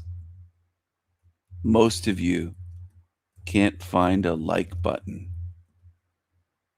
but you can watch, like, comment, and pay money to Team Evil Shit channels. Congrats. You belong here. You do.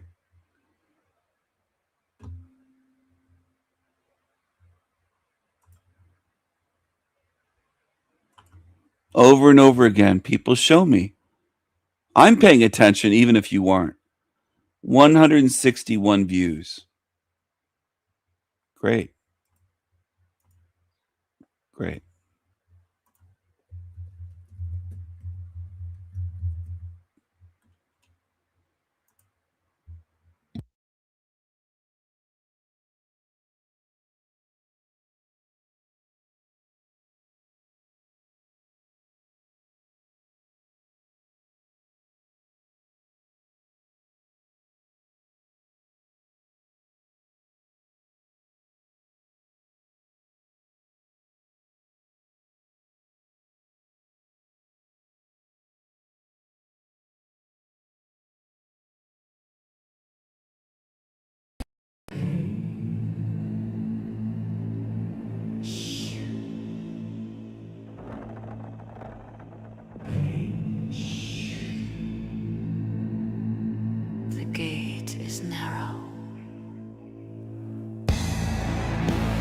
gate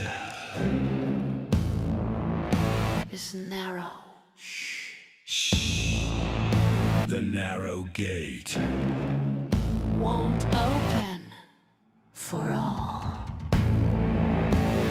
big or small,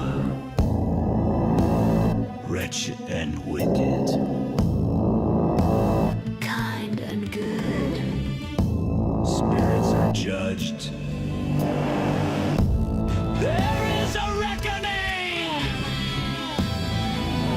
Of spirits, Justice will be swift.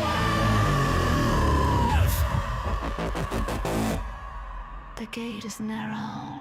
the gate is narrow.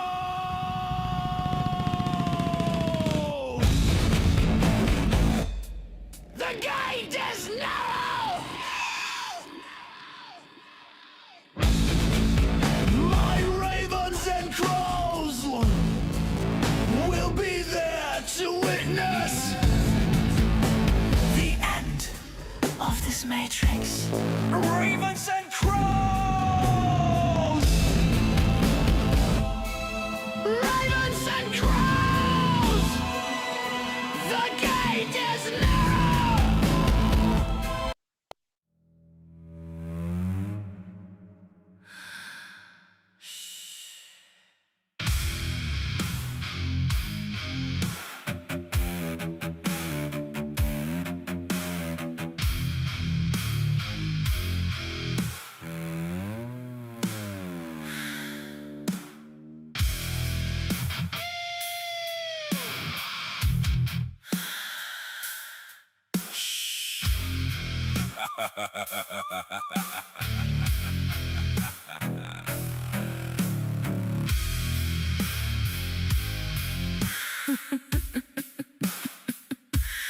El Diablo. Get 'em. Roast them! Roast the roaches. Roast them!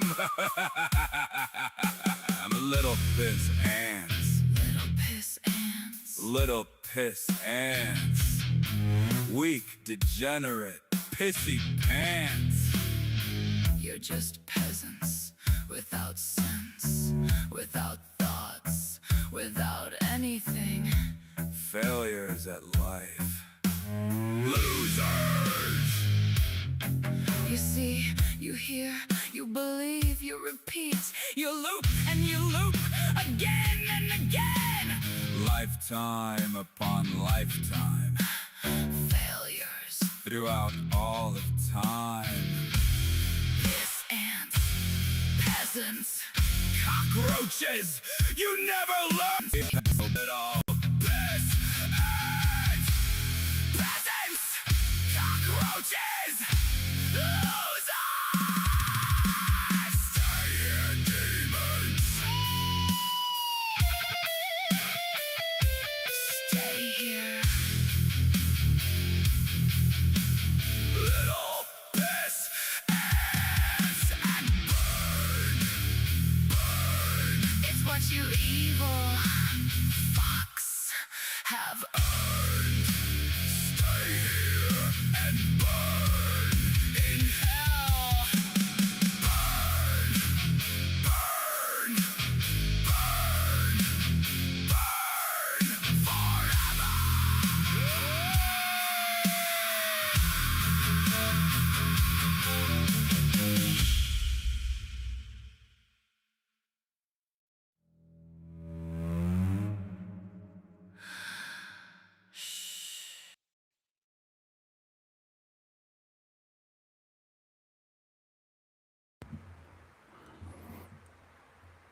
Hello. Hello. That one's called Little Piss Ants in Hell. Little Piss Ants in Hell. If you don't understand, I don't care. Go away. Go where you belong. Go away. Go away. Go where you belong. I am Viking strong. Go away. Go where you belong. Go away. I don't want trash here. I don't want trash here. I don't want losers here. I don't want Team Evil losers and psychos. Go away. Real men don't beg for shekels on YouTube, but most of you respect the shekels beggars because you're fucked up. You're losers. You're insecure losers. You belong here in hell. You don't belong on my channel. You belong in hell.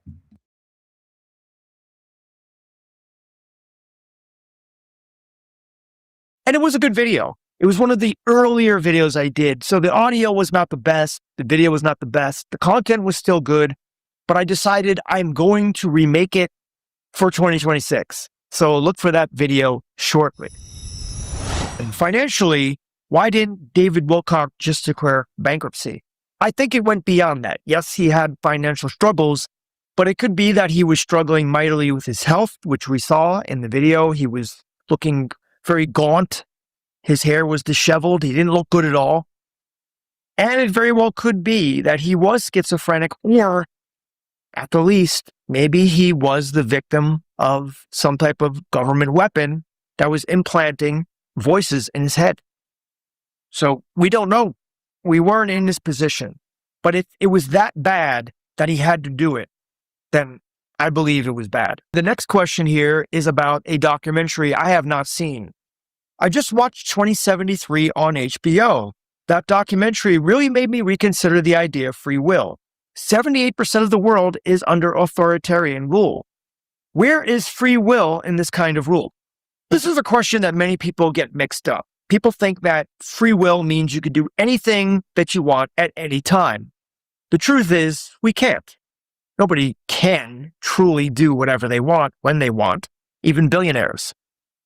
Even billionaires, by the way, are restricted by their body and limited.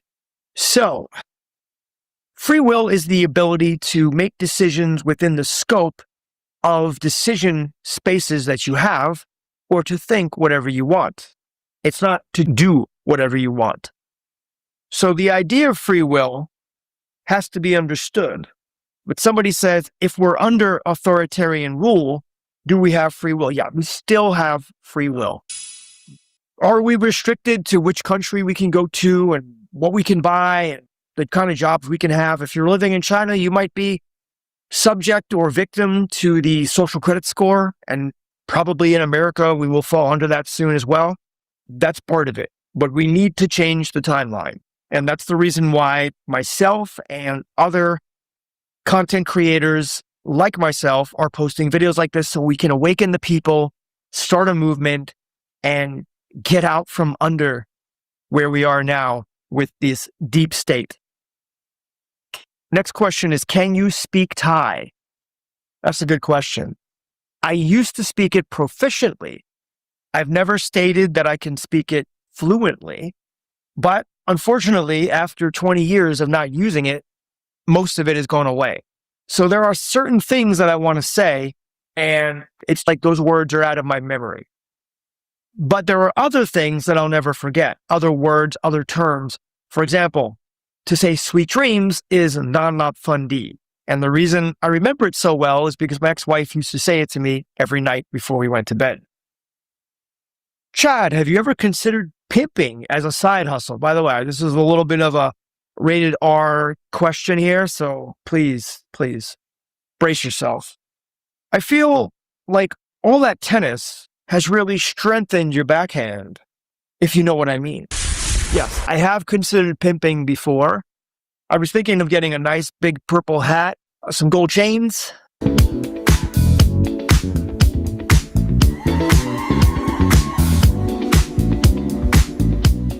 No, it's morally, legally, ethically, and spiritually wrong on every level. No, I have not considered it. Chad, I have two questions. As far as the dentist, how often do you get the x-rays? I push back on that. I try to push them off as long as possible until eventually the dentist comes in and says, I can't treat you anymore if we don't take these x-rays. And so usually it's about a year and a half. They tried to push once a year, but I feel it's too often. What do you think? I do think it's too often, but I understand also that teeth shift, things happen. Yes, they do make money off the x-rays, but I think once a year at least looking at it from the dentist point of view is the least amount of times that they could take the x-rays. And second, what the heck happened to Joshua Carpenter? Well, I don't know who Joshua Carpenter is. I looked him up. There was several different Joshua Carpenters, so you'd have to specify which one. I'm sorry, I don't know everybody. Somebody else says, wow, $1,500 a month. You might just have to work a part-time job. I feel better when I'm working. I think that it fulfills a sense of purpose. It depends. If you don't have a sense of purpose, then working a job can give you purpose. But for me, I have a sense of purpose in this YouTube channel and other things that I do. So I don't need to work a job. And if I did work a job, it would be part-time and it would be simply for the money. I also have psoriasis arthritis. This is another viewer. And sunlight helps a lot. I also started taking boron, which you recommended in one of your videos. Have you ever thought about writing books? Yes, I have thought about writing books, but not on health. I don't think I'm an authority on health, even though maybe I have the six-pack and I have the physique a little bit, at least for a 53-year-old guy, to show that I do work out and I have overcome my autoimmune to a great degree. And yes, I probably could help people if I wrote a book, but it's not something that I seriously contemplated. So I had told viewers in the past that boron helps, and this was interesting, but in Israel and certain countries, not too many of them, there is a lot of boron in the soil. And it is known that the rate of arthritis in these countries like Israel is very low. It's about 2-3%. While here in America, it's 10% or over, and we have virtually no boron in the soil. Boron is a needed trace mineral that will definitely help your bones and arthritis. Please comment on the theory of presented by Robert Monroe in his book Far Journey. Are we living because somebody somewhere needs energy from our emotions and feelings? Yeah, Robert Monroe said that. He was one of the first that I know to say that. When I hear that, and it's akin to the Matrix in the sense that we're batteries, I don't know how much credence I put into it.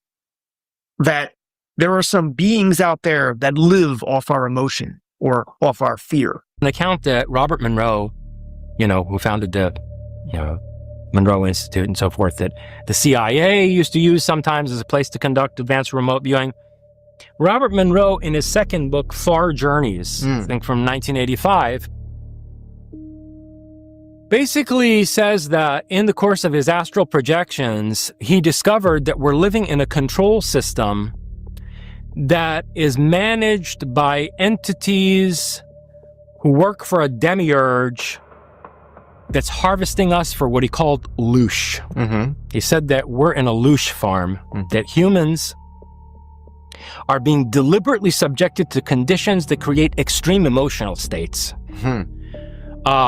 Extreme suffering, misery, fear, terror, ecstasy, extreme desire, pathological impulses, and these are all being used to basically generate a form of energy that they can harvest from the human soul, including after death, where they basically juice souls for the loosh.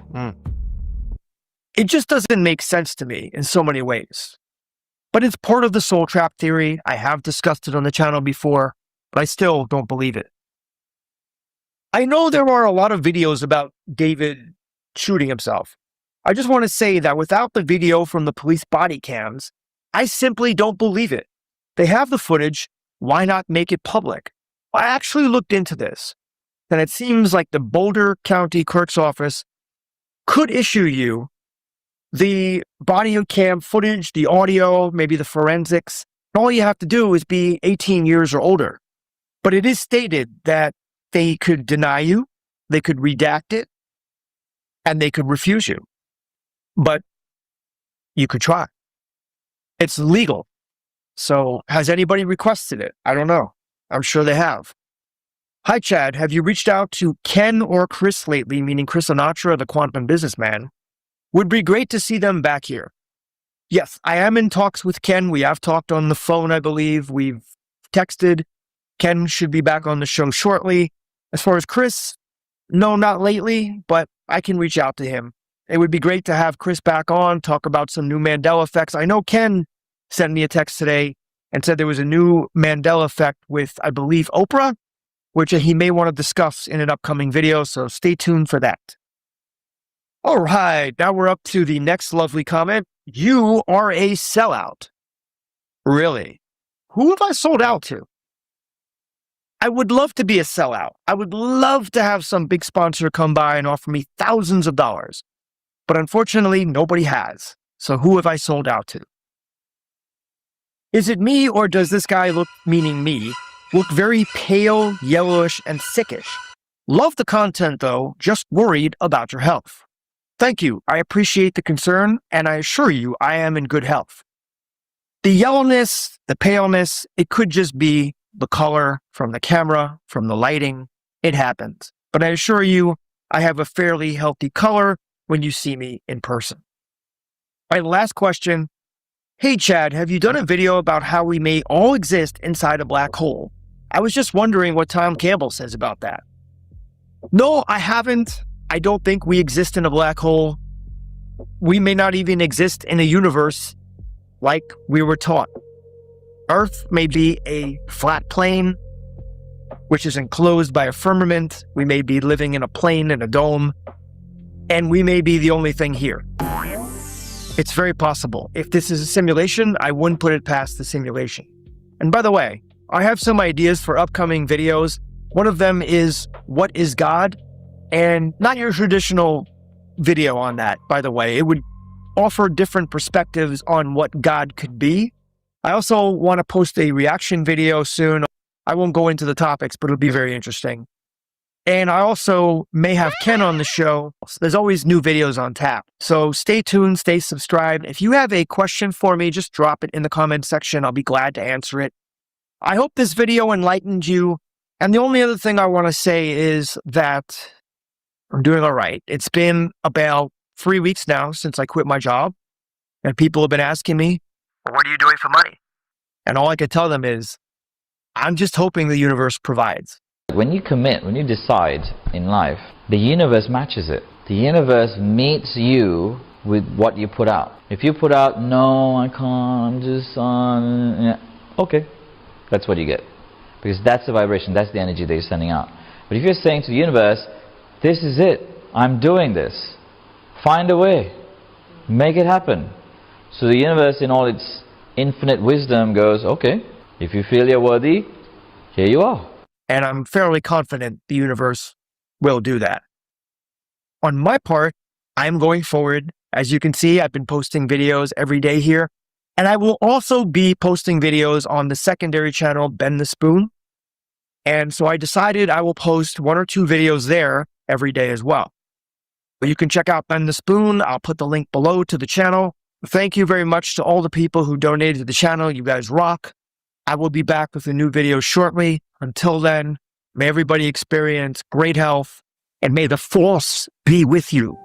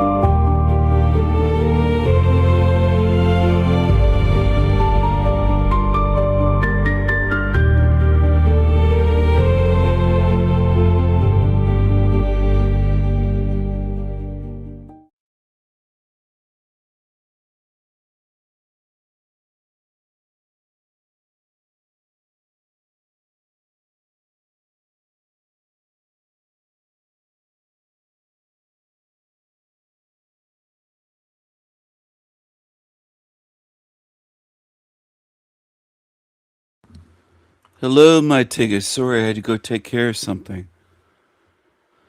Not Aunt Jemima. She's not a thing, of course. I wouldn't call Aunt Jemima a thing. She's a human being. She's a human being. She's not just a thing. It wasn't Aunt Jemima. It was something else I had to take care of. Smile, my Tiggas. Be positive. Show those great teeth. Smile. Be positive. Smile. Be positive. Be happy. Be happy like Ian.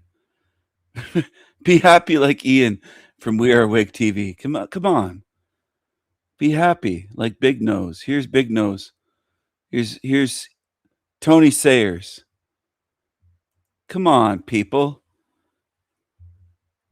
You love it, don't you? I think you do. I think most people love evil more than anything I could present here. Anything I could say, show, sing. You love evil.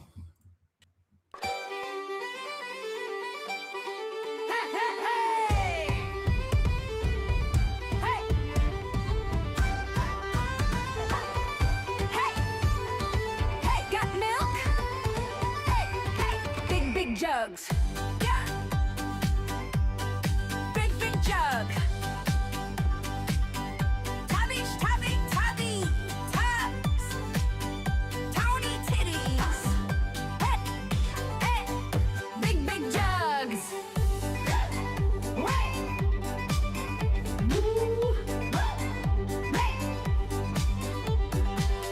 Movie, movie. Moo. He has the movies. Movie, movie. Tony has movies. Tony. Big, big jugs. Tony tubs. Tony titties. Milk that cow. Milk that cash cow. Shit sandwiches for sale.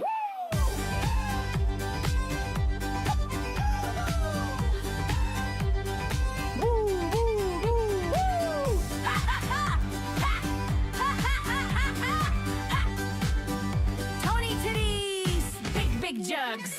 Tank top Tony, selling milk. Got milk? Moo!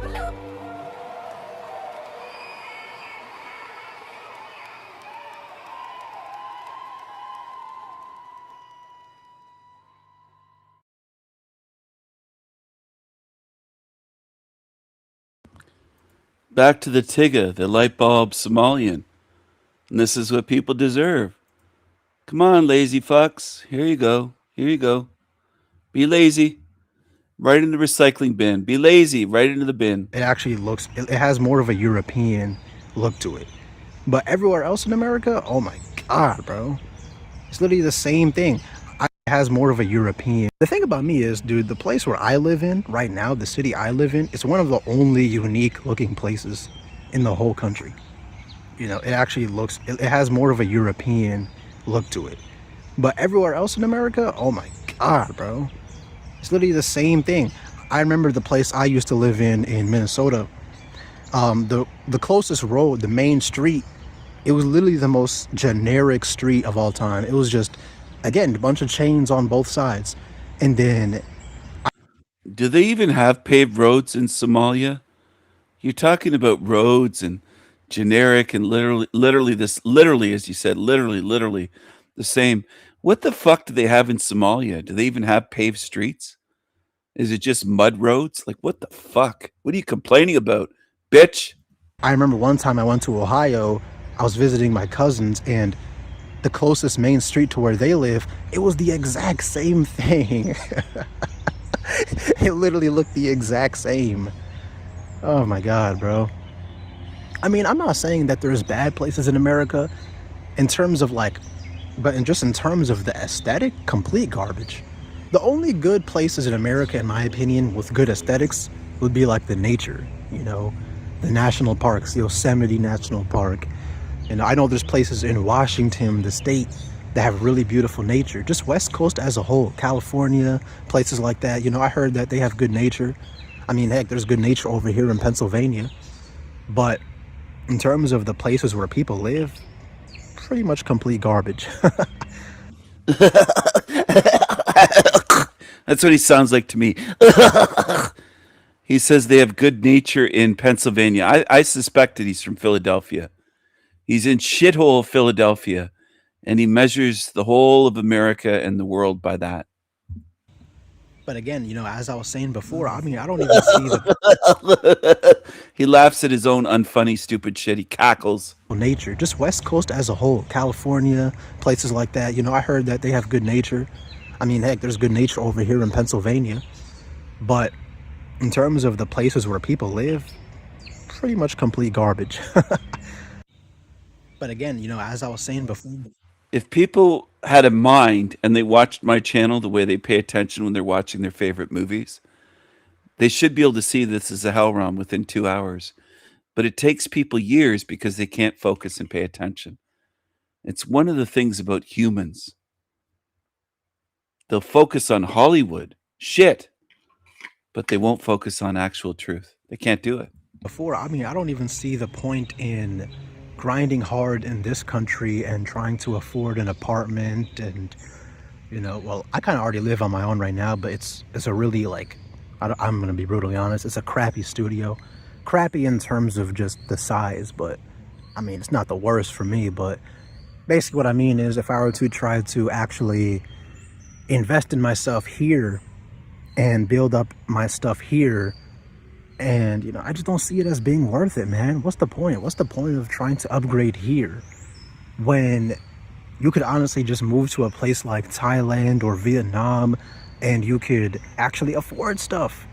Heck, there's people living in Thailand right now paying like $100 a month in rent, and the places they live in are, they're better than the apartments you can get here. He has the Tigateefs. The Tigateefs. Look at this. Now this guy's supposedly known as a famous celebrity Somali. This is supposed to be one of the good-looking ones. I don't know what women think. I don't know what women are looking at these days. I think a lot of women are just completely fucked up. They can't tell hood from handsome. They can't tell. A lot of you just don't. I see the women that people compliment. It's gross. It's actually sickening. Sickening. A lot of women's minds are warped. They probably think this is good looking. Ugh. Ugh. Yuck.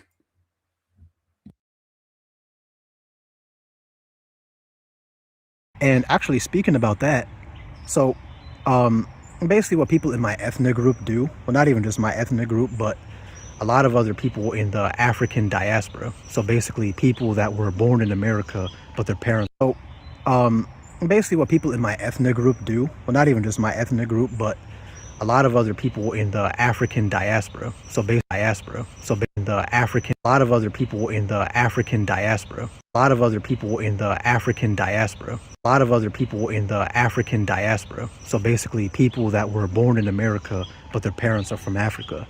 What they do is they get enough money here and then they just go back to their parents' country. For example, I used to date a girl that was from Ethiopia back when I was like 20 years old. Well, her parents were from Ethiopia. She's from here. And she told me, when I get enough money, when I get my career and start saving money, I'm just going to go right back.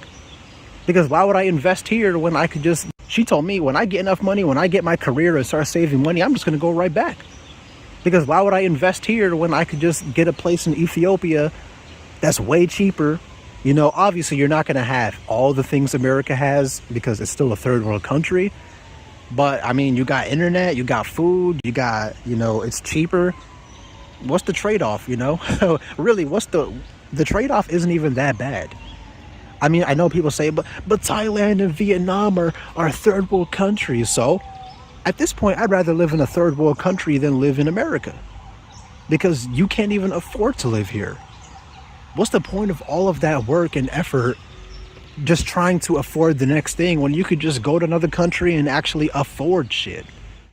We live in a country where if you get into any sort of accident, you could potentially go bankrupt. That's not even like cap. Like, you actually can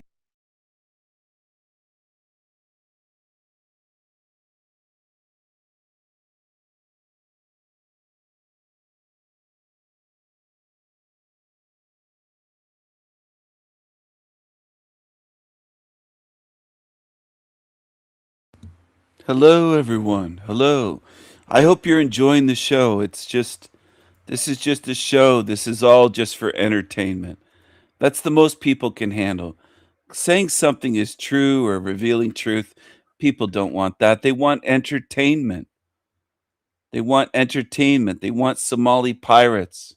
Do you know the Somali pirates' origin story? No. The Somali pirates called themselves the People's Coast Guard of Somalia. They were defending their waters against Europeans dumping toxic waste in the ocean. They were fishermen. So they had found that these ships were dumping water and killing all their fish. And so they said, these motherfuckers, we're going to hold them responsible. So they boarded these ships, kidnapped them, and... Oh, I don't think this is the story. This is, again, covering for the Somalis. Never their fault, even when they're pirates boarding ships with weapons. Oh, it's our fault, of course. I don't buy it. Somali pirates mess with the wrong ship. They're just passing by. They're not dumping toxic waste. Look at these guys. This is the right idea. Have armed machine gunners ready to fire at them. 3 million views.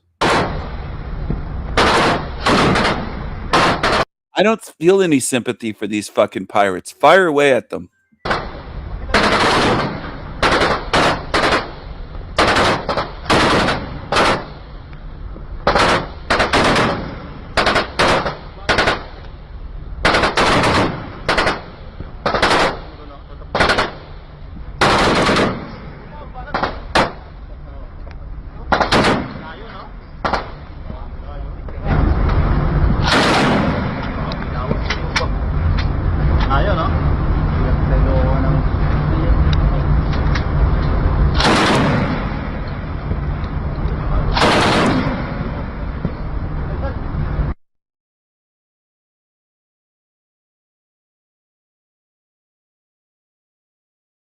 Welcome to the video, guys. My name is Chad. This is Open Reality. Today, I am answering your viewer questions.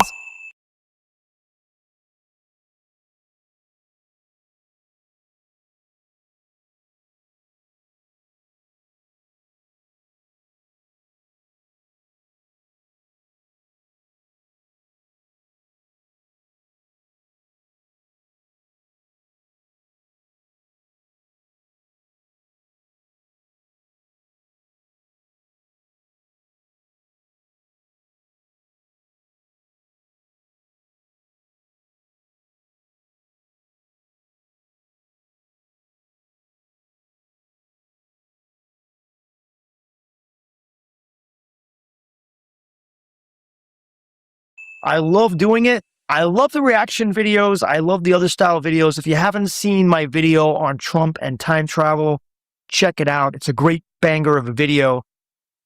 And now let's get into it. I'm going to go through this. These are all your questions. I didn't make any of these up. Are you building your audience on Rumble too? Not.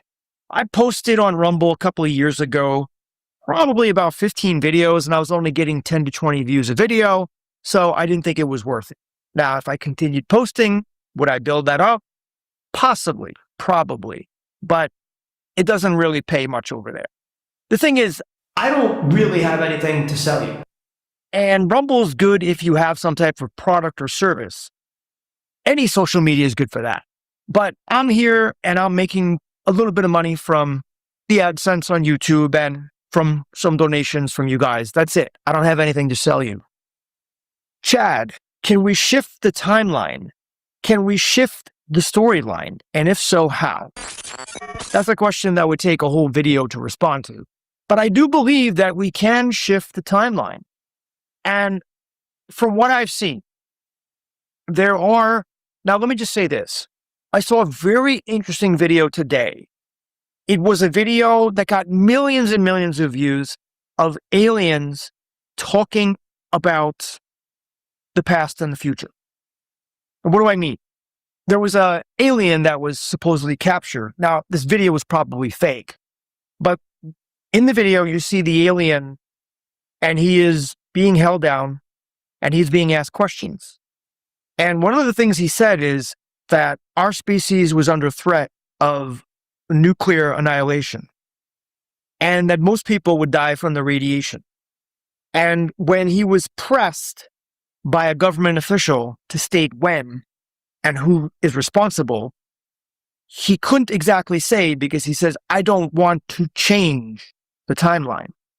So by divulging that information, he would change the timeline. So that right there tells me that the timeline can be diverted. And as we've seen with the Mandela effect, we know it has been. But how can we change it? Purely through our free will, making better decisions. That's what I believe. All right, to continue on. Hi, could you upload the Dewey Larson video that you did, please, Chad?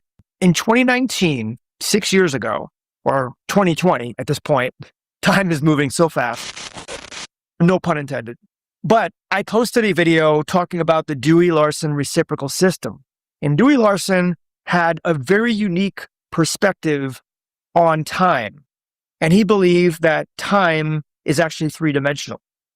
So I made a video about it. I came across the Dewey-Larson reciprocal system through the books of David Wilcock, and it was a good video. It was one of the earlier videos I did. So the audio was not the best. The video was not the best. The content was still good, but I decided I'm going to remake it for 2026. So look for that video shortly.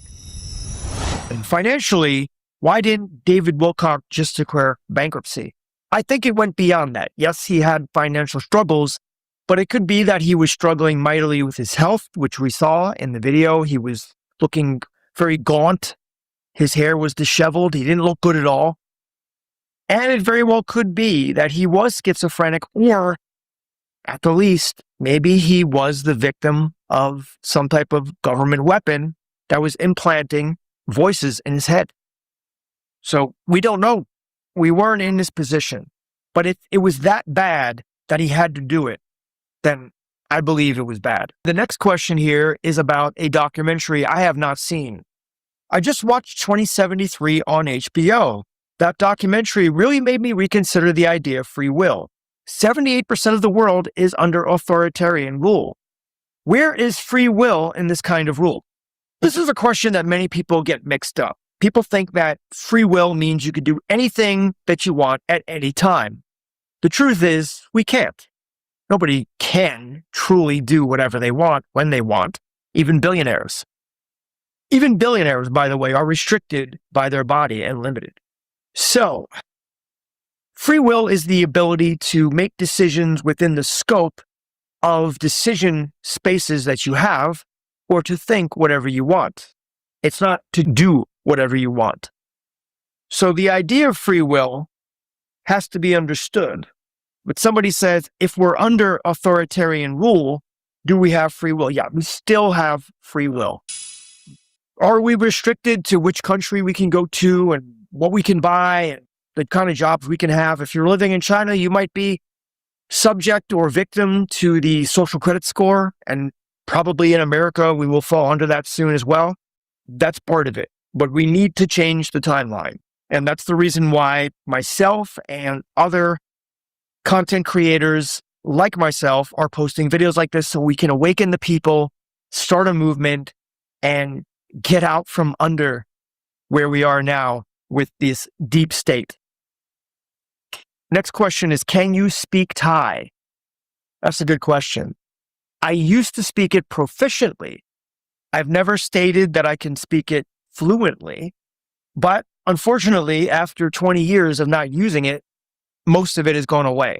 So there are certain things that I want to say, and it's like those words are out of my memory. But there are other things that I'll never forget, other words, other terms. For example, to say sweet dreams is not fundi. And the reason I remember it so well is because my ex-wife used to say it to me every night before we went to bed. Chad, have you ever considered pimping as a side hustle? By the way, this is a little bit of a rated R question here, so please brace yourself. I feel like all that tennis has really strengthened your backhand, if you know what I mean. Yes, I have considered pimping before. I was thinking of getting a nice big purple hat, some gold chains,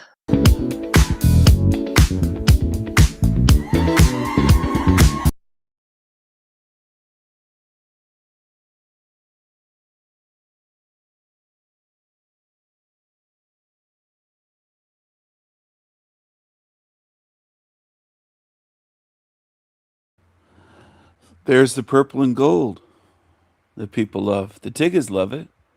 Purple and gold.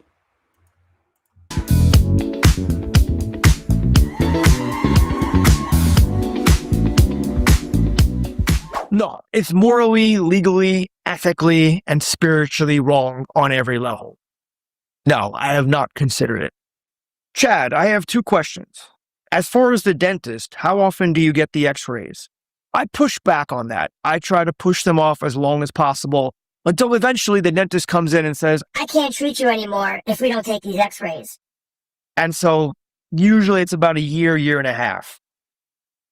They tried to push once a year, but I feel it's too often. What do you think?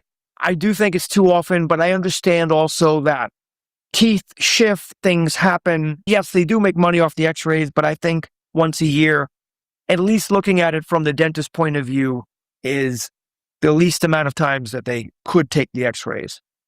And second, what the heck happened to Joshua Carpenter? Well, I don't know who Joshua Carpenter is. I looked him up. There was several different Joshua Carpenters, so you'd have to specify which one. I'm sorry, I don't know everybody. Somebody else says, wow, $1,500 a month. You might just have to work a part-time job. I feel better when I'm working. I think that it fulfills a sense of purpose. It depends. If you don't have a sense of purpose, then working a job can give you purpose. But for me, I have a sense of purpose in this YouTube channel and other things that I do. So I don't need to work a job. And if I did work a job, it would be part-time and it would be simply for the money. I also have psoriasis arthritis. This is another viewer. And sunlight helps a lot. I also started taking boron, which you recommended in one of your videos. Have you ever thought about writing books? Yes, I have thought about writing books, but not on health. I don't think I'm an authority on health, even though maybe I have the six-pack and I have the physique a little bit, at least for a 53-year-old guy, to show that I do work out and I have overcome my autoimmune to a great degree. And yes, I probably could help people if I wrote a book, but it's not something that I seriously contemplated. So I had told viewers in the past that boron helps, and this was interesting, but in Israel and certain countries, not too many of them, there is a lot of boron in the soil. And it is known that the rate of arthritis in these countries like Israel is very low. It's about 2-3%. While here in America, it's 10% or over, and we have virtually no boron in the soil. Boron is a needed trace mineral that will definitely help your bones and arthritis. Please comment on the theory of presented by Robert Monroe in his book Far Journey. Are we living because somebody somewhere needs energy from our emotions and feelings? Yeah, Robert Monroe said that. He was one of the first that I know to say that. When I hear that, and it's akin to the Matrix in the sense that we're batteries, I don't know how much credence I put into it. That there are some beings out there that live off our emotion or off our fear. An account that Robert Monroe, who founded the, Monroe Institute and so forth, that the CIA used to use sometimes as a place to conduct advanced remote viewing.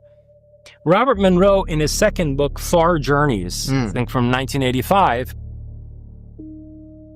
basically says that in the course of his astral projections, he discovered that we're living in a control system that is managed by entities who work for a demiurge that's harvesting us for what he called loosh. He said that we're in a loosh farm, that humans are being deliberately subjected to conditions that create extreme emotional states. Extreme suffering. Hello. I had to take a phone call. I want to ask people tuned in, do you want to follow this loser? I'm not stopping you. Some people have the wrong idea. They think I'm trying to stop them from following shit channels, watching shit. I'm not. I'll drop the link in the chat. It's for his channel. Okay? I drop links all the time. I want you to go to his shit channels if you belong there. I want you to go and be where you love. I don't want you around me. You have it backwards, some of you. thinking I'm trying to stop people from going to shit channels. Is that why I post the links all the time, every day? Every time I'm live, I'm dropping links to these channels, hoping you'll go there. Go there. Stay away from me. Go to the shit channels. Go watch demon channels where their eyes are fucking messed up, and just stay away from me. Suffering, misery, fear, terror, ecstasy, Stay extreme away. desire, pathological impulses, and these are all being Go to the go to those channels. Please. used to basically generate a form of energy that they can harvest from the human soul, including after death, where they basically juice souls for the loosh. It just doesn't make sense to me in so many ways. But it's part of the soul trap theory I have discussed. Nothing makes sense to you, Big Nose. Just what you want to believe. You want to believe David Wilcock sucker and aliens, and this is Love and Light and 5D and that fucking Campbell loser, that creature that's like a robot. Go ahead. I don't want most people around me in life. I want you to follow the big noses like this big schnoz. This big schnoz. Go follow him. Discussed it on the channel before, but I still don't believe it. I know there are a lot of videos about David, including after death, where they basically juice souls for the loosh. It just doesn't make sense to me in so many ways. But it's part of the soul trap theory. I have discussed it on the channel before, but I still don't believe it. I know there are a lot of videos about David shooting himself. I just want to say that without the video from the police body cams, I simply don't believe it. They have the footage. Why not make it public? I actually looked into this, and it seems like the Boulder County Clerk's Office could issue you the body cam footage, the audio, maybe the forensics. All you have to do is be 18 years or older. But it is stated that they could deny you, they could redact it, and they could refuse you. But you could try. It's legal. So has anybody requested it? I don't know. I'm sure they have. Hi, Chad. Have you reached out to Ken or Chris lately, meaning Chris Sinatra, the quantum businessman? I tried for 3.5 years, almost 4 years, with many YouTube channels to get people to come here to see some truth that makes sense. Now I'm in a different phase of trying to drive away the demons. So some of you are going to have to catch up to speed, or I'll just ban you. I don't want you here. I don't want everyone here. It's VIPs only. Go away. Go to the shit channels where most of you belong. It shouldn't take this long for you to learn. The guy that was talking about loose, look at his eyes. Very asymmetrical. In case you can't notice and need it explained, this gets tedious for me. You should have some observation fucking skills at this point if you're not a demon.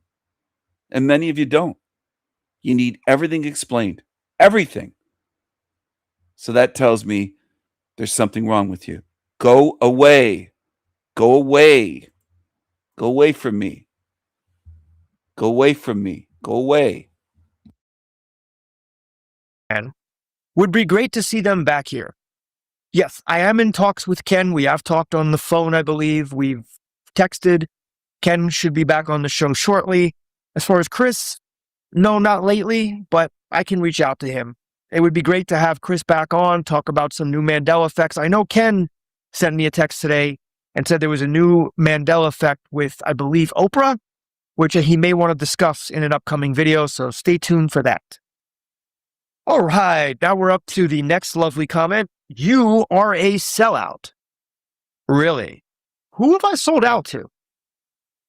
I would love to be a sellout. I would love to have some big sponsor come by and offer me thousands of dollars.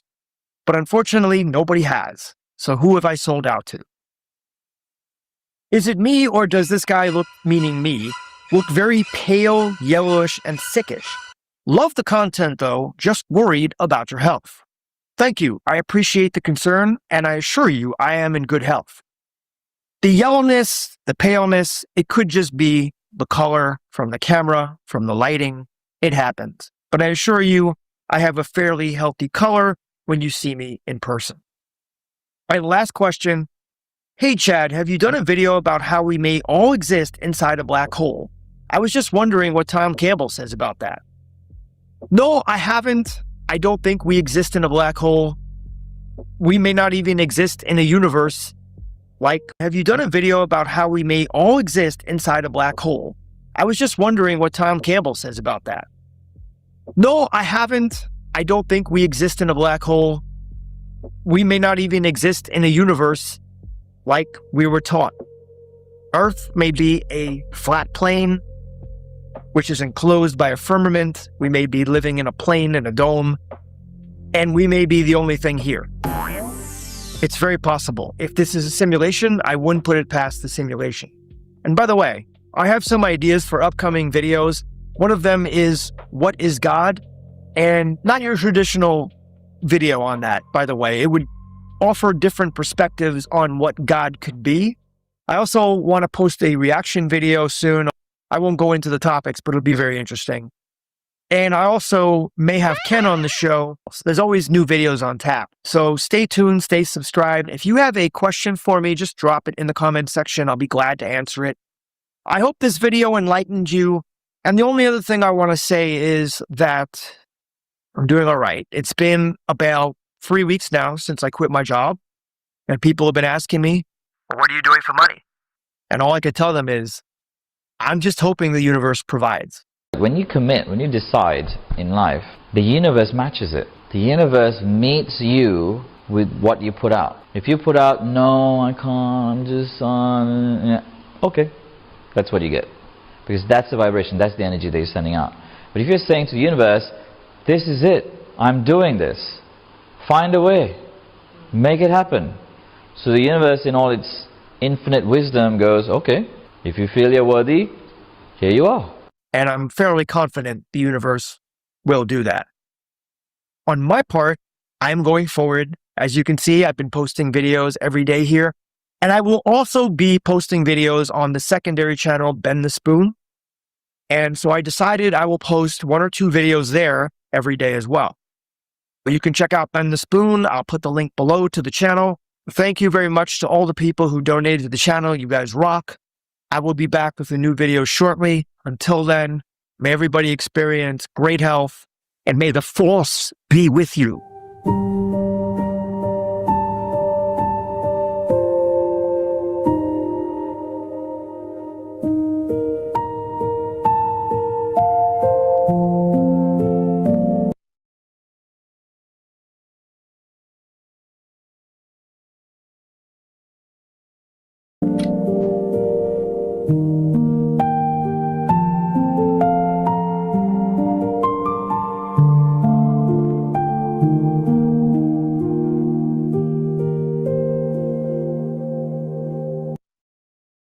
Go to the shit channels where you belong.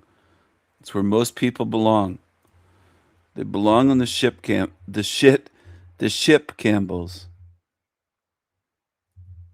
The shit channels. Shit Campbell. Shit Campbell. Tom Campbell. Go to the shit channels. Please. I'm asking you nicely. Please go away. Please go away. And it's a good third of you that tune in live. Sometimes it's half of you that I don't want near me. You don't deserve what I'm trying to share, what I'm saying. You don't. You belong somewhere else. You belong over here with this guy. Go there. There's lots of places you can go. You don't belong here. You know that. Go over there. Here he is. Go to Chad's channel.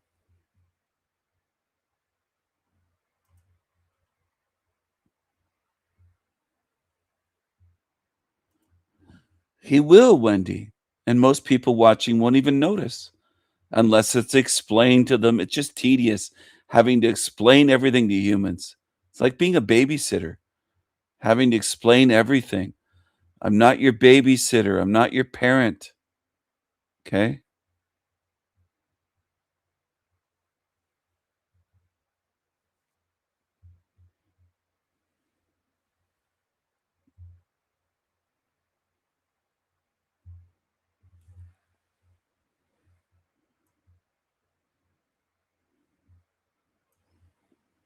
I don't expect this to make most sense to most people. I don't think most people can think. I don't have that expectation of humanity anymore, that you can do something as basic as thinking. You're essentially slugs, zombies, pissants, unthinking zombies. How do I know? You demonstrate it every day. Every day. Few of you demonstrate the ability to think. You just repeat, you follow. That's all you can really do.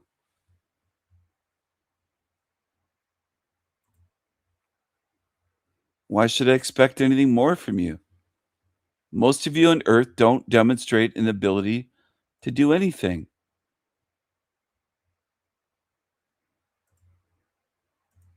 Does that bother you? That I see what you are? Does it bother you that I see you? I see what you are. Mindless zombies, degenerates, lovers of evil, lovers of demons, defenders of demons. That's what most of you are. You're trash, you're garbage. You're demon lovers. You're creepy creatures. Why would you ever think I want you here around me? I don't. For the first time in the history of humanity, go watch this shit. Go watch Tom Campbell. We can make a big leap forward. We do indeed live in exciting times. There is only this reality. Everything that can possibly happen happens, but it happens in a different universe. I was already knowing that I could modify reality with my mind. Now we have a good explanation for what God is. We are pieces of that larger consciousness system. As we evolve, it evolves because we're a piece of it. Our individuating of consciousness is the player.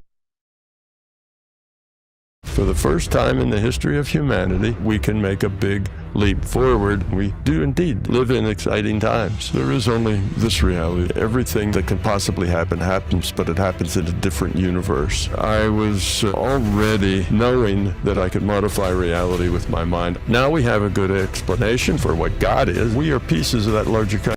Stop lurking on my channel. Unsubscribe from me. Go away. Go away. I don't want most people around me. I don't want liars, fakes, frauds, pretenders, demons, team evil zombies. Go away. Consciousness system. As we evolve, it evolves because we're a piece of it. Our individuating of consciousness is the player, and it's non-physical. Spirituality is fundamentally what the world is all about. Now, I have been to other reality systems that were different than this. Aliens are a real big thing now. I see that as the larger consciousness system trying to wake people up. You know, the big argument about aliens being out there is that, well, there's trillions of stars, therefore there's bound to be other things that evolve besides just us. We're not that special. But once you realize this is a virtual reality, you realize that there doesn't have to be anything else but us. And this viewpoint answers all of the big unknowns. Scientists right now have come to the conclusion that our reality is information-based. Now, what could that possibly mean? When I was in my probably middle 20s, early to middle 20s, I was in graduate school working on a PhD, and I was writing software that would further the research that I was doing. And in those days, debugging software was a very difficult thing. They didn't have debuggers. The job either ran or it didn't. That was all the information you had. There's an error in here somewhere. Go find it. Yeah, that's how it worked back in 1970, Can you describe the size of the computer as well? Because I think it's okay to receive an error when you're talking to ChatGPT, but like when you, go on.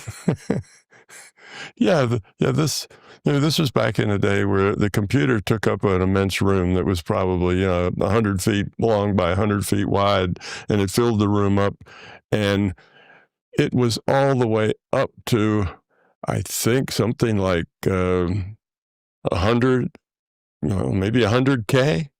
That was its memory. That's not even as big as a photograph today.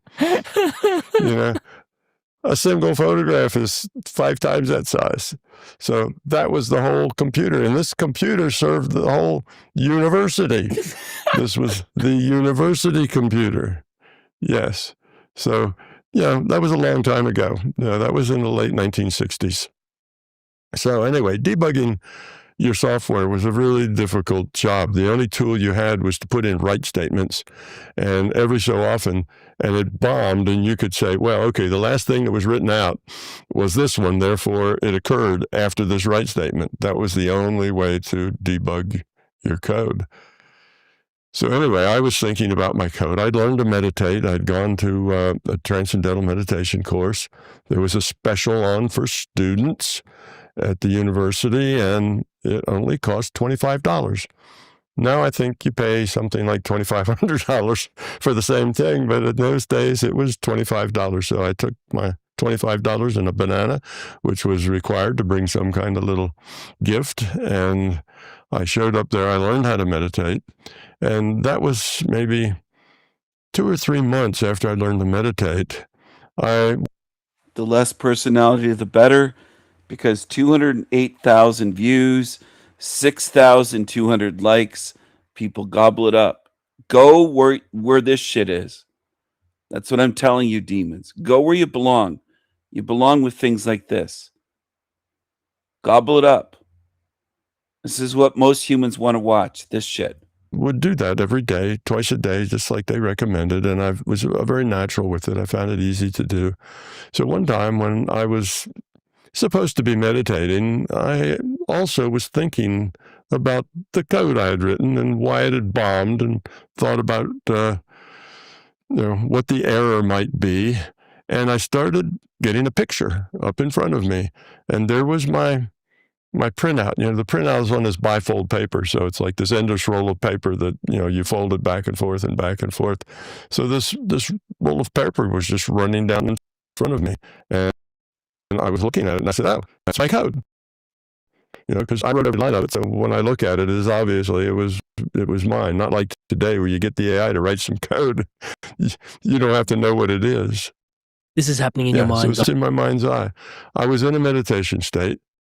I was supposed to not to be thinking, but, my mind went over there to that code. So suddenly I saw it coming down, and then I saw that this line was red.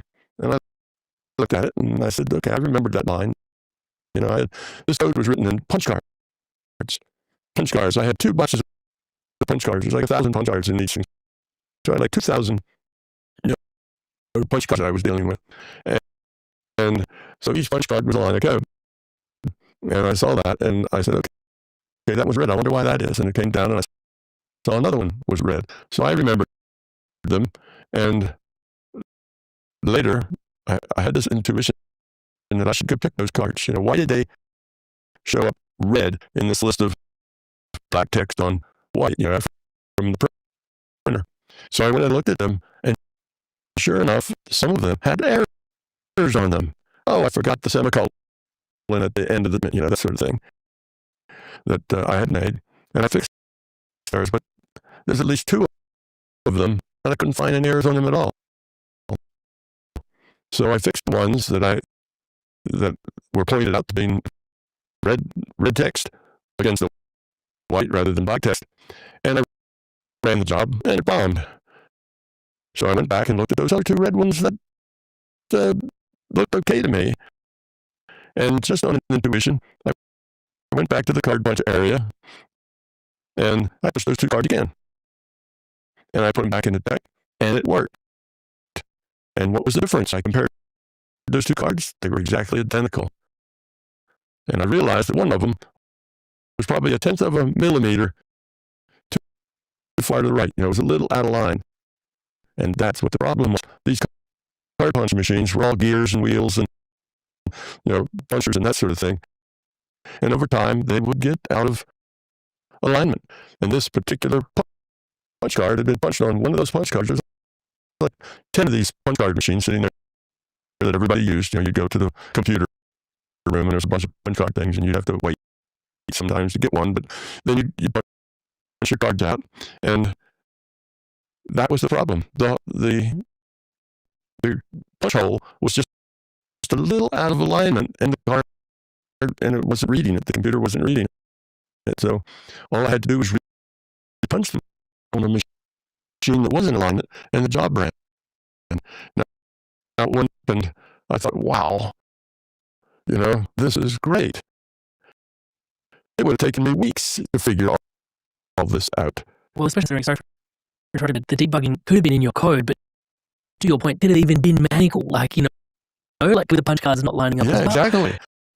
Could have been both, Exactly. and then how do you know how to troubleshoot? And yet, yeah, sorry to interrupt. Please continue. Yeah.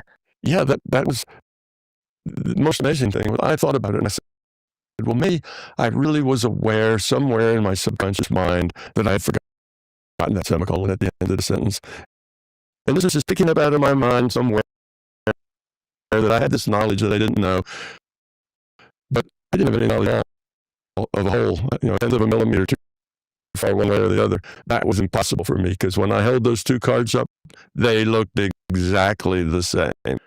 And the only way I found out what it was, I went down to the computer system and I said, these are two cards, they're exactly the same. One bombs, one doesn't. What's the difference? And they said, obviously, the hole in one of them is not in the right place. And it looked like they were all in the right place to me. It was such a small deviation that you really wouldn't have noticed it. But that hole evidently was just enough width that for the errors in the machines and the readers, it was tight.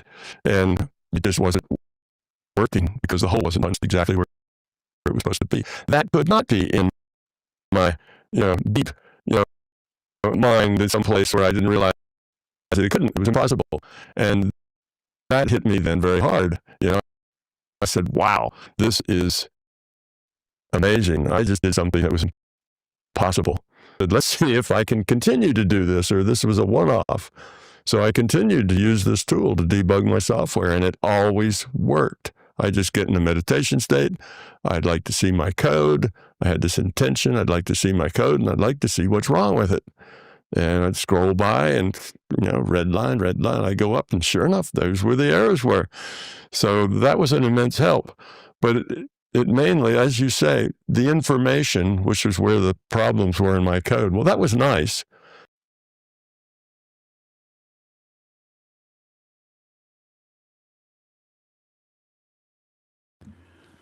This is El Diablo Radio International, the greatest show in hell.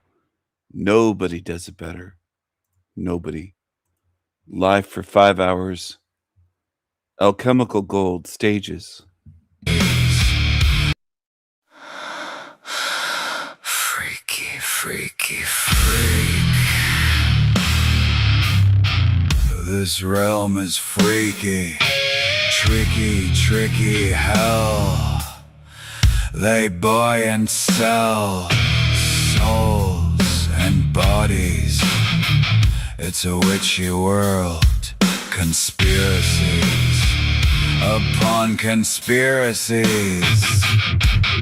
Layers and layers of lies, buried in lies until you die.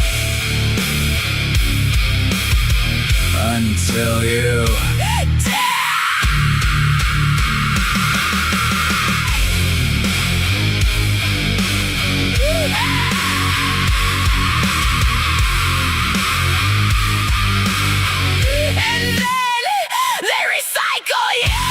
round and round You go where evil stops. Nobody knows.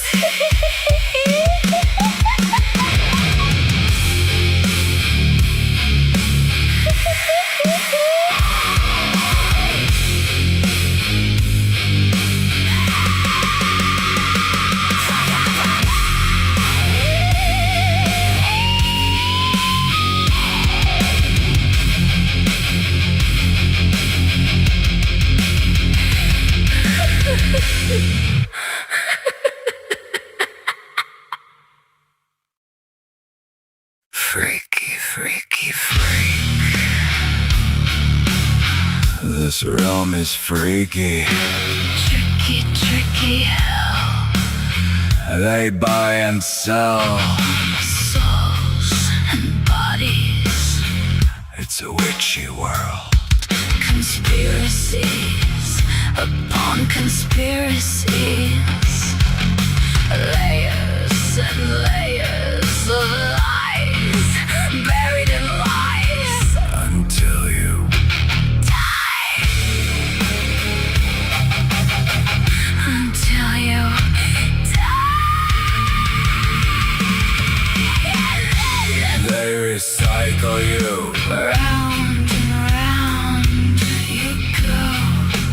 where evil stops. Nobody knows.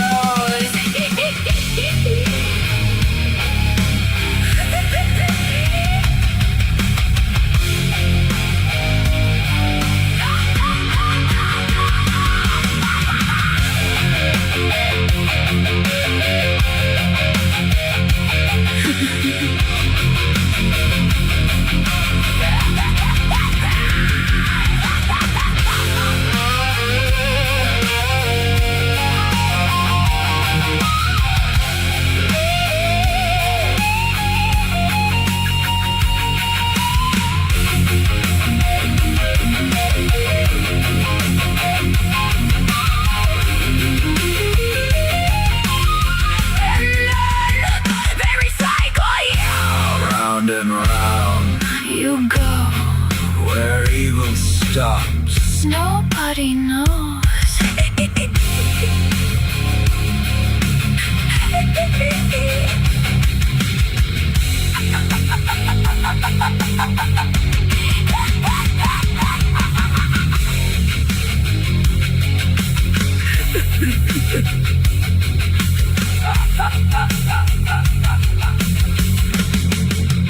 Freaky, freaky, freak.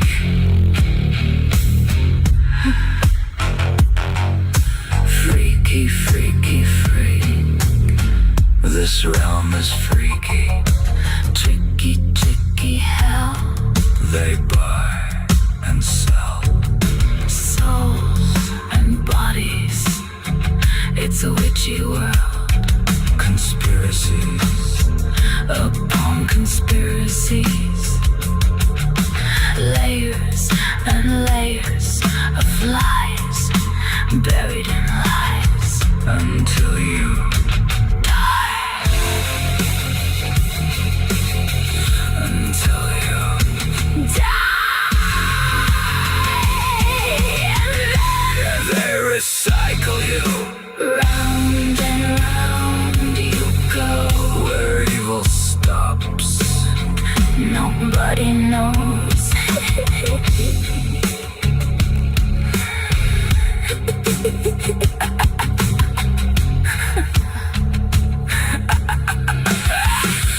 Freaky, freaky, freak. This realm is freaky. Tricky, tricky hell. They buy and sell Souls and bodies. It's a witchy world. Conspiracies upon conspiracies. Layers, layers of lies. Hello. Hello, my tigers. Hello, my tigers. I am God.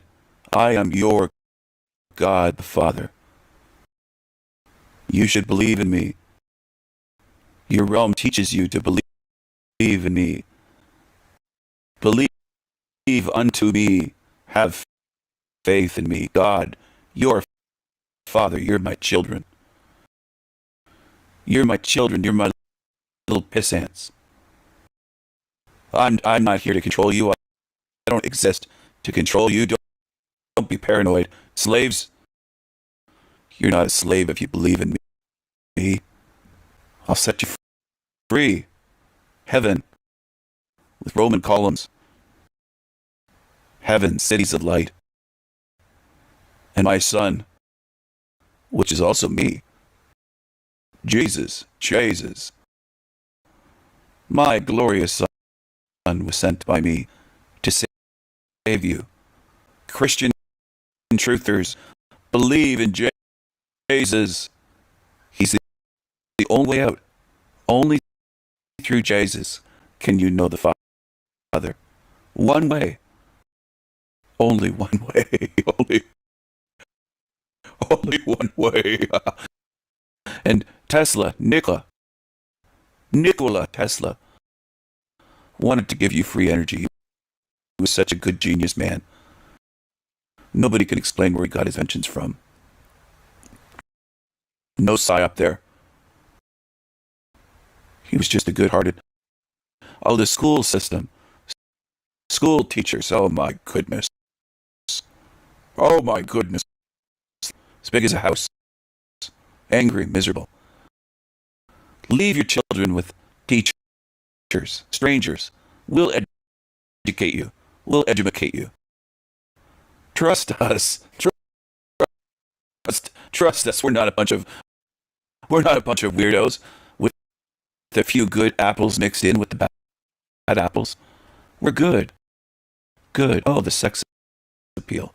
Be fruitful and multiply, it says in the Bible.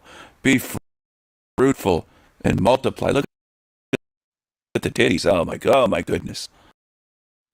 Oh my goodness. Great boobs. Great big boobs. Big jugs. Big jugs, like Tony says. The veganism diet. That's not a psyop. That's not a trick. In this tricky world, just eat vegan. Eat vegetables. See what happens to you. You're a bunch of zombies, aren't you? There's going to be a zombie apocalypse. Listen to your God. There's going to be a zombie apocalypse, and you're going to love it. You're going to love it. You love this realm, no matter what happens here. You people love this realm, no matter how violent and wicked and bloody it gets. People love it. You love it. You love it. You call this life. This is life here. You can't imagine better than this realm, can you? You're limited. Most of you truthers, stay stuck. Wait for the zombie apocalypse.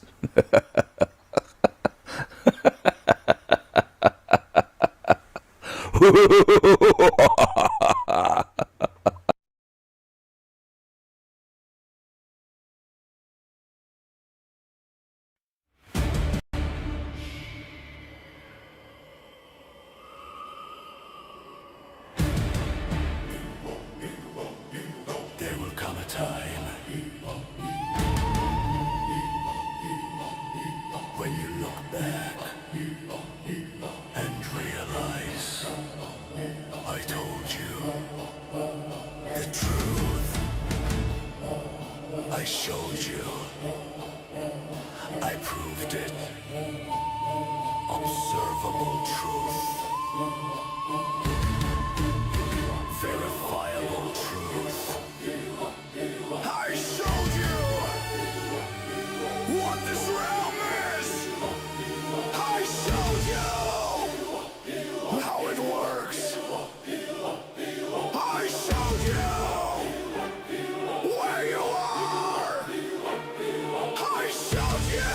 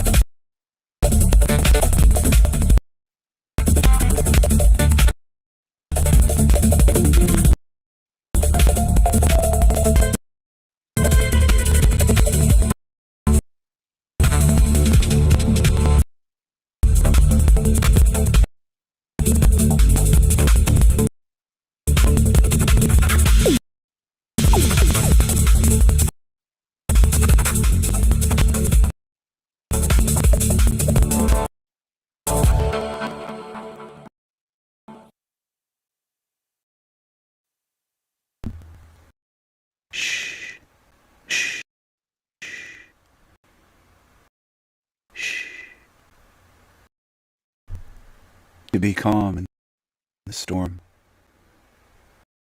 That's superpower. And there is a big storm coming, whether you want to believe it or not, whether you like it or not, whether you could face it or not. And I know a lot of humor-driven beings.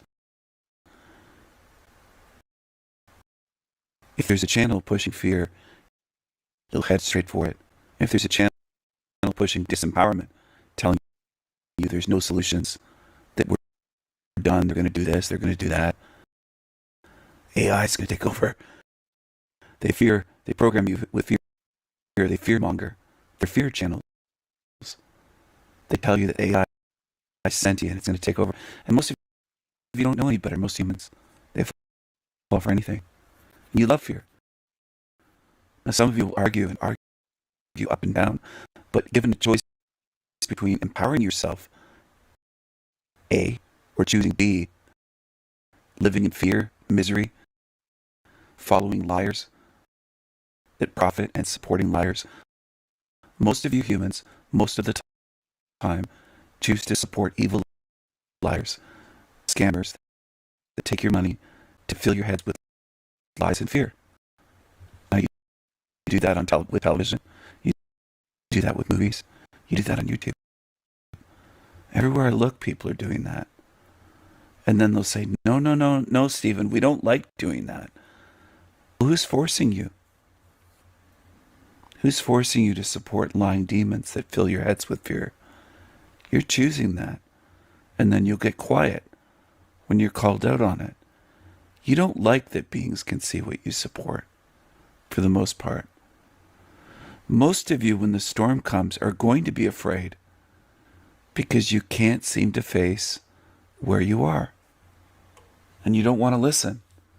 You don't want to listen when somebody's saying it, and you don't want to look when someone's showing it. I've shown mountains of evidence. Now other people are using that term. The ones that push fake AI.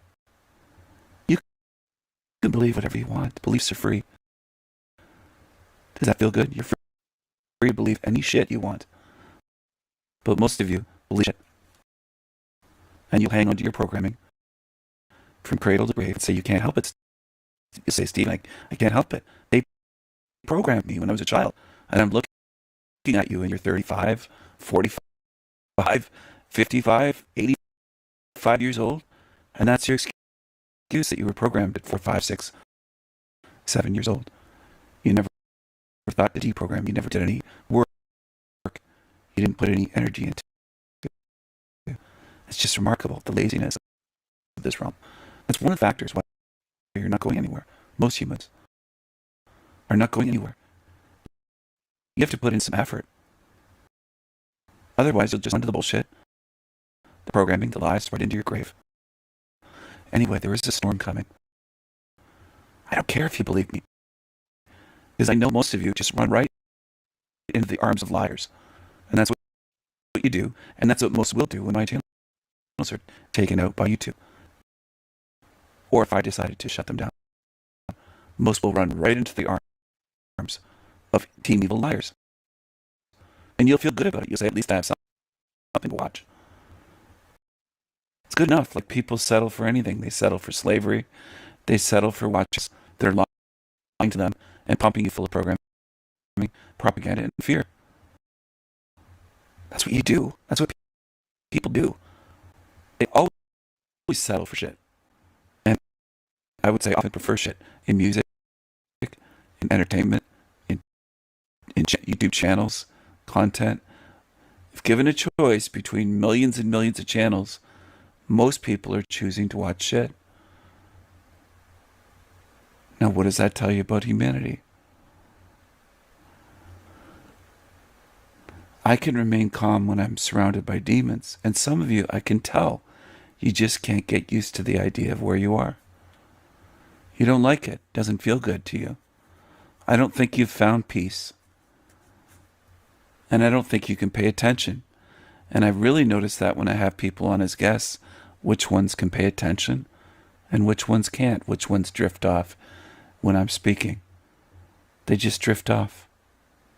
And I have to catch them as though they're falling asleep or they're going into some trance or something. It's like they're human. They would call it a defense mechanism. I would call it a self-sabotage mechanism. They think they're defending themselves from hearing too much truth, but actually covering your ears and going into a trance or daydreaming or not paying attention, you're cheating yourself of learning something that might be priceless, that might be alchemical gold. It might help you to remain calm in the midst of a storm or technological attacks or programming or a scamdemic where they're telling you everyone is sick and I'm calmly washing like I'm Nostradamus in the center of town, stripping off my clothes naked, washing at the well as he did. In this instance, in modern humanity, I don't have to go to a well and take off my clothes. I can take off my clothes and take a shower. Cleanse, wash, not just the body, the mind of programming. Remove the dirty, nasty viruses and programming that they put into people. I don't think most of you mind. I think you embrace it.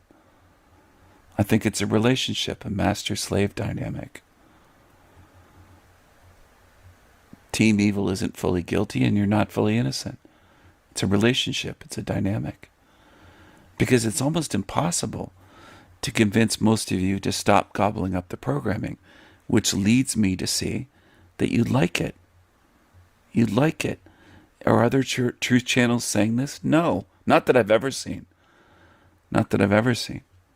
If you keep going back to a store that scams you, you got to start taking some responsibility for what you're buying. And you're buying shit. You're buying lies. You're buying programs. And you'll just say, I don't know any better, Stephen. Well, then you're not learning. What are you doing on my channel? Wasting my time and energy. Because you're not trying to learn, are you? Your discernment should be so much better at this point if you've been here for a year, 2 years, 3 years, getting closer to 4 years. It should be so much better. So if you're not learning and developing, what are you doing here? What are you doing? I don't want everyone around me. We're not all equal. We're not all the same. I am calm in the midst of the storm every day in this realm. I try to find my own inner peace in a hell realm.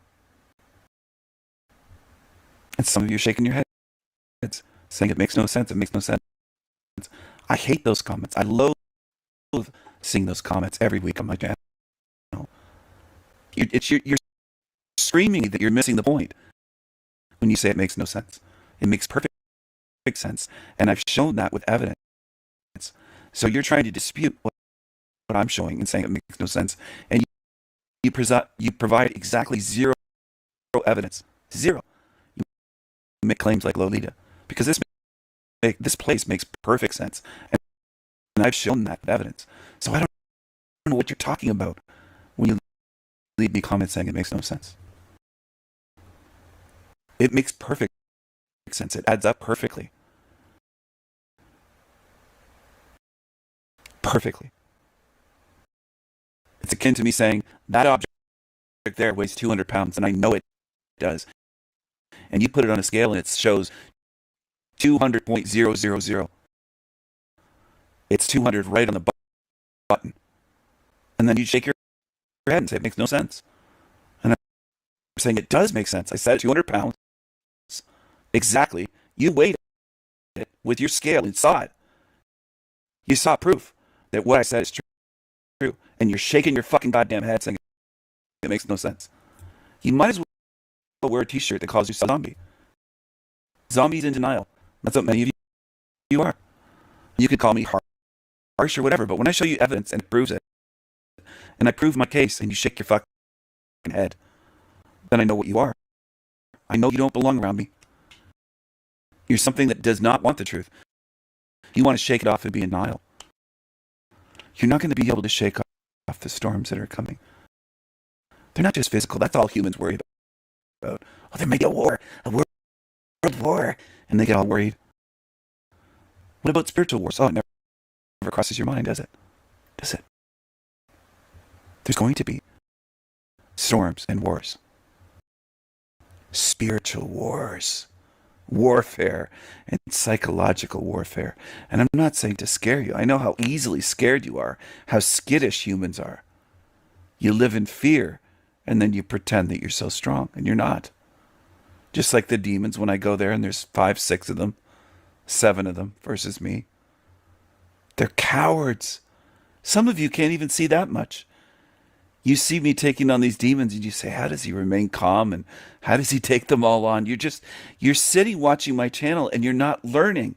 You're viewing it as entertainment to sit back and dip in and dip out and tune in and tune out. You're really not paying attention and you're not going to learn, and you will pay for that, for not learning. There's a cost to being lazy here. Okay? And you'll see what I mean when it happens. If you're not here to learn, what are you doing? What are you doing? And then some of you come to my channel and you want to talk about anime, and you want to talk about your friends, and you want to talk about this and school and this, all kinds of things. You want to talk about everything other than what my channel's about. That's another thing I noticed with humans. There's like a guy from the UK that used to come around that just wanted to talk about 2020 and the Jabba Dabba Doo. You'll talk about that for the next 40 years if you live that long, or 10 years, or 20 years. Go ahead and hop in the recycling bin. Deceive yourself thinking I'm doing something. I'm talking about something everyone lived through and knows about. I'm really doing something. I'm talking about an event that we all know about, that is baby truther level. Either you see that or you don't. It's simple. And that's their fixation. You almost never want to pay attention and say, you know what? Something's different about his channel. I might actually learn something different here that I can't learn on millions of other channels. Even that is too much for humans. Goes right to heads. I don't think people want to learn. So when you say they're programmed, they want to learn, but I'm in disagreement with almost all of humanity. I don't see it the way you do. I see it differently. I don't assume that you want to learn. I don't. Or you would be trying to learn. Millions of you would be trying to learn. And you're not.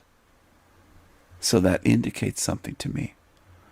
Because I observe, I don't just run my mouth and talk about things without looking first. There's a big storm coming. And what are you going to do? You going to let it destroy you?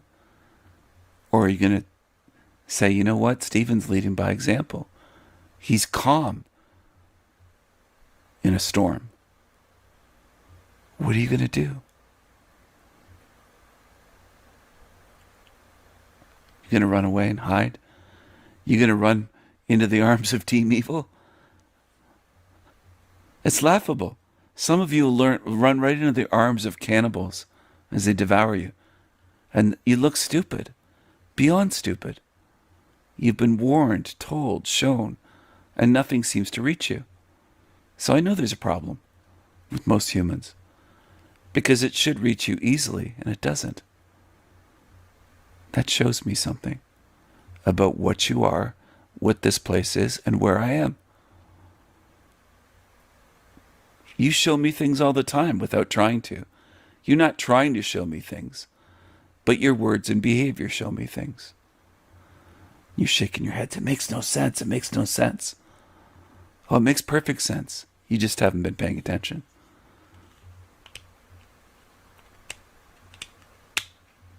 There's lots like you.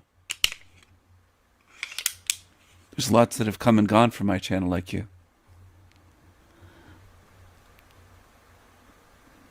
Do you believe you've learned enough to get out of here? I think some of you might have a long way to go if you think this realm makes no sense.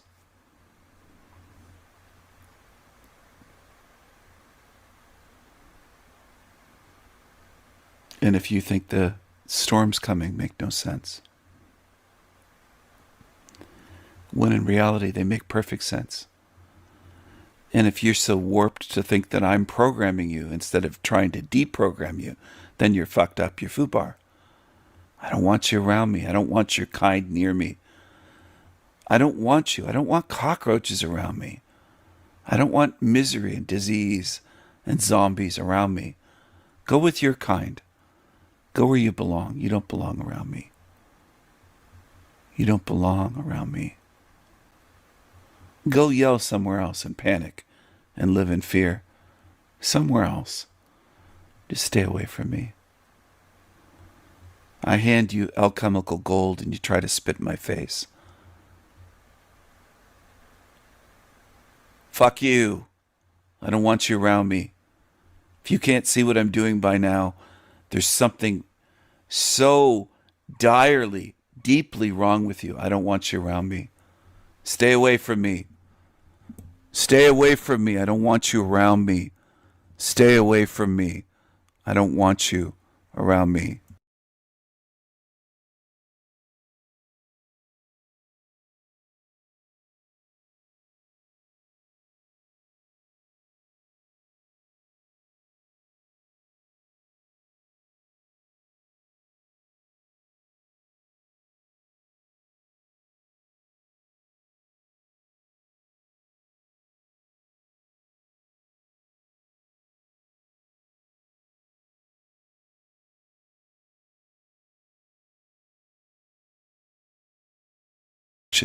And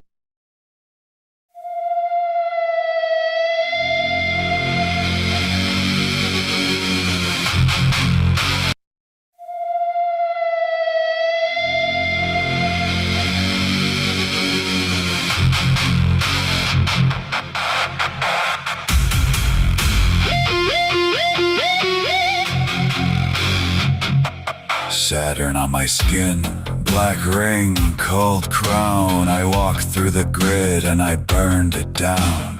Ravens on my cloak, crows in the rain. They know my true name, they know how blood stains. I was made in shadow, still I chose my flame. Every locked up wall goes soft when I say, open the gate, break the seal.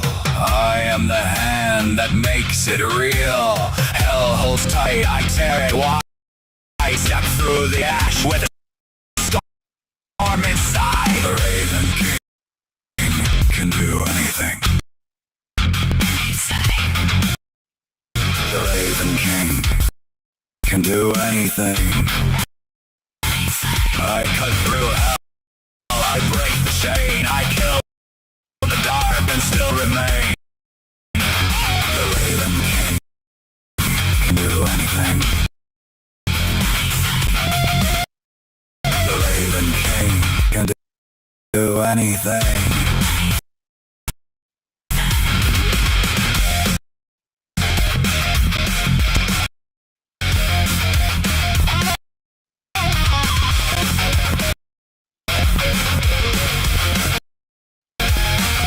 Magical being out of the cage. I left the matrix in a shattered haze. Demons came snarling at my door. I met them eye to eye and wanted more. One hand in heaven, one in the pit.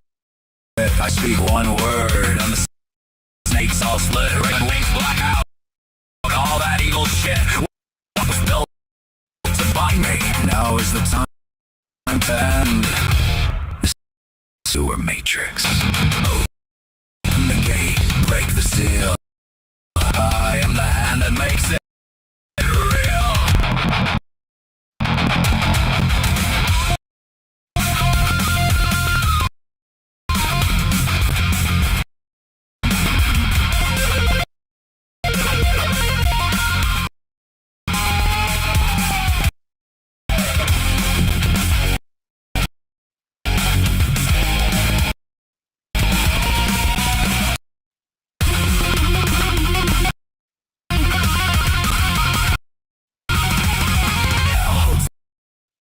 I tear it, I step through the ash with the storm inside. Raven King can do anything. The Raven King can do anything. I cut through hell, I break the chain, I kill the dark and still remain. The Raven King can do anything.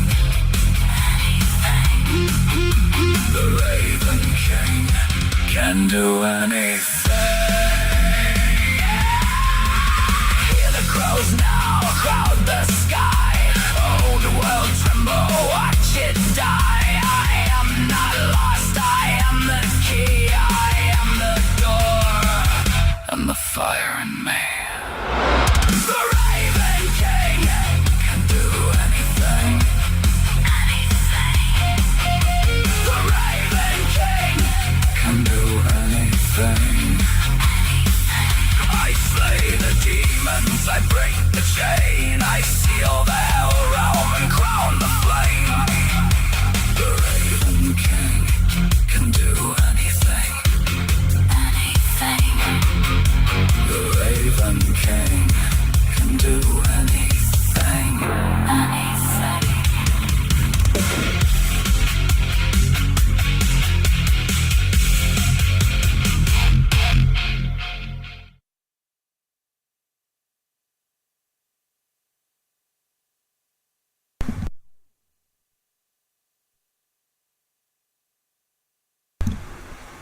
How do you like that? How do you like that? Does that feel good? Does that feel good? Shh. Shh. It's time.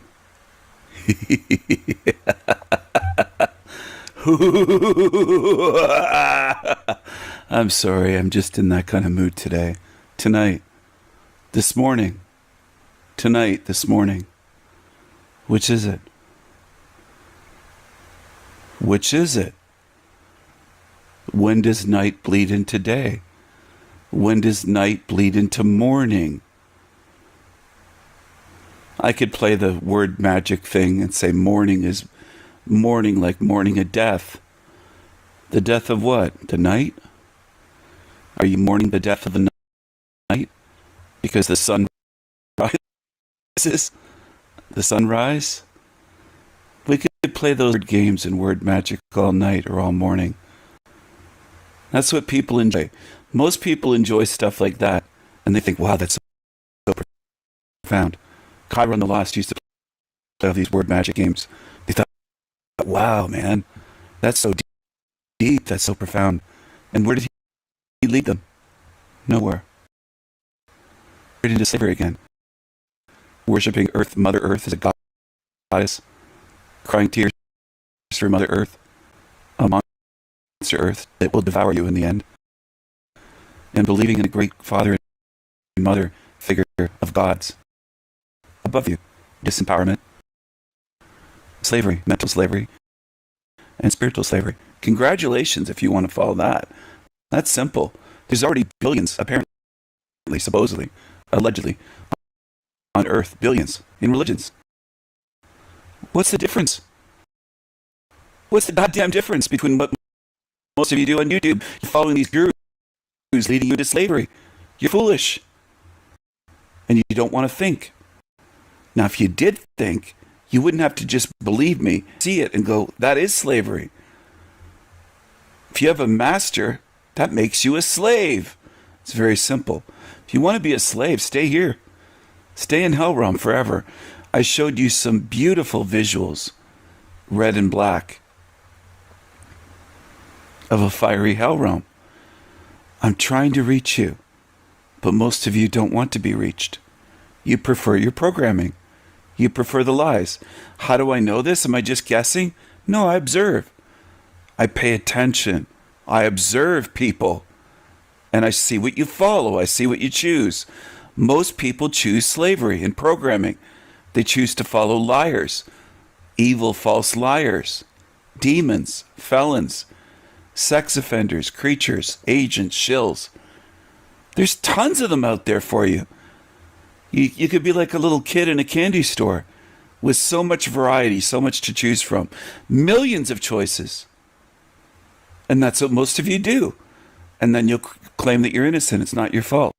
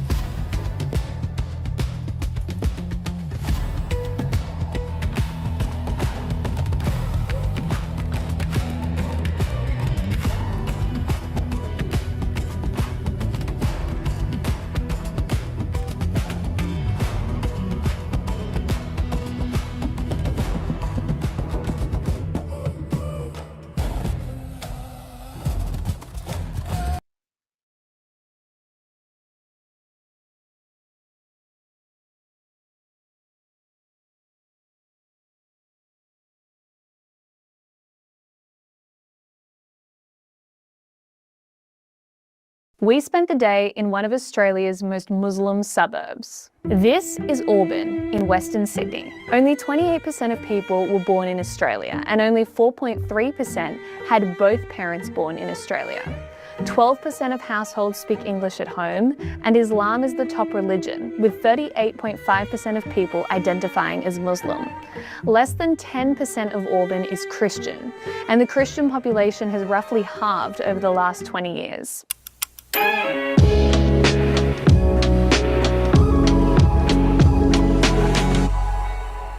Something we noticed immediately was that people were very reluctant to talk to us. Hello. Hi. Sorry to disturb you. We're just doing a documentary on Western Sydney and just chatting to people and seeing what their opinions are. Do you want to be in it for 2 minutes? No, sorry, I'm thank you. Are you sure? Yeah. Okay, it takes 2 minutes. No, that's Okay, no worries. They ask you how you are, you just have to say that you're fine when you're not really fine. That's okay. You can try with another guy who, yeah, he can. Around the corner? No worries. Thanks. Thank you. All good. Well, I appreciate it anyway. Thanks. So we've just been walking through Auburn, and what's so interesting is honestly probably every third store is a gold jewelry store or a money exchange shop, and it's just one after another. And so we're really confused, like, what is all this gold jewelry being used for? All the jewelry stores are busy as well with people in there. It's very bizarre. No one was actually wearing any gold, but everyone was seeming to buy it. So it does seem like this is being used more as a store of wealth than a nice blingy accessory. Now, honestly, walking around Auburn, it felt like we were in a different country. My camera guy and I are both Anglo-Australians, and we certainly felt like the odd ones out. Kind of felt like I was a tourist in my own city. And this was something residents of Auburn are feeling as well. So what's your name? My name is Misha. Misha, and you've just moved here 5 years ago from Lebanon, and you became a citizen last week. Yeah, the last week I did well in my exam, so I passed. Yuppie, I'm Aussie now. Do you feel like there has been too much immigration to Australia? And do you feel the effects of that here? Too much immigration? Yeah, a lot of people, especially this year. To be honest with you, when I start working here since I think 4 years, okay, I respect the Muslim a lot, but there is some with the one they cover all their faces. I cannot see just their eyes. I was surprised to see as much here this year. Before, no, when I start working in Auburn here, so I didn't see as much like this year. This year I saw a lot. And do you think when migrants come to Australia, should they assimilate into Australian culture or should they keep their own culture? No, they should to be like Australian. The last week I went with my husband to one town. There is a lot of Australian. I said to him, "Oh, I'm so happy here. I can see the blonde lady, the blonde man. I cannot see Australian in Australia. Really, it's hard." So you're saying here in Auburn, a lot of other countries, but a few of Australian. It's strange, really. I didn't see. So I got some places just to see blonde hair, green eyes, blue eyes, you know. Yeah. We also spoke to other migrants that said immigrants should adopt Australian values. Do you think when migrants come to Australia, should they assimilate into Australian culture and society, or should they keep their own culture? I think so. They can assimilate within the Australian culture, Australian values, but keeping their own values and culture as well. So fitting into the Australian society, but keeping your own roots as well. So you're saying here in Auburn in Western Sydney, you walk around and it's like you're not even in Australia. No. And in the shop, all the employees are not Australian. You cannot find Australian people working in snack places or shop or chemist or, you know, all from other countries. And I guess that's a concern, right? Because if you have a lot of migrants, you want them to assimilate into Australian culture, Australian way of life. But if there are no Australians, how are they going to learn how to be Australian? I don't know. Really, it's strange for me. So, but I'm happy here. Yeah. Well, thank you so much, Misha, and welcome to Australia. Thank you. Yeah, I'm happy. I'm proud of myself. I did my best very well. Well done. Thank you. Thank you so much. What's an example of how that might work for you, for example? So for us, like we do like everything that Australians do as well, and keeping our faith, our culture as well. So how we celebrate our own festivals, keep our own religious ethnicity, and just keeping the Australian morals as well. So what we do that the Australian by law that this society needs, and this country has rules and regulations. We follow them as well, but we keep our root, we keep our culture as well. Yeah. How do you think as a country we can manage, sometimes there's a bit of a conflict between the values people might have had in their home country versus Australian values? We respect Australian values because we are in this country by our choice and we choose to come to Australia. So we should be preferring our Australian values as well. So Australian values doesn't conflict with any other our own personal interests. So if we decided to come to this country, we should respect this country. We should respect the values of this country and respect all over the Australians as well. So are you from Pakistan? Is that right? Yeah, I think I saw a sign in there.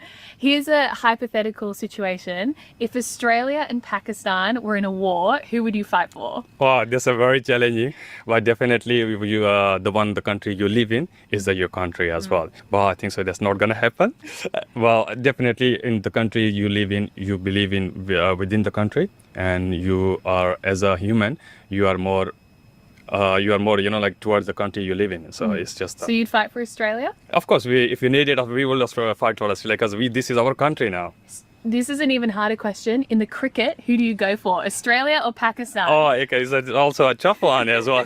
We're testing your loyalties now. Yeah, okay. So you're taking me to a difficult part now. Okay, so this cricket is the same.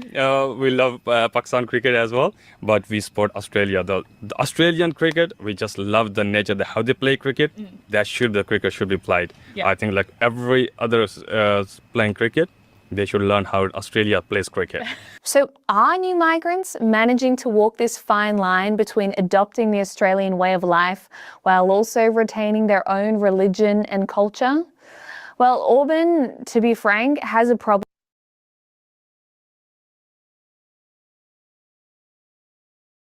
Ilhan Omar named in shocking new claim. Oh my God. Now to the Trump administration's war on fraud, which could also come up in today's press briefing with the vice president and fraud czar, J.D. Vance. The convicted mastermind behind Minnesota's Feeding Our Future $250 million fraud scheme is set to be sentenced this week. Good. The Justice Department wants Great. Amy Bach to spend 50 years behind bars, saying this, All right. that she, quote, took advantage All right. of a once-in-a-century years. global pandemic. Yeah. Hello, everyone. This I like is the sound of Outnumbered. that. I'm Emily Compagno, here with my co-host, Kaylee McEnany, and also joining us today, Cheryl Casoni, 50 Fox years. Business anchor and host of America. Oh, come on, Wendy. Ye of little faith, these vape shops, these barber shops, these Muslim barber shops, vape shops, kebab shops, whatever they're called, all these places, they're not fronts. Come on. They couldn't. Who doesn't need 7 barber shops on a street? Who doesn't need 7 in one block on either side of the street? Barber shops and hair salons and vape shops, and it's just the street after street. Come on, Wendy, they couldn't be. They're all legitimate businesses, aren't they? We can't doubt these Muslims, can we? In a one block area, we need 7 barber shops, hair salons, 5 vape shops, maybe, and a whole bunch of kebab shops. They must be legit, wouldn't they? They're fooling us. They must be legit. American Dream Home. Kennedy, the host of the Kennedys, Yeah, got Clarence it. Thomas. Now, the mastermind's defense team says that she should get credit for handing over documents that helped convict her co-conspirators. That's They're her? hoping for about 3 years in jail. Before she was convicted, Amy Bach told Fox News that state officials, got plastic like Governor surgery. Tim Walz and Attorney General Keith Ellison, They're taking the money. probably knew what was going on the whole time. Of course they did. I have to believe that the governor's office and Keith Ellison's office were aware of this. They've said they were involved in helping the FBI. They've said they were made aware. But apparently I'm scary, so they couldn't do anything. I don't know. I have to believe they were aware. And again, if they weren't, bet they were. shame on them for having a system that their lower level staff don't bring something of this level to their attention. They knew it. Now, They Bach has 100% also knew it. implicated Minnesota Congresswoman Ilhan Omar, whose name appeared in emails and texts during her trial. Bach tells the New York Post that she, quote, struggles to believe that Omar didn't know what was happening in her district. I feel like it's so obvious that she knew. It's so obvious. Like, I mean, really, what are we doing? She told Fox something similar. I don't know what she knew. I don't know. I know that I was duped by. Really, what are we doing? She told Fox something similar. I don't know what she knew. I don't know. I know that I was duped by a number of people. We also have seen videos of Safari Restaurant giving out thousands of meals, pallets and pallets of food being distributed. Was there fraud? According to the DOJ and the FBI, yes. According to the jury verdict, yes. But how much? A lot. And why don't we know that? There's just so many holes and gaps in these cases. Ilhan Omar visited those sites. Why didn't the FBI? Good question.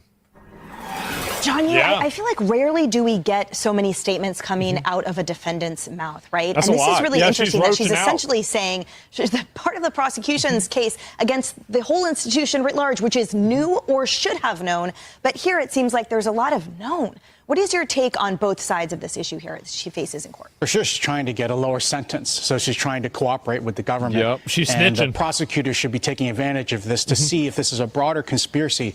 It seems hard to believe that $250 million were stolen by the federal government. And nobody even and no knew. one else knew about Exactly. it in Minneapolis. Bullshit. That's one. Second, as I learned on Kaylee's show last weekend, some of this money has possibly ended up in the hands of terrorist groups in Somalia. If that's true, this is not just Medicare, Medicaid fraud. This is a counterterrorism investigation with much higher sentences and much longer time, much more money involved, much greater powers on the part of the government to. No, I mean, it's obviously what's going on. I mean, you could easily say that. It's so fucking clear. Investigate and surveil. But the last and I think most important thing is people like the governor of Minnesota and the attorney general who are elected to protect us don't have immunity from this kind of prosecution. They do not. So I think the Justice Department should be investigating Governor Walz and the attorney general to see how many times did they meet with these people? How much money did they receive in campaign donations? Did they lay off this conspiracy to allow it to move forward and benefit politically, which would make them potentially co-conspirators in a counterterrorism investigation?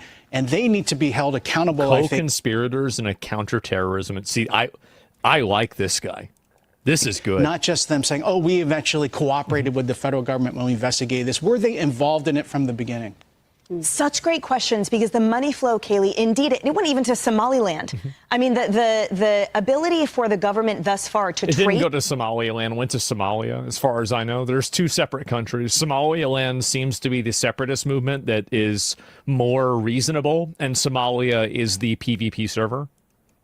The funds has been robust and two different substantial places. and totally illustrates potential culpability. We've been talking about, or I've been saying that I was hoping for some type of criminal liability here, because this exceeds the standard of negligence so greatly, and there is zero immunity that they can enjoy in their offices, because none of this was within the bounds of official duty capacities. This is all fraud and misconduct and breach of duties. There is nothing about this that has to do with policy. Yes, and it's bigger than Feeding Our Futures. In fact, it goes back to 2019. That's before Feeding Our Futures, with a whistleblower report, an investigator.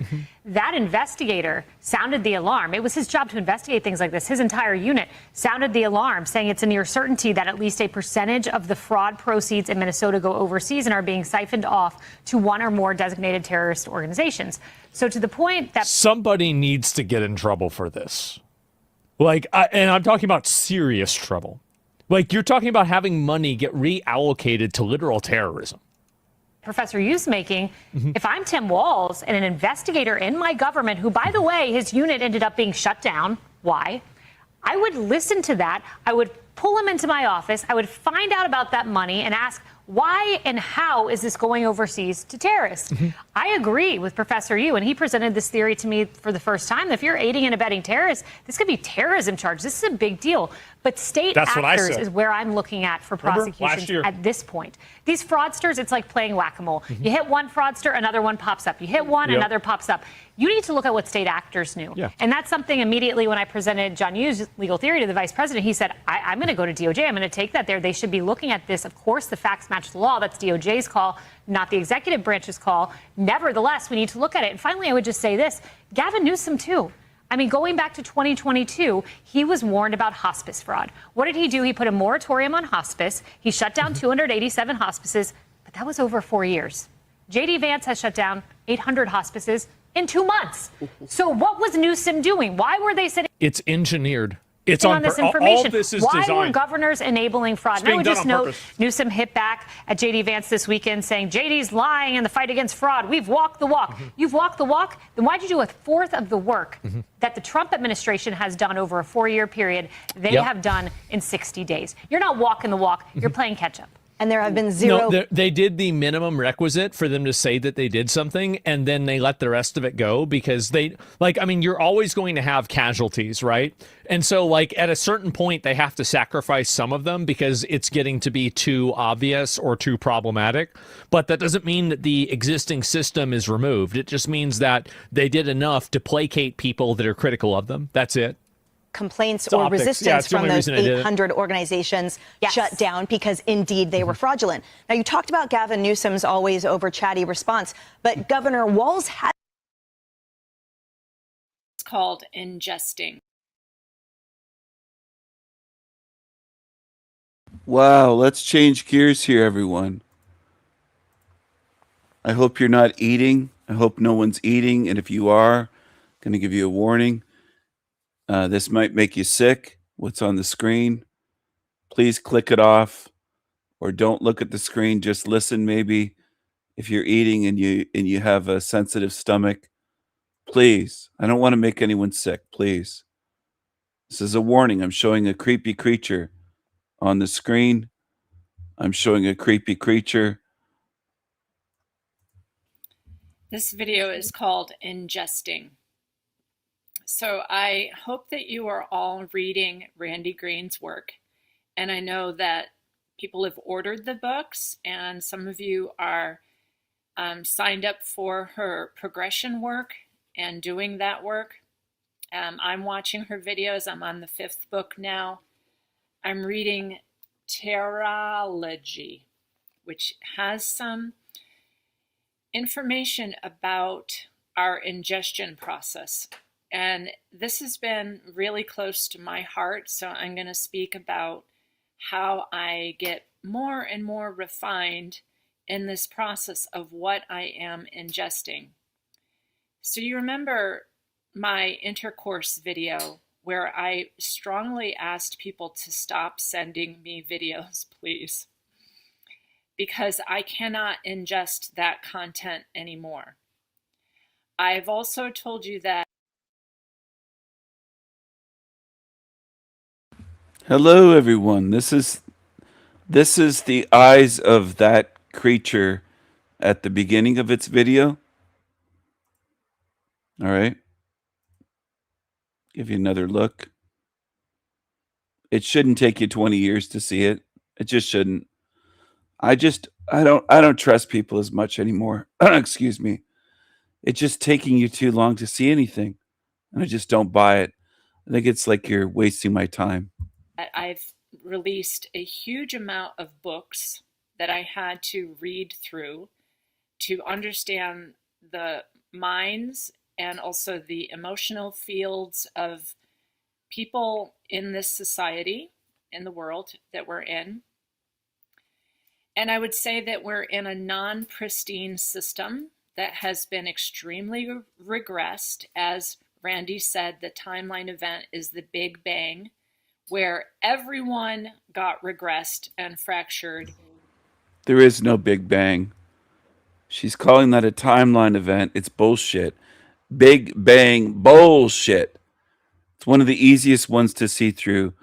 That, quote, nothing exploded for no apparent reason, and that nothing that exploded for no reason created everything in the universe. You're an absolute fool if you believe in the Big Bang. And some of you do. And some of you that tune in here are fools. And I'm willing to call you that. I'd call you that to your face. I'd tell you to your face that some of you are staying here. You're not going anywhere. You're way too lazy to see through this. And you believe demons. You defend demons. You stand with demons. And you belong in this fucking realm.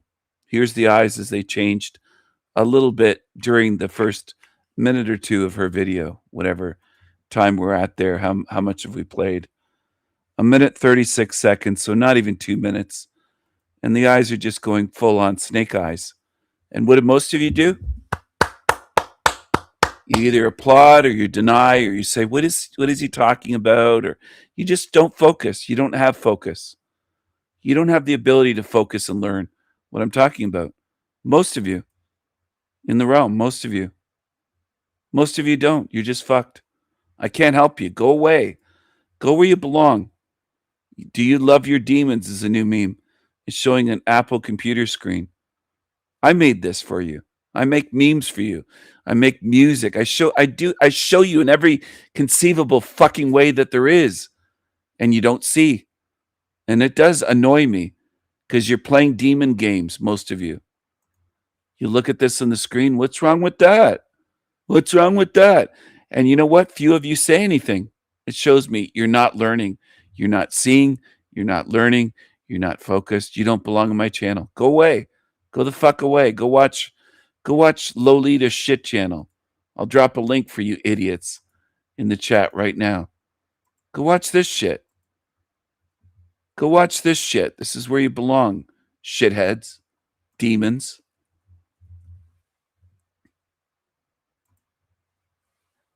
Because honest, good beings, if they were learning, would acknowledge it. They would show it somehow, but most of you don't. And then the beings who were able to created these new system environments for us to try and get those infections. Go to that channel, kiss her ass. Kiss her ass. I'm telling you. Eat her shit. Pay her money. Pay her hundreds of dollars an hour, which some of you have done on my channel. Go there. I don't want you here. What does it take to get it through to you? Go watch demons. Go follow your favorite demons. This is where you belong. You don't belong here on my channel. You belong watching fucking demons.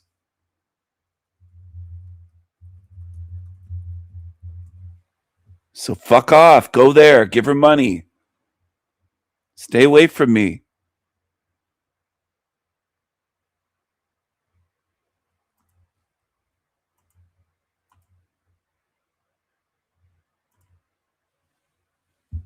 Go over there.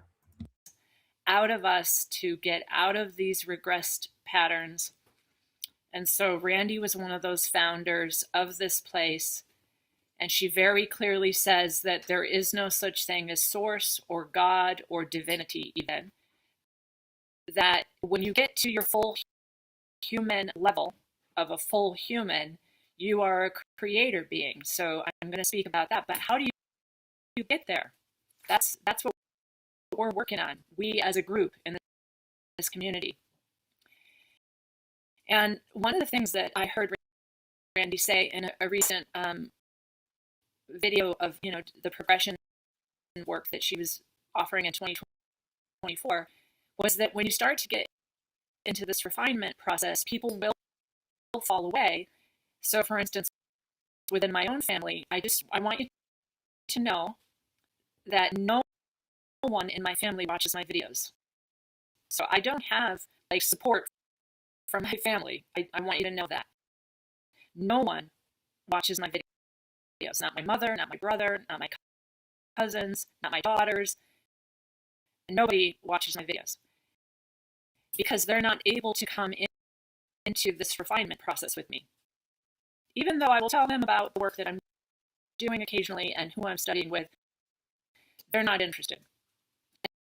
And that is their process. And since I am only responsible for myself, I don't need to do anything with anyone else. So that's the first refinement process for me. Is this year I have realized, it has really landed on me, that I can only take care of me. So the ingestion process, it became very clear to me also after the retreat, and we had a big timeline change. We literally migrated.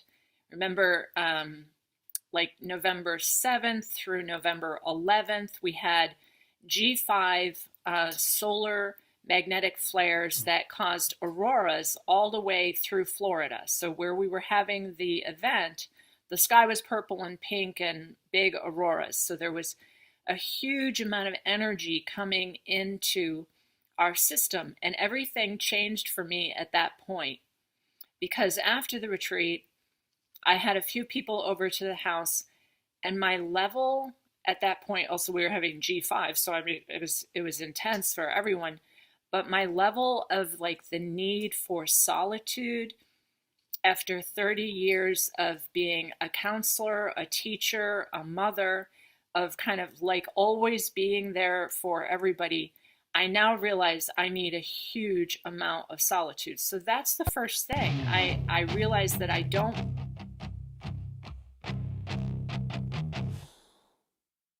Snake eyes. Snake eyes.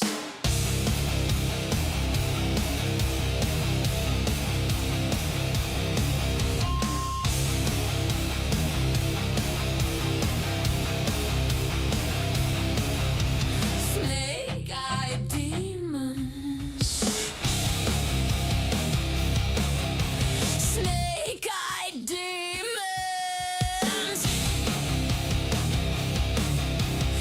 You sneaky snake, little bitches, devil eyes, devil minds.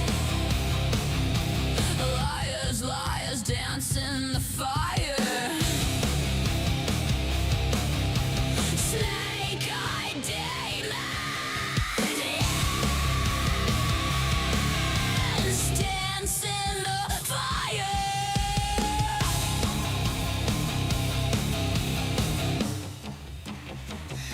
I see what you are. No matter if you are near or far, I see what you are. Creepy creatures, filthy creatures, hell real matrix bitches, matrix shit, clown ass snake-eyed demons. This is your home. Hell realm. This is your tomb. Hell realm.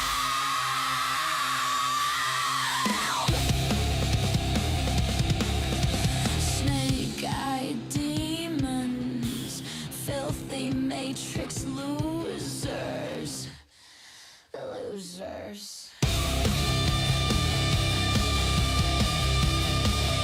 Stay here, burn in the fire. Shut the fuck up and burn, burn. Cockroaches, piss ants, demons, burn,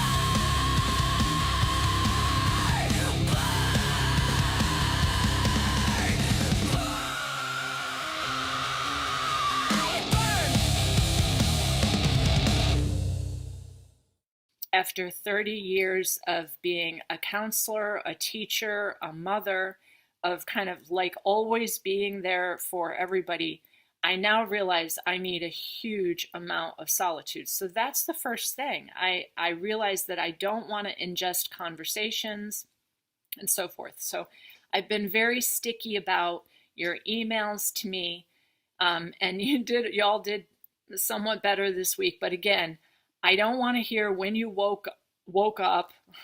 I don't want to hear any backstory. If you're going to have a session, you need to be able to pay on PayPal, because that's how I accept payment. And you need to email me with the correct spelling of my name, because some of you said it was a problem. That's because you did not correctly spell my name, lalitakaroli@yahoo.com. And then you need to know your exact birth time, date, and location, and the name that is going to come on PayPal, and then tell me the day and the time that is best for you. So, because I don't want to hear the big backstory, I'm really unable to process what most people are interested in.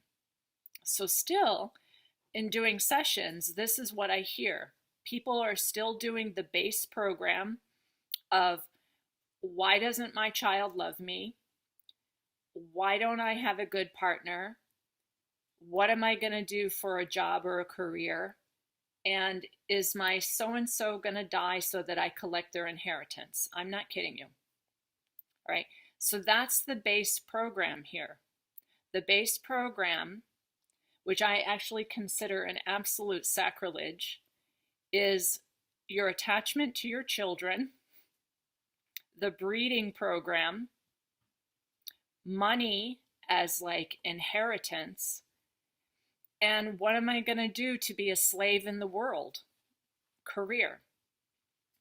I'm not interested in answering any of those questions.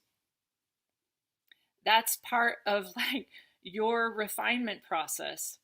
And I've already made videos about Peter Pan syndrome and how I see mothers always trying to hold on to their children, even when they're well into their 30s. My experience is that your child is an adult and should go and live their life, and you have very little to do with them because they're on their own independent journey, on their own trajectory. And by continually expecting them to like support you on Hallmark holidays and come over for Thanksgiving, you're doing an entanglement process, not just for you, but for your child. I mean, really, I see it as like, I want to set my child free. So when I'm releasing fetal patterns by going anti-clockwise over my mother's chart, my grandmother's chart, my daughter's chart, or my chart, and going anti-clockwise, I'm releasing my ancestry, my astrology, my ingestion of these relationships. So what am I ingesting at that point? I'm ingesting these baseline programs that we've been told to honor thy mother and thy father, and all that ridiculous stuff that came through the reptilian Moses and the AI God or whomever made those cuneiform tablets. And none of that is relevant to your own journey of sovereignty. That is how you get mixed up and entangled with other people's energy fields, by having dinner with them. Now we're going to talk about what's for dinner. What are you ingesting?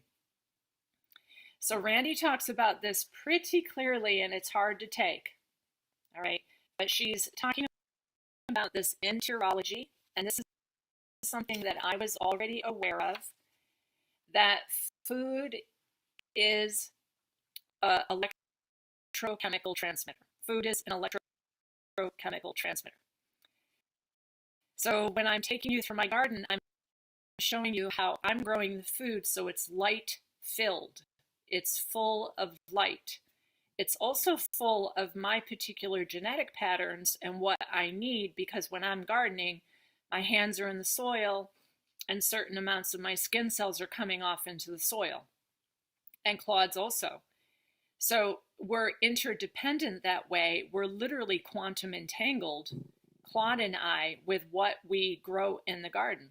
But if you're having those Hallmark holiday meals and cookouts with your family, whatever you're ingesting becomes a consent pattern.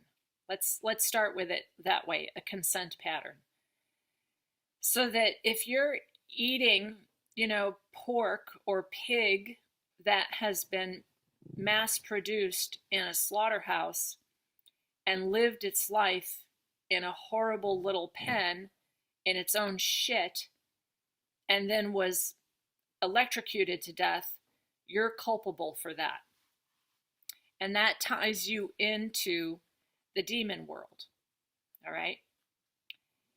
So just be aware of that. The other thing is, say that you are buying something from Monsanto and it's got a ton of glyphosates on it. You're culpable for that gene mutation, those mutagenic properties of glyphosate, which is Agent Orange, all that stuff. It's in your body. Then you're tying yourself to that demon called Monsanto in those interstices, those artificial realms that have attached themselves to us. So you're basically feeding the demon, but you're also creating a consent pattern that demon can affect you. So you must realize that. The other thing is most organic food, and I feel like I harp on things, so I know that you all know this, but organic food is all grown under plastic.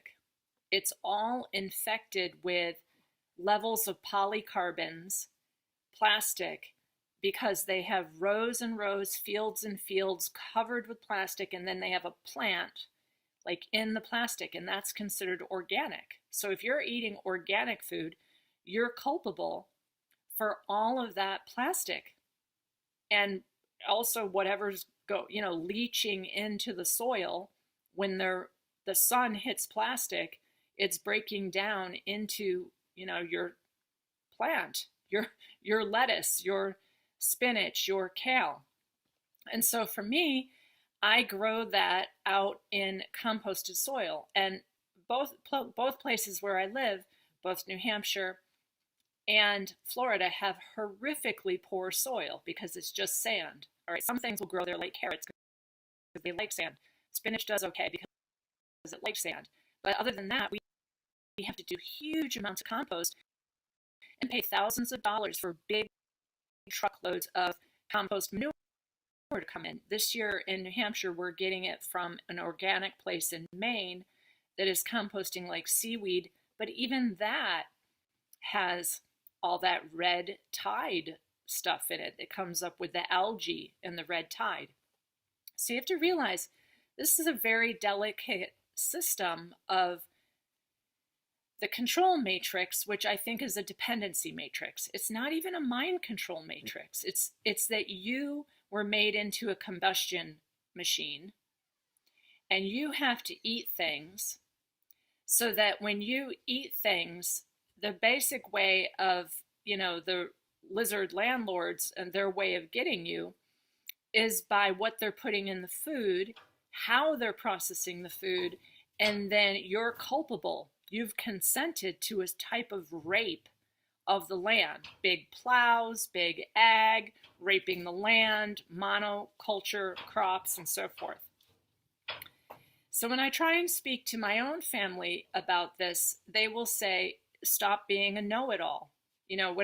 When the last time I went to my mother's house, she was trying to give me this bread and that food and that, nasty muffin or whatever. I'm sorry, I have to say this. And I would look at the label and I'd be like, there's no way I can eat this. It has propylene glycol, it has dyes, it has polysorbate 80, it has all kinds of weird stuff in it. There's no way I can put that into my body and then cause my body to die. There's no way. I'm just not going to consent to that. So that's part of ingesting. And I think there's a time coming very soon where the grid will go down, because our grid is a fairly artificial, useless structure anyways. And we will be faced with gathering our own food. So I put up a picture today of Japanese snapwood. And again, we stopped on the side of the road. We went for our walk, we went kayaking, and then we stopped on the side of the road and we got a big bag of Japanese knotwood while it's still young and fresh and tender. And not only does it have fabulous properties and phytonutrients, but it wasn't taxed by the government. So I have no tie into the corporation that is the United States and England. So United States and England are the same corporation. I'm not consenting to any of their rules because the food was wild grown. And it was not touching plastic. It did not go into anything that was part of the government. So that's my way of not being culpable with like what they're doing. But everything that you eat, say that you eat meat. Meat is largely grown in factory farms, and when you eat that unconscious behavior, which I'm going to call satanic, all right, it's 100% then you are culpable. You are part of that. You raised that animal yourself in a horrible condition, and it was unhappy, and then it was murdered without ever even touching grass, okay? And what they feed those animals is ridiculous and disgusting. It's the most horrible, low-level thing possible. So if you do eat meat, I'm going to ask you to consider paying top dollar for a farm that you've been to the farm several times, and you know the owners, and you know the animals are happy, they're loved, and even then, you are killing an animal, all right? But to me, that is similar, honestly, to, people who eat broccoli and they think they're fabulous vegetarians, but I'm going to tell you, because I've been a farmer my entire life, 56 years, I was born and raised on a farm.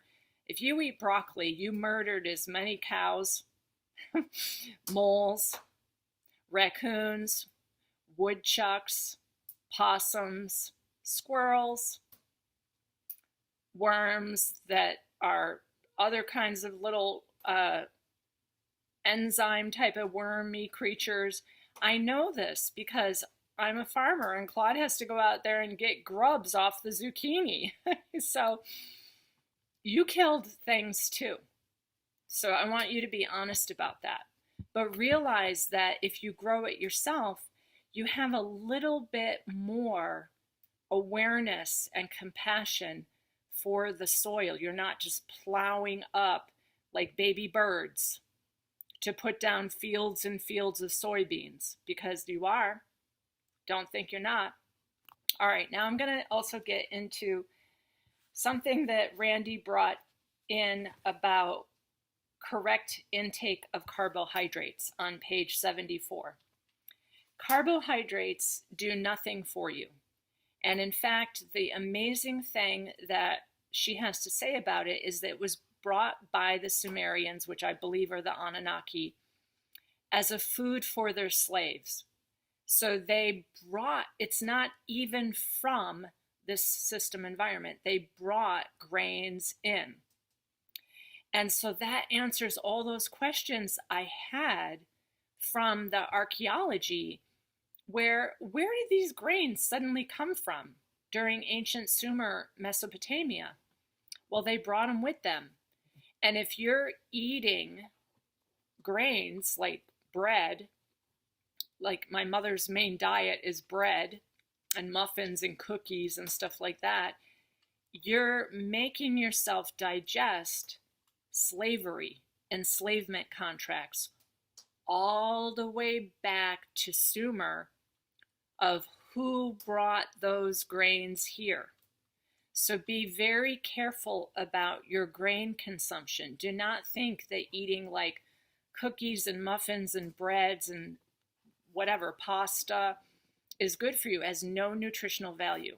All right, and that's really interesting to me. But even more than that, it is putting you back into that regression of when we were all made into what I call domestication syndrome, where they took these wild feral humans and fed them like this convenient food so that you could work in the city as a slave. So be very careful about your carbohydrate intake. So what does that leave? It leaves vegetables. It leaves like what we forage today, and I brought in a bunch of mint leaves to make my tea with my Wise Woman herbal stuff that I use with nettles. I'm also using cohosh, so this morning I planted 50 cohosh seeds because it's a reciprocal relationship too. If I'm going to ingest cohosh that somebody else prepared, I'm going to plant 50 seeds of cohosh. So all of these things are consent contracts. I want you to start thinking about this instead of just absent-minded, like going through the drive-through and getting the cheapest food possible, which I've already spoken about McDonald's, and the agenda of that is to make you completely dependent and addicted. And then there's agreements, because we don't know what that stuff is. You don't know what that stuff is. That's been tested, as I've said, a bunch of times by sheriff departments to have high levels of human DNA in it. All right, so that's some of that ingestion stuff that I wanted to speak to you.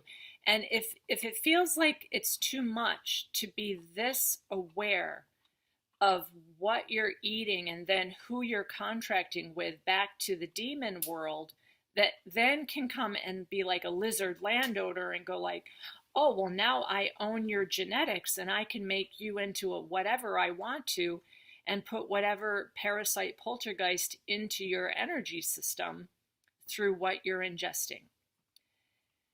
The other ingesting, which I got to harp about again, which is why I think I got to this level that I'm in right now of being able to read Randy's books, is when I realized what Hollywood was, what Gaia TV was, that they might be clones. I don't know what those people are, but they all have that chin, right?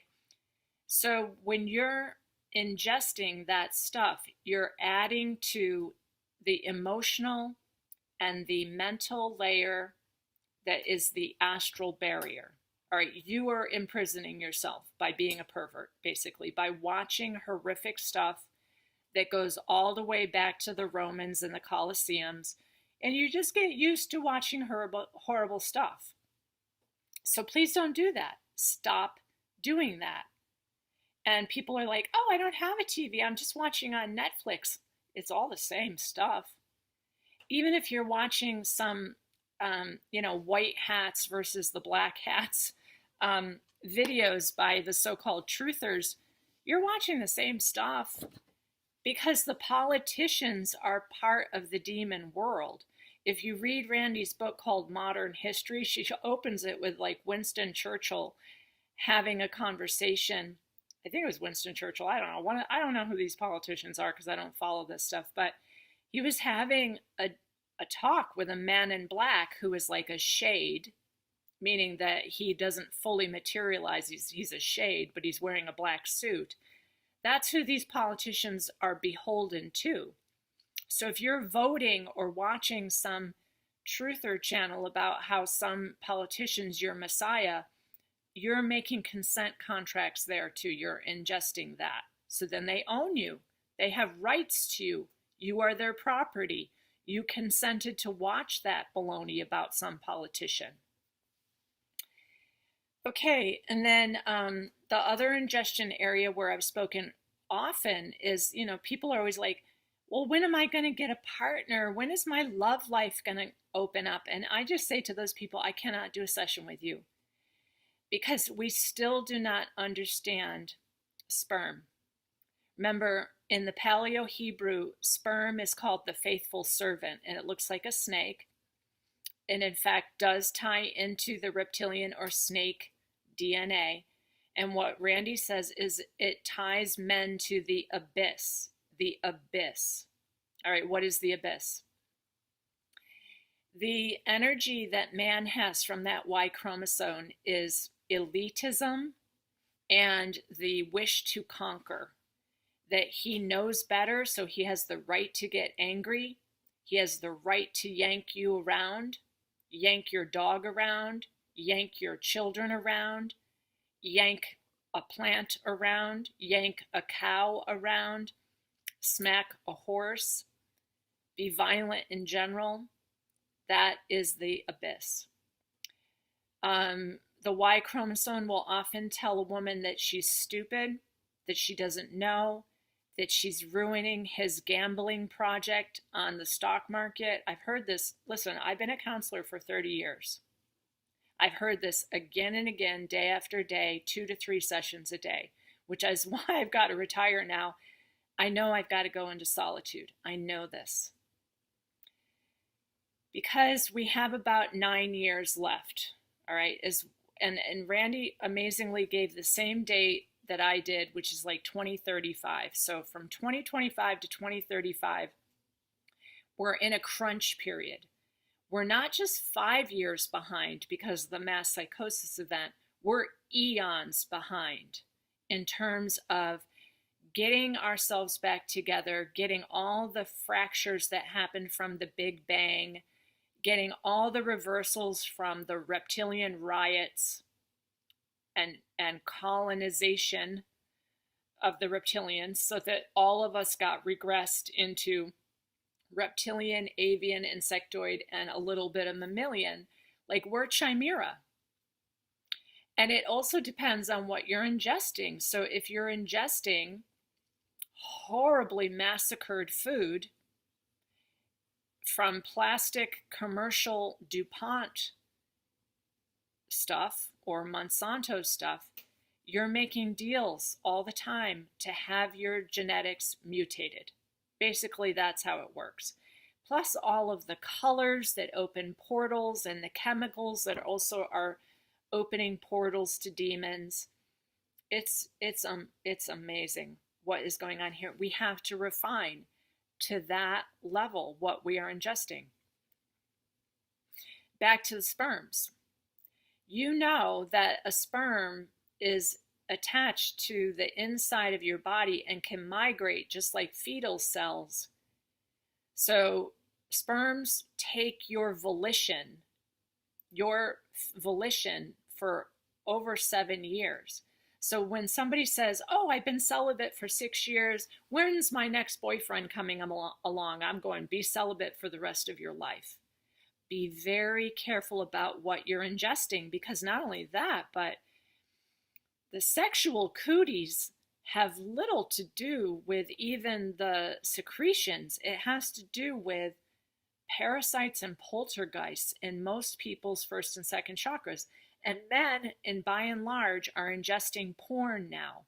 All right, so you're ingesting that also. I happen to know from police officers who are my clients, they are forced to watch porn as part of their job. They have to apparently watch videos of porn and then somehow not get addicted to that. It's extremely addicted to that for them, because it ties them into the abyss.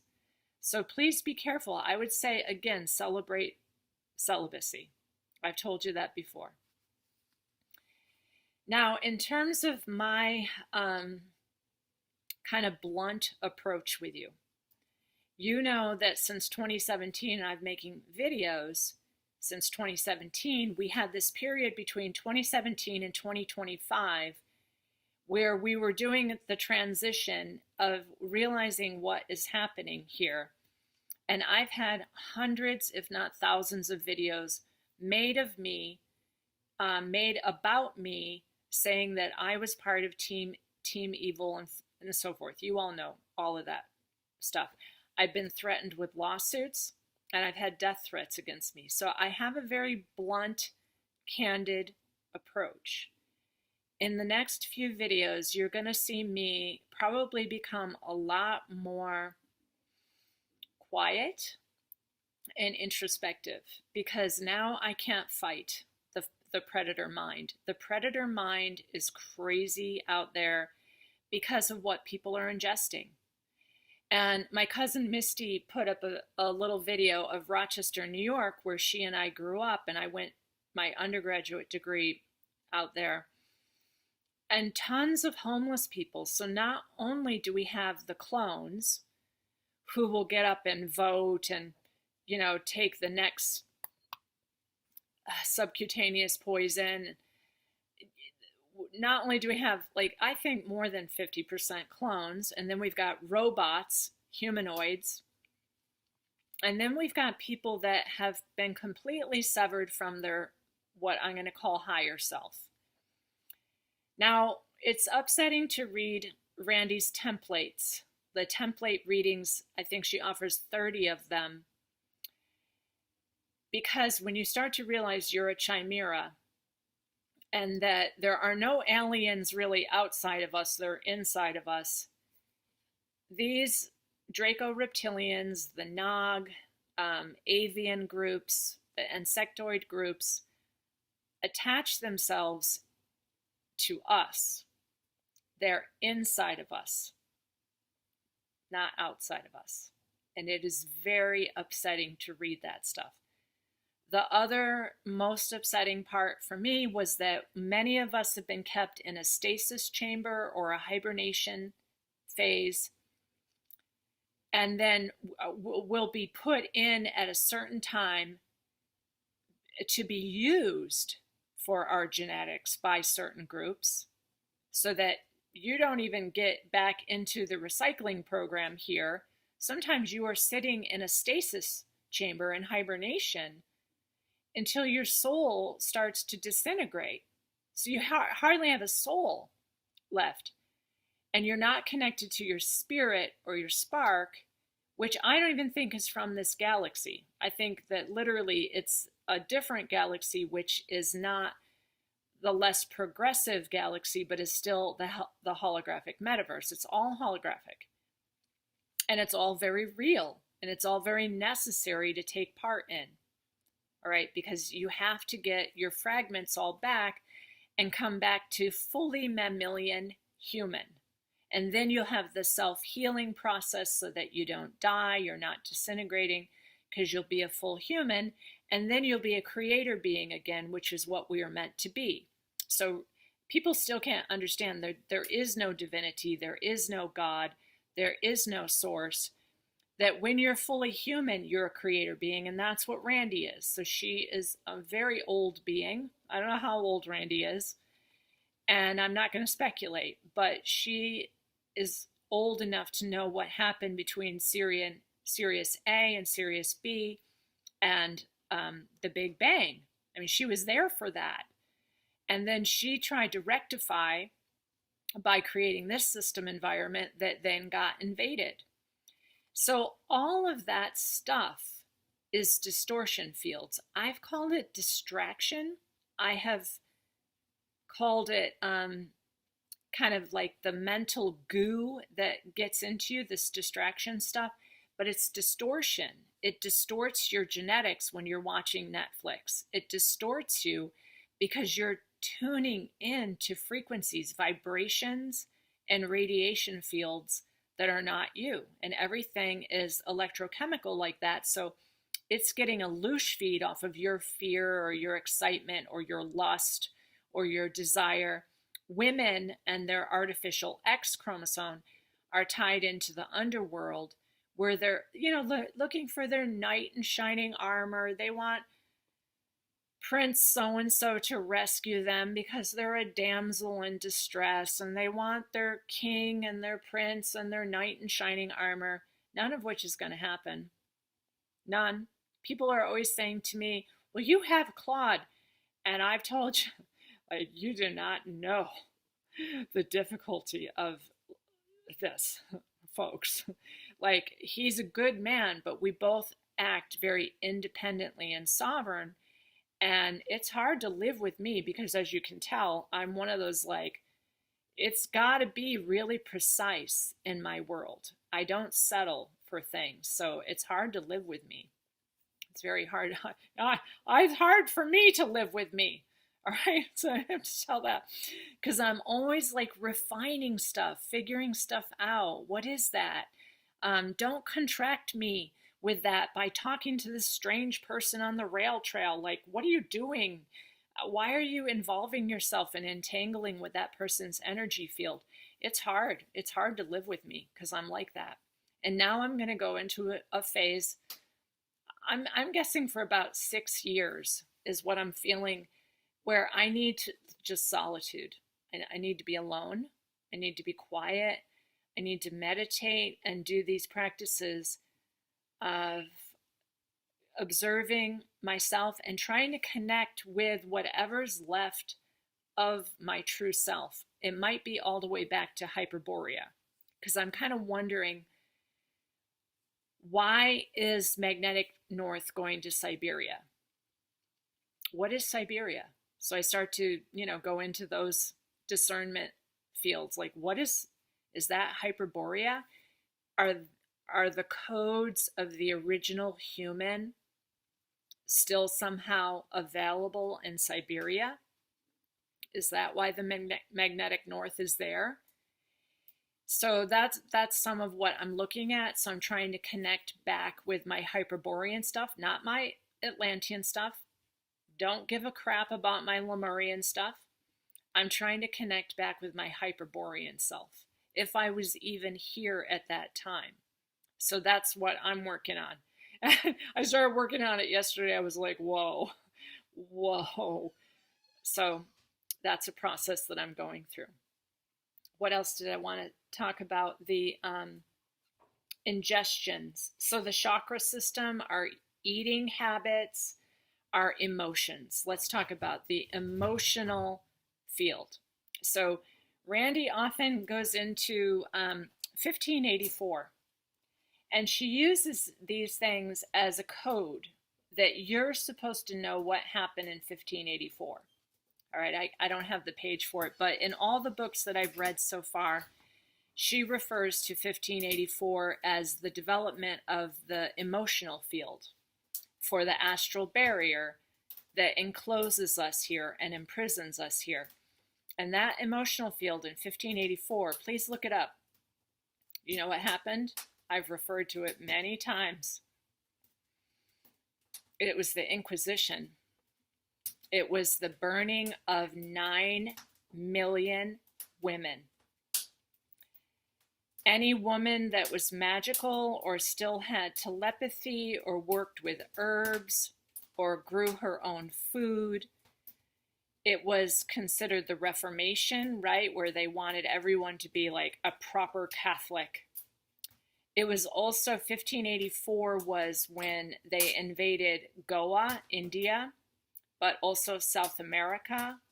Look up 1584 for the conquistadors, right, that went and destroyed what was left of the natural humans, the indigenous people. Now India, I consider to be one of the most backwards places on earth because it's nothing but overpopulation and tech. And my clients from there are having a very hard time. You cannot even get enough room to keep your chakras sovereign because everybody is packed into the same 12 feet of space where multiple families and multiple levels of people live in the same space. So I don't think India is going very well. And that's another one of those places in the southern oceans where the magnetic declination is hitting them. Also Africa, the Nubian people, apparently, according to Randy, were created, and they were also part of different strange programs that were here. So we're not all one, and I would say we're not all equal, but we've been told that. These are part of this baloney programs that we've been told. We're very racially diverse, and even within yourself, when you start to read the template readings, many people are not, they're like IVF babies, like mom and dad had sex, but some other contract from the military or elsewhere, like if you have parents that are military, an IVF baby was put in the mother's womb. And I've talked about that before because I've looked at some of the MK Ultra military people where they were put into some mother. It isn't even the genetics of those mother and the father, but the chakra system will come through the mother and the father, and the IVF baby will come through. So then that mother, so I'm going to talk about that level of ingestion, has a level of entanglement with the IVF baby who is not even her baby. These are not our children, folks. You should not be attached to your family at all. When you read the template readings, you're going to be surprised. Also, a lot of memories are inserted, so don't believe your memories.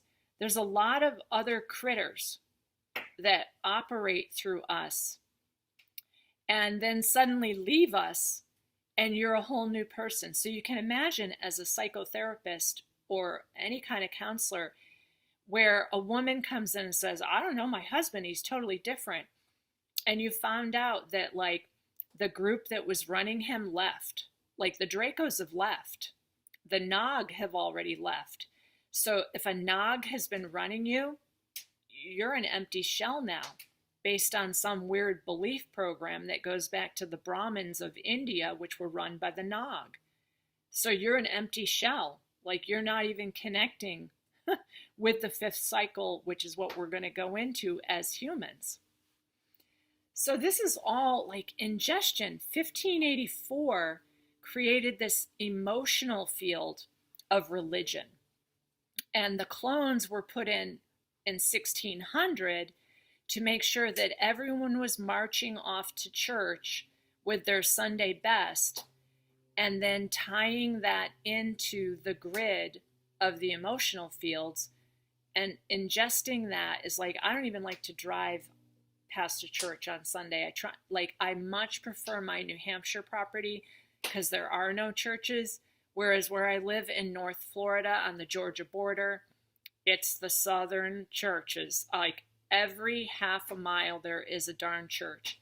I don't know if I can live in Florida anymore. I'm sorry to have to make that announcement. It is really grotesque.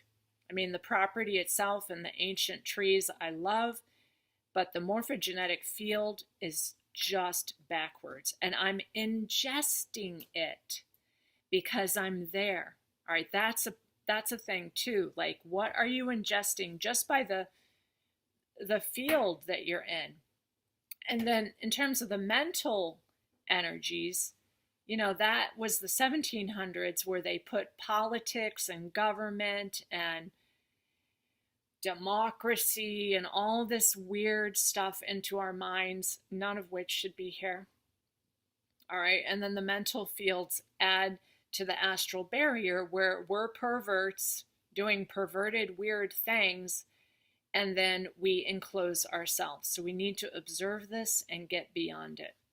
It's a refinement process, and it is based on what you are ingesting. So I'm not going to keep going because that's already 43 minutes, and I'm very grateful for whomever can take a hold of this work and really do this work. I thank you very much. Bye-bye for now.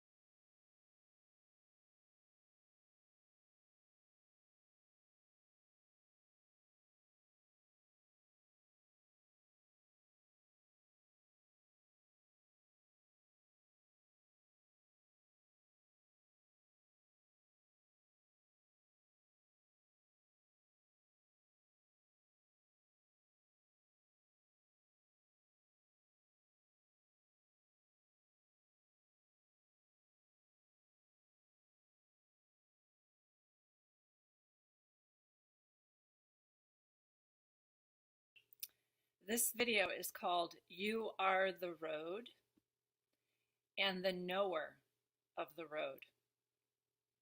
So I am in New Hampshire, as you can see. We moved up here, and it was because there are changes happening in our climate, and that is because of the precession and the solar maximum. The sun is going through its change because it's time for humanity to go through a big growth cycle. And all of my old videos lead up to where I am now. So they're in playlists. The playlist that I did from November through the end of April last year is called We Are Pieces of the Sun. So that's in a playlist for you. And I'm going to go back through some of my earlier material in which I explained that we are in a holographic universe. This is a holographic universe, and we are in a holographic realm. The work that I'm going to discuss this summer is the work by Randy Green. So you want to find Randy Green, The Soul of Humanity, Past, Present, and Future. And Randy has put a link on her Facebook page just today with all kinds of information about our ancient civilizations and what happened to the reality field here.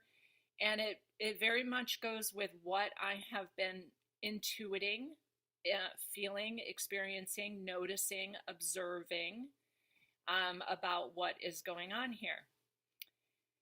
And when I introduced Aurora, there was a lot of kickback. People were very upset with me that I was changing course and, studying something else. But remember, I am never going to stop studying. I am here to study the mechanics of what is going on here and what's going on in the galaxy. And there are obviously more than one galaxy, so there is a multiverse out there. We're in a particular type of a galaxy, which I think there is nobody who explains it like Randy Green. So I just have to tell you that I was gifted this book in November at the retreat by one of the participants. It was Glendy. Glendy and I had a meeting when we were coming back up. We stopped at Glendy's house and we had a really powerful in-person meeting. So I'm going to talk about some of those topics too, which are epigenetics, fetal microchimerism, and quantum entanglement. Because in the last video, what I told you is that if I write a book, because I've been a counselor for 30 years, so my thesis of my master's degree was called The Way We Parent. And I was really trying to determine from an epigenetic standpoint, is it possible to change your genetic patterns, your epigenetic traumas, your learned behaviors, and parent a new way? And what I want to discuss with you again is that we are not supposed to have belly buttons. So we're going to do a little bit of navel gazing on May 7th of 2026. That is the date that we're allowing our understanding to be of time here. So we were modified, all right, and what I believe we were modified by was the reptilian race, the Draco. And in this book, which I don't mean to say that I'm the expert, Randy is the expert, please read her book and look at her primary resources that she offers her knowledge. But what I understand was she has the same history, very similar to Asha and Nadine and Voyagers Volume 2, very similar to the whole video series that Aurora has given us called The Flying Rainbow Lasagna, which is the way that we're bringing these two divergent realms together. We're in what I understood to be Sagittarius A with a galactic central sun that is a massive black hole holding a lot of the information and the genetics for this particular galaxy. But what I understand is that we are actually from the Andromedan galaxy and that we're not supposed to be in this galaxy, but we are. Why? I believe not only did we de-evolve with the addition of the Draco reptilian, what you would call lizard people or Nog, but also some avian winged beings and insectoid races, but the mammals who are here have been de-evolved into something that feels to me like livestock. And remember, the mortality event that happened killed enormous amounts of true humans, which I believe are photosynthesis beings, and devolved us into something that would produce babies. And why is that? There's different things that I'm kind of reverse engineering in my mind. So if they put together the WBAN, you all should know what that is, the 6G Internet of Bodies. If they put that together to like lump all of our consciousnesses together in type of a hive mind so that the morphogenetic field is whatever they want it to be, I kind of went like, they're copycats. They're not all that intelligent. So what did they do to us originally such that we gave birth to babies, which are very yummy to the reptilian race, I gotta tell you.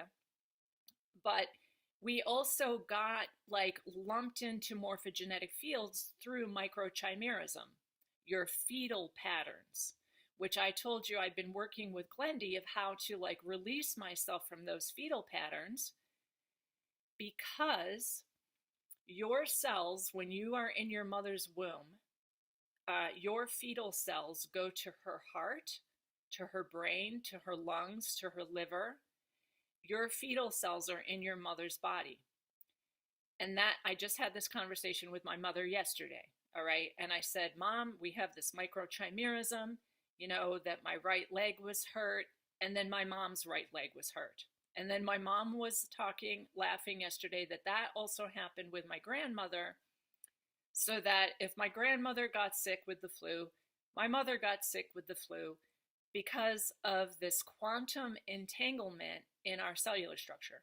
And it's also true that if you're female, the eggs that you have were made in your grandmother's body, so that you are quantum entangled until you go through menopause, which I'm going through right now, through the eggs. Okay, so basically I have eggs that were in my grandmother's body, so I carry all of her trauma epigenetically, and I also have her learned behaviors. Okay, and because of those learned behaviors, I can basically magnetize some of the same situations to work through those situations, which I have called ancestral healing. But here's the glitch. As Randy very clearly says, and you should read her book at least 3 times and read the footnotes again and again and again. Read the footnotes. Because when I found that she actually knew that the death experience and the tunnel of light is artificial and leads to false soul groups. That's on page 18 in the footnotes. And this is just something that I had to observe as a counselor, and I can see it in the astrology, that you really are not even related to the people that you come in with. But I believe that was a way of keeping our consciousness fairly low, because we were all lumped together, just like the Internet of Bodies and the wireless body area network of 6G. It lumps consciousnesses together, so you don't know what's yours and what's someone else's. I think that was done purposely. So if you read in the demonic document called the Bible, which is the document of the demon invasion, you're going to read about woman falling from grace and having to suffer childbirth, and suffer getting a husband. Suffer. It literally says, like, she will be like cast out into the wasteland, right? So to me, the way of shedding a lot of these false genetics that are not even mine is to know that, is to be aware of that and observe that. But I'm not in like a relationship with my biological mother in which, you know, I'm making my life her fault. I don't make my life her fault. I realize what's gone on here is that tunnel of light, and purposely being put into groups that are not your soul group, that don't resonate with you, that may in fact have ancestral traits that you don't want to carry. Because my grandmother on both sides, not my father, but my mother's father and my mother's mother. Okay, so the paternal and the maternal lines both had women who died at the hand of men and children who were raped by their own father. So incest and murder runs in my line, okay? And then a similar thing happened with my mom, all right? And my father died. She actually pulled the plug on my father when he was in a coma. And I'm not blaming her for that. That's just where she was with it. And then, you know, got my stepfather who abused me. So you've all heard this. These people are not my soul group. In fact, most of you are my soul group, which is why you're listening to me. Like, that's how you know who I am. You found me. Energy moves to its own level, okay? Now, by being aware of this microchimerism effect of the fetal patterns and the quantum entanglement of my cells in my mother's body, remember, my mom is living a very different experience than me. So she watches TV. So she's on blue light at least 12 hours a day. She has a very different way of being. She doesn't go outside. She doesn't go for hikes or kayaking or, you know, she doesn't plant things or do nature. And then if you look at me, and many of you know me, you're going, well, geez, I mean, like, The apple couldn't have fallen farther from the tree. That doesn't mean I don't love my mom and I don't respect her and that I don't treat her with care and compassion and acknowledge who she is. But I separate myself out from all of those traits. And then I'm not reliving the epigenetic trauma. So back in 1995, when I did my thesis statement about the way we parent, basically it's taken me this long until, where are we now, 2026, 30 years later, for me to really solidly say to you all, you are not related to your family. And the other thing that I understand is, like, Randy lays it out really beautifully, and this is my interpretation, so please read it yourself. But she lays it out really beautifully how the reptilian races, the Draco and the lizard people, the snake, which are called the Nog, they really shouldn't qualify to be here. So they create a breeding program through this tunnel of light, false like placements, so they can just get enough human DNA to incarnate here. That's what goes on. And I've called that the breeding program. All right. So you have to know that, like, your whole family might be Draco. And you came through to try and, like, lift that family. And, you know, your genetics are lifting the whole group of them through microchimerism. Or you might be a Draco who's come through a very human family, but just needed that genetic, right? So that's why, like, the people from England, the royals, the whatever they're called, the nobilities, they're all the snake people, and they have to get a princess, right? They have to get, like, a princess to see if they can, you know, incarnate some children who are going to be even worse reptilians that really should not even be here. The other thing that Randy says that I find so incredibly profound is right off the bat, she talks about what is God. All right. So God is you, which I've been saying again. I mean, this book is such a relief to me. There's no Messiah coming. You are the road, and you are the knower of the road. And what you do in this place, this holographic realm, which has a biosphere and has nature and has an atmosphere and so forth, it's a live planet. Mars, Mercury, Venus, the moon, Tiamat is dead. Don't let me get ahead of myself, but Randy also says Saturn, Uranus, and Pluto are not from here. They're not from here, and that's what I've said in my astrology videos. Pluto was literally recently dragged in as this ice object, which has to do with abduction into the underworld. So that is not even supposed to be here. And then the rest of the planets are friggin' dead, except for Jupiter, which is a brown dwarf star. All right, so she's got all that information too. Plus, when I checked her website, she knows the astrology. And this woman is brilliant. All right, I encourage you to, her website's free, all her courses are free, you buy her books, and you'll be able to make, you know, little sheets of paper like I did about, you know, with all your notes so that you understand her shorthand of technologically enhanced genetics, technologically enhanced infected genetics, the less progressive universe, the holographic metaverse with a reality field. I mean, she's just brilliant the way she puts this together.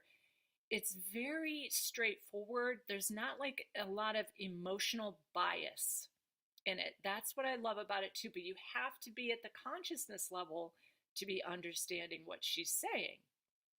Okay, so I know I jumped ahead to, like, you know, where are we? But Earth is a holographic realm. Okay, it's a resonance field. So if you're here because there's something you need to refine. You probably got infected somewhere. And then in addition to that, you come into this realm and it's a realm of mortality where people die, so you're traumatized continuously, like my father's death, and my mom literally pulled the plug on him. So there's like murder. I mean, there's like weird shit going on here, so bad. And then there's, you know, the family thing is where all the attachment comes from, and that's where they get us. Because when they tell us, and they also made the priests, the scientists, the politics, she says it, like, oh my gosh, this book is so amazing. The priests, the politicians, and I would say Hollywood and Gaia TV, they're all a particular group, folks. And they're made up because God, what she says God is you. And literally, this should be taken. God is you. And we are the creators, not the creation of a God. We are the creators, not the creation of a God. Because what divinity is, what source is just cycles. It's kind of like astrology. It moves through cycles, like Pluto's in Aquarius now. Uranus is entering Gemini. Neptune is in Aries. It moves through cycles of change, things that will happen, new progress. And you can either grab onto that or not. But folks, there is no God who can fix this. And the interesting thing, I'm jumping all over the place of what Randy says, is you are God, and the game, and I've said it many times, it's a game. The game is you have to figure out how to get your freedom. So mission impossible, you have to figure out how to return to pure, pristine light, which is where you came from. Part of this game is microchimerism, from the fetal patterns, from the quantum entanglement, with people who are not even in your soul group, that may have been like actually put in your timeline to abduct you and harm you. So just understand that. But even with that, there's growth there, there's learning there, like there's, you know, experience there. But don't be attached to these people, because that's what they use against us, because then you feel like you need to go at your child, which you definitely should not, because those are the technologically enhanced, infected genetics that they are putting in you. But because you think that you need to do everything that the government does because the government's protecting you. And in fact, it's so amazing. She even has the years of when they put these politicians and priests in, and they all came from Rome. Okay, the Romans are the Martians. So Roman law is what goes on here. And I had spoken a little bit about the original law, which was the Brehon law before the Magna Carta of the Celtic people, which is my racial group. Okay, so I'm a Celt. So, which by the way is my haplo group, which I know from mytrueancestry.com, I am 70% R1b. And I've made videos about haplo groups. I've all told you how to do it. It's in my short videos. You need to know your haplo group because of Dr. Jack's stuff. All right. And I'll get to Dr. Jack too, because some of you have major concerns about that. I know, but he still knows the physics. All right. And he's got some of it correct. Okay. So there is no God. You are God. And the game is you have to figure out how to get the infected genetics out of your body. And it's like literally Aurora created the flying rainbow lasagna to merge the divergent realms, because we're in a holographic realm. So to merge these realms so that we're even connected with source. So we're not even connected with source. Okay, now if you're doing the flying rainbow lasagna, and it's getting more and more amazing, let me tell you, then you are able to connect in these realms, and you are able to create things. Create things because you are the road. You are the knower of the road. You are the creator. There's no Messiah coming, people. It's you. Okay. Now, there's a whole section in here which could have changed, because I haven't spoken to Randy myself. I don't know if she's offering sessions right now. She might kind of be like I am, just like semi-retired, so I don't know. But there's a whole section in here about the Human 2.0 and Mars. I don't know if that's changed because I personally think that Elon Musk has been taken out. All right. I don't think that the return to Mars is viable, but what that is written about as the Human 2.0 is kind of a reptilian hive mind, and they're all just, they believe AI. The other thing that you should know is that in the 1600s, half of the population was cloned. So I've talked about that before. I've showed you, like, there's in that clone population, there's a freckle right about here. And I've talked about that before. People got very upset. Those videos are on BitChute. And they're all like, oh my gosh, am I from a clone lineage? So half the population is a clone technology, and they were put in the 1600s to double the population. So, and then there's 4 billion totally exhausted, weary souls that are too fragmented to know what's going on. So how many of us are left? 1,000? I'm saying it, folks.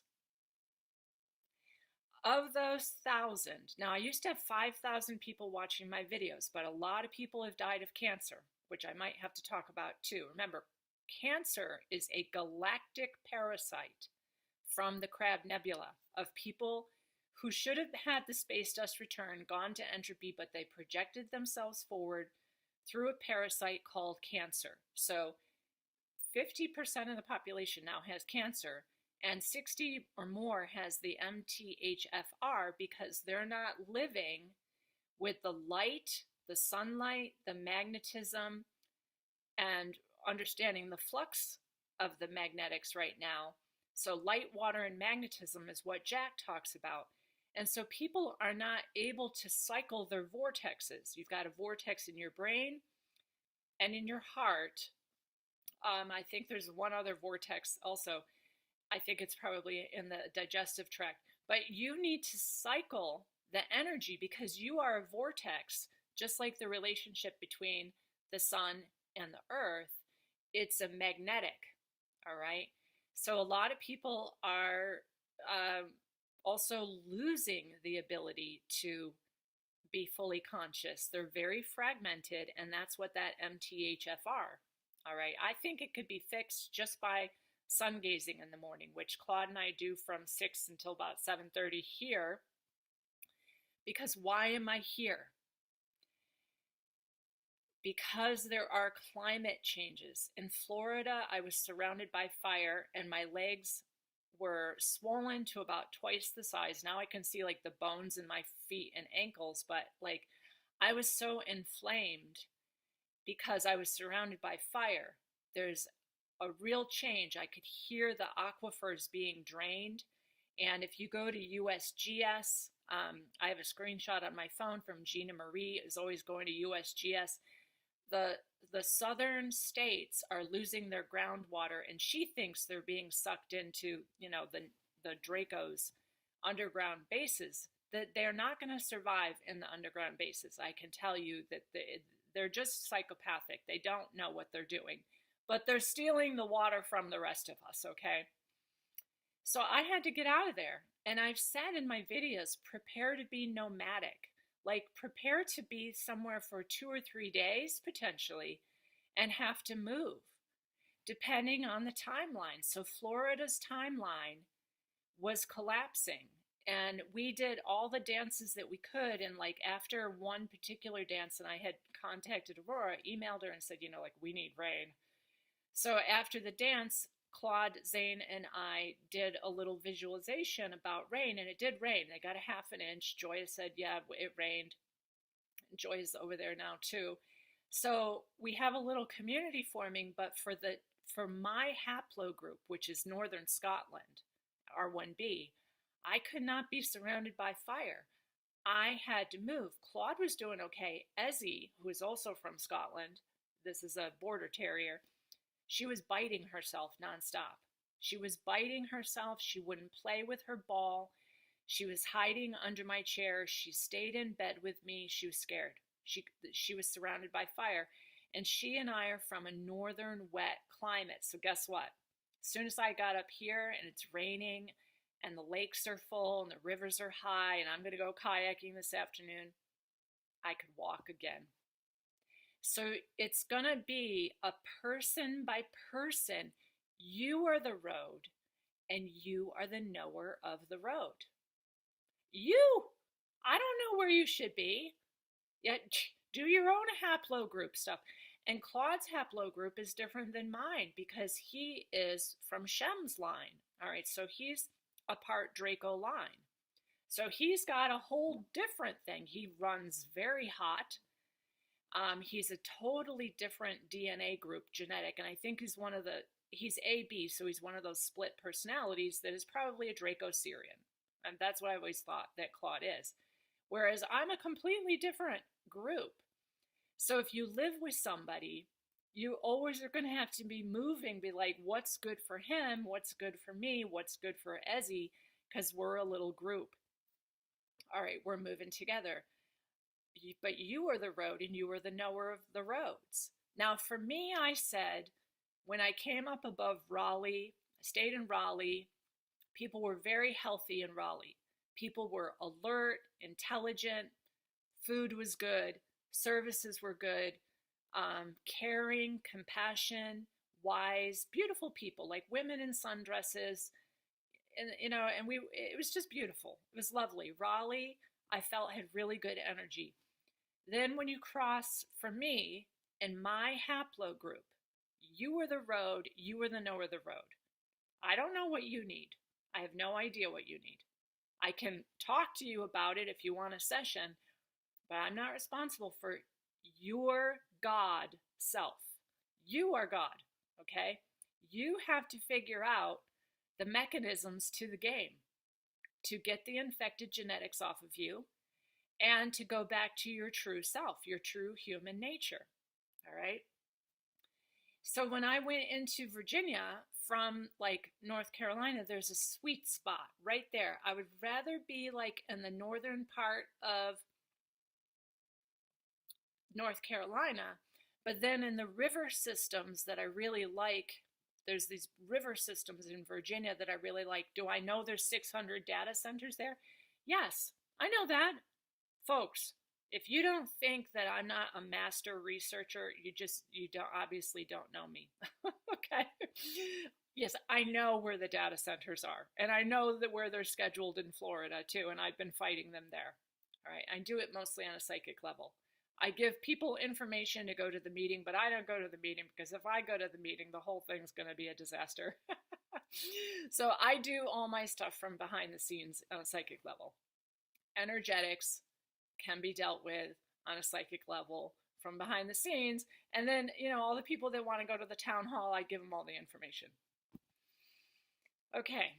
So anyways, for me, my haplogroup was present in that area between North Carolina and Southern Virginia. And then we went under the channel to Chincoteague, and I felt very, sorry, as you see something.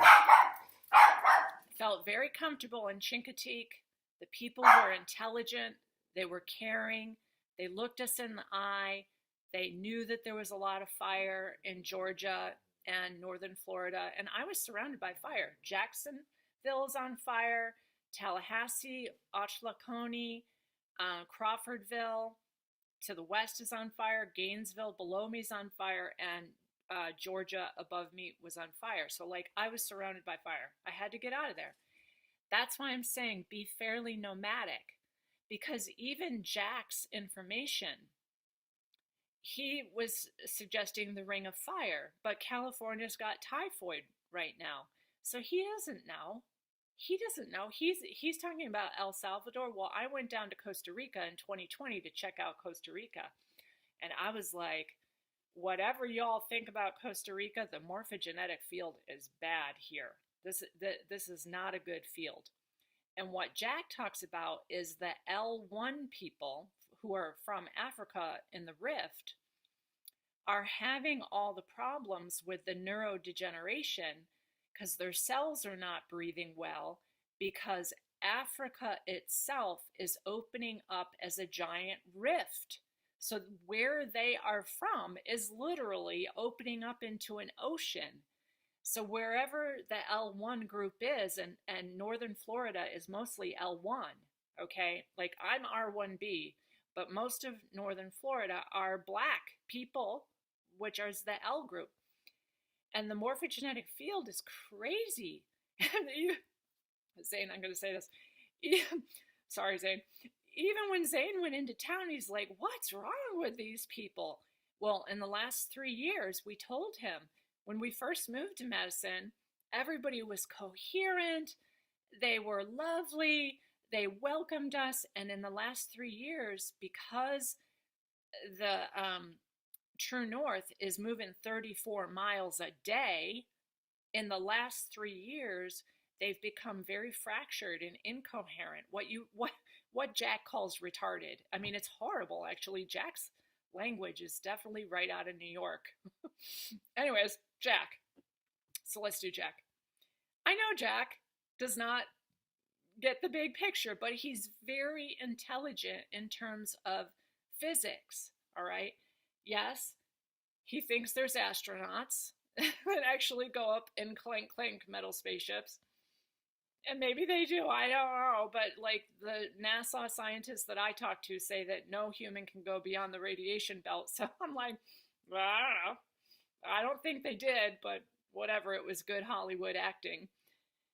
He also thinks there's a linear model of evolution. He has no idea about all the galactic infections that have happened here and how we've actually de-evolved several different times. And been degenerated and raped over and over again. He just thinks we came from monkeys. Yes, so that's a problem. And the other problem with Jack's work is that he believes there's viruses. He does not realize that exosomes appear. Exosome, it's called an exosome. It's a mutated cell from a poisoning that scientists call a virus. It's not, it's an exosome. And he needs to talk to Dr. Tom Cohen, but I don't think Dr. Tom Cohen's going to speak with him because Jack never shuts up. I mean, very, very basically. I think he's got a lot of planets in Aries, so he's just like, you know, full steam Jack Cruz, you know? There he is. So, but does he know what's going on? Yeah, he knows about light. And the other thing that Jack knows is like the Rockefellers, and I put up a link this week in the community page for like what your phone really is. It has nothing to do with what you think your phone is. You should never be touching that phone ever, because it came from the Rockefeller University, a patent of how to make you into a robot just by holding that phone. All right. But he knows, and he's wise, he's intelligent, you know, he's seen the MK Ultra stuff. He knows what's going on with the lettered agencies out there. He knows about Bitcoin, but I don't give a shit, actually, because when I've got a squash and you've got Bitcoin on your phone, like, I'm not taking your freaking Bitcoin, folks. I've got a squash, all right? I got peas, tomatoes, we're eating carrots. As soon as we got back here, we had parsnips, carrots, parsley, you know, kale overwintered. Like, we've got food. I'm not taking Bitcoin for that, right? So whatever Jack wants to do with his health and wealth, that's fine. But he understands the atomic principles of Bitcoin, which is the numerics. And I did watch his Bitcoin video about like some guy came in the back end and put some thought structures into the Bitcoin process. And that thought structure changes the quantum mathematics of Bitcoin together. And he's wise enough to know that. Jack's smart. He's very smart. So I got to give it to him there. He knows about Mars. He knows that Elon Musk, who I think is probably dead by now, if not, he's just an artificial shell.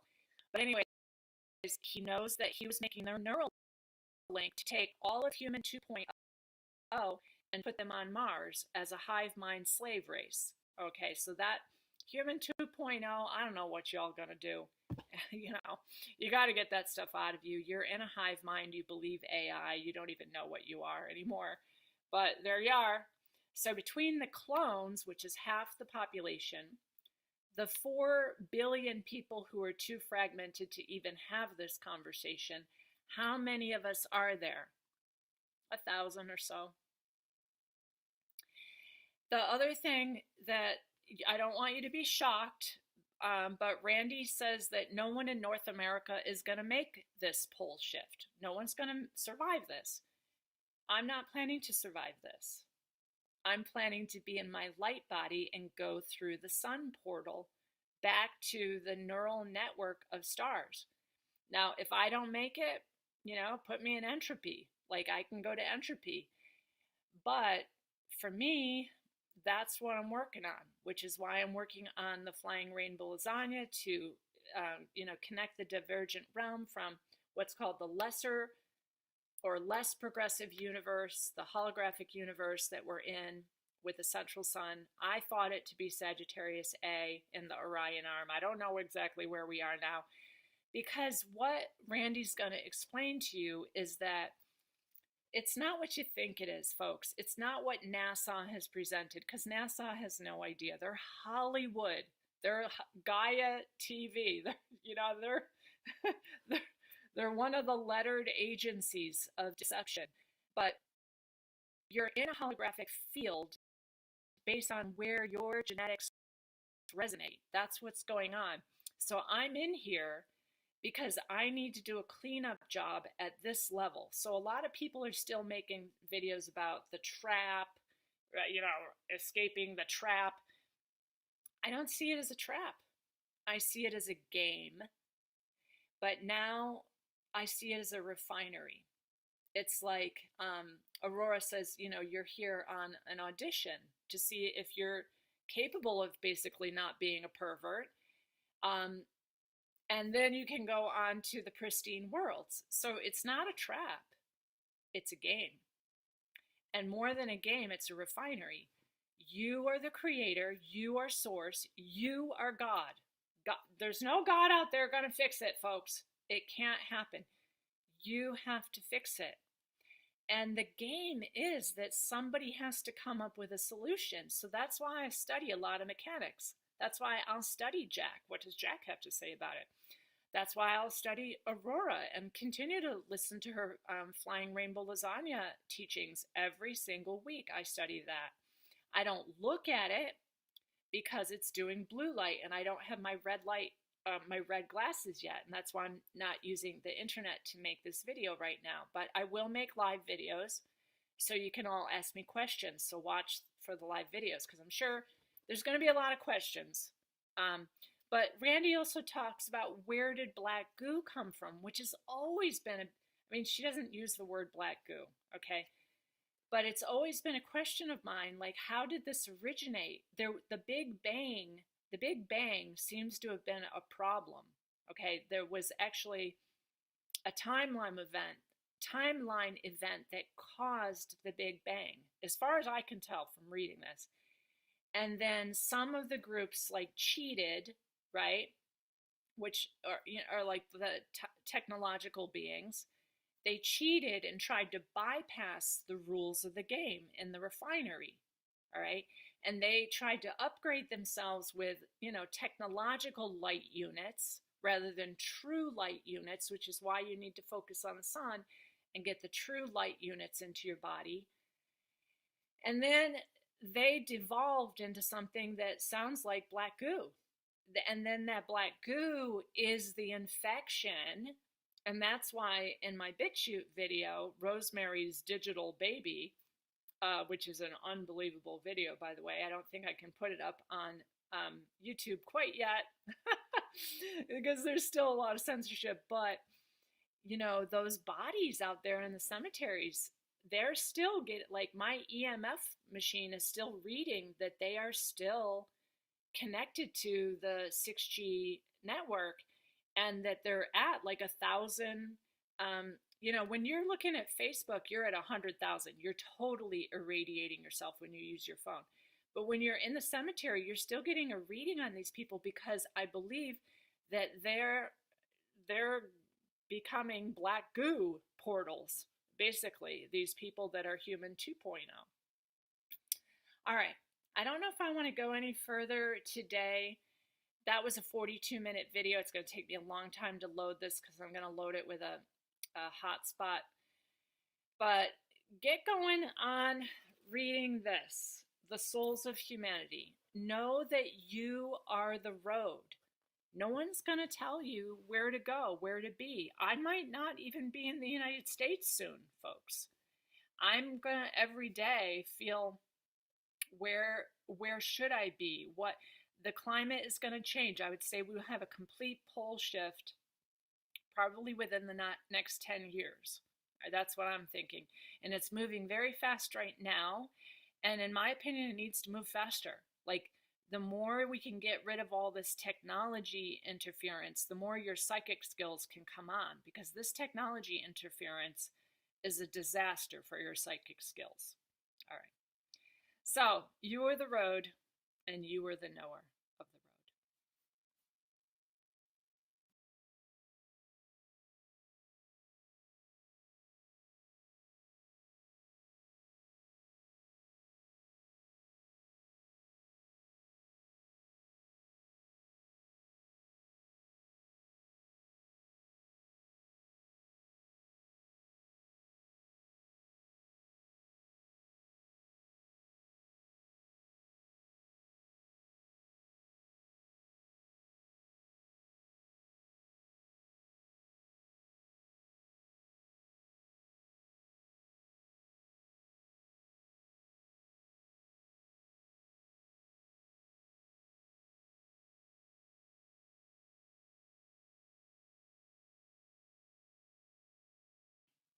All right, so in many of my videos, I have said, you have to play the game or the game is going to play you.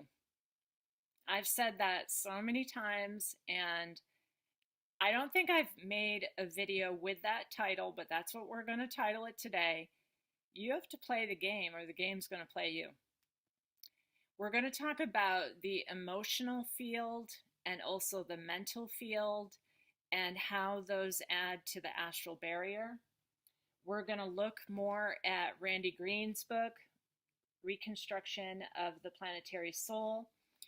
And I found out by a friend that it is the same program. So the Ronald McDonald video and the domestication syndrome, like, they just copy the same thing over and over, and then they put it in the same sequence. So you can expect that they're going to do the famine template, the Hunger Games, whatever.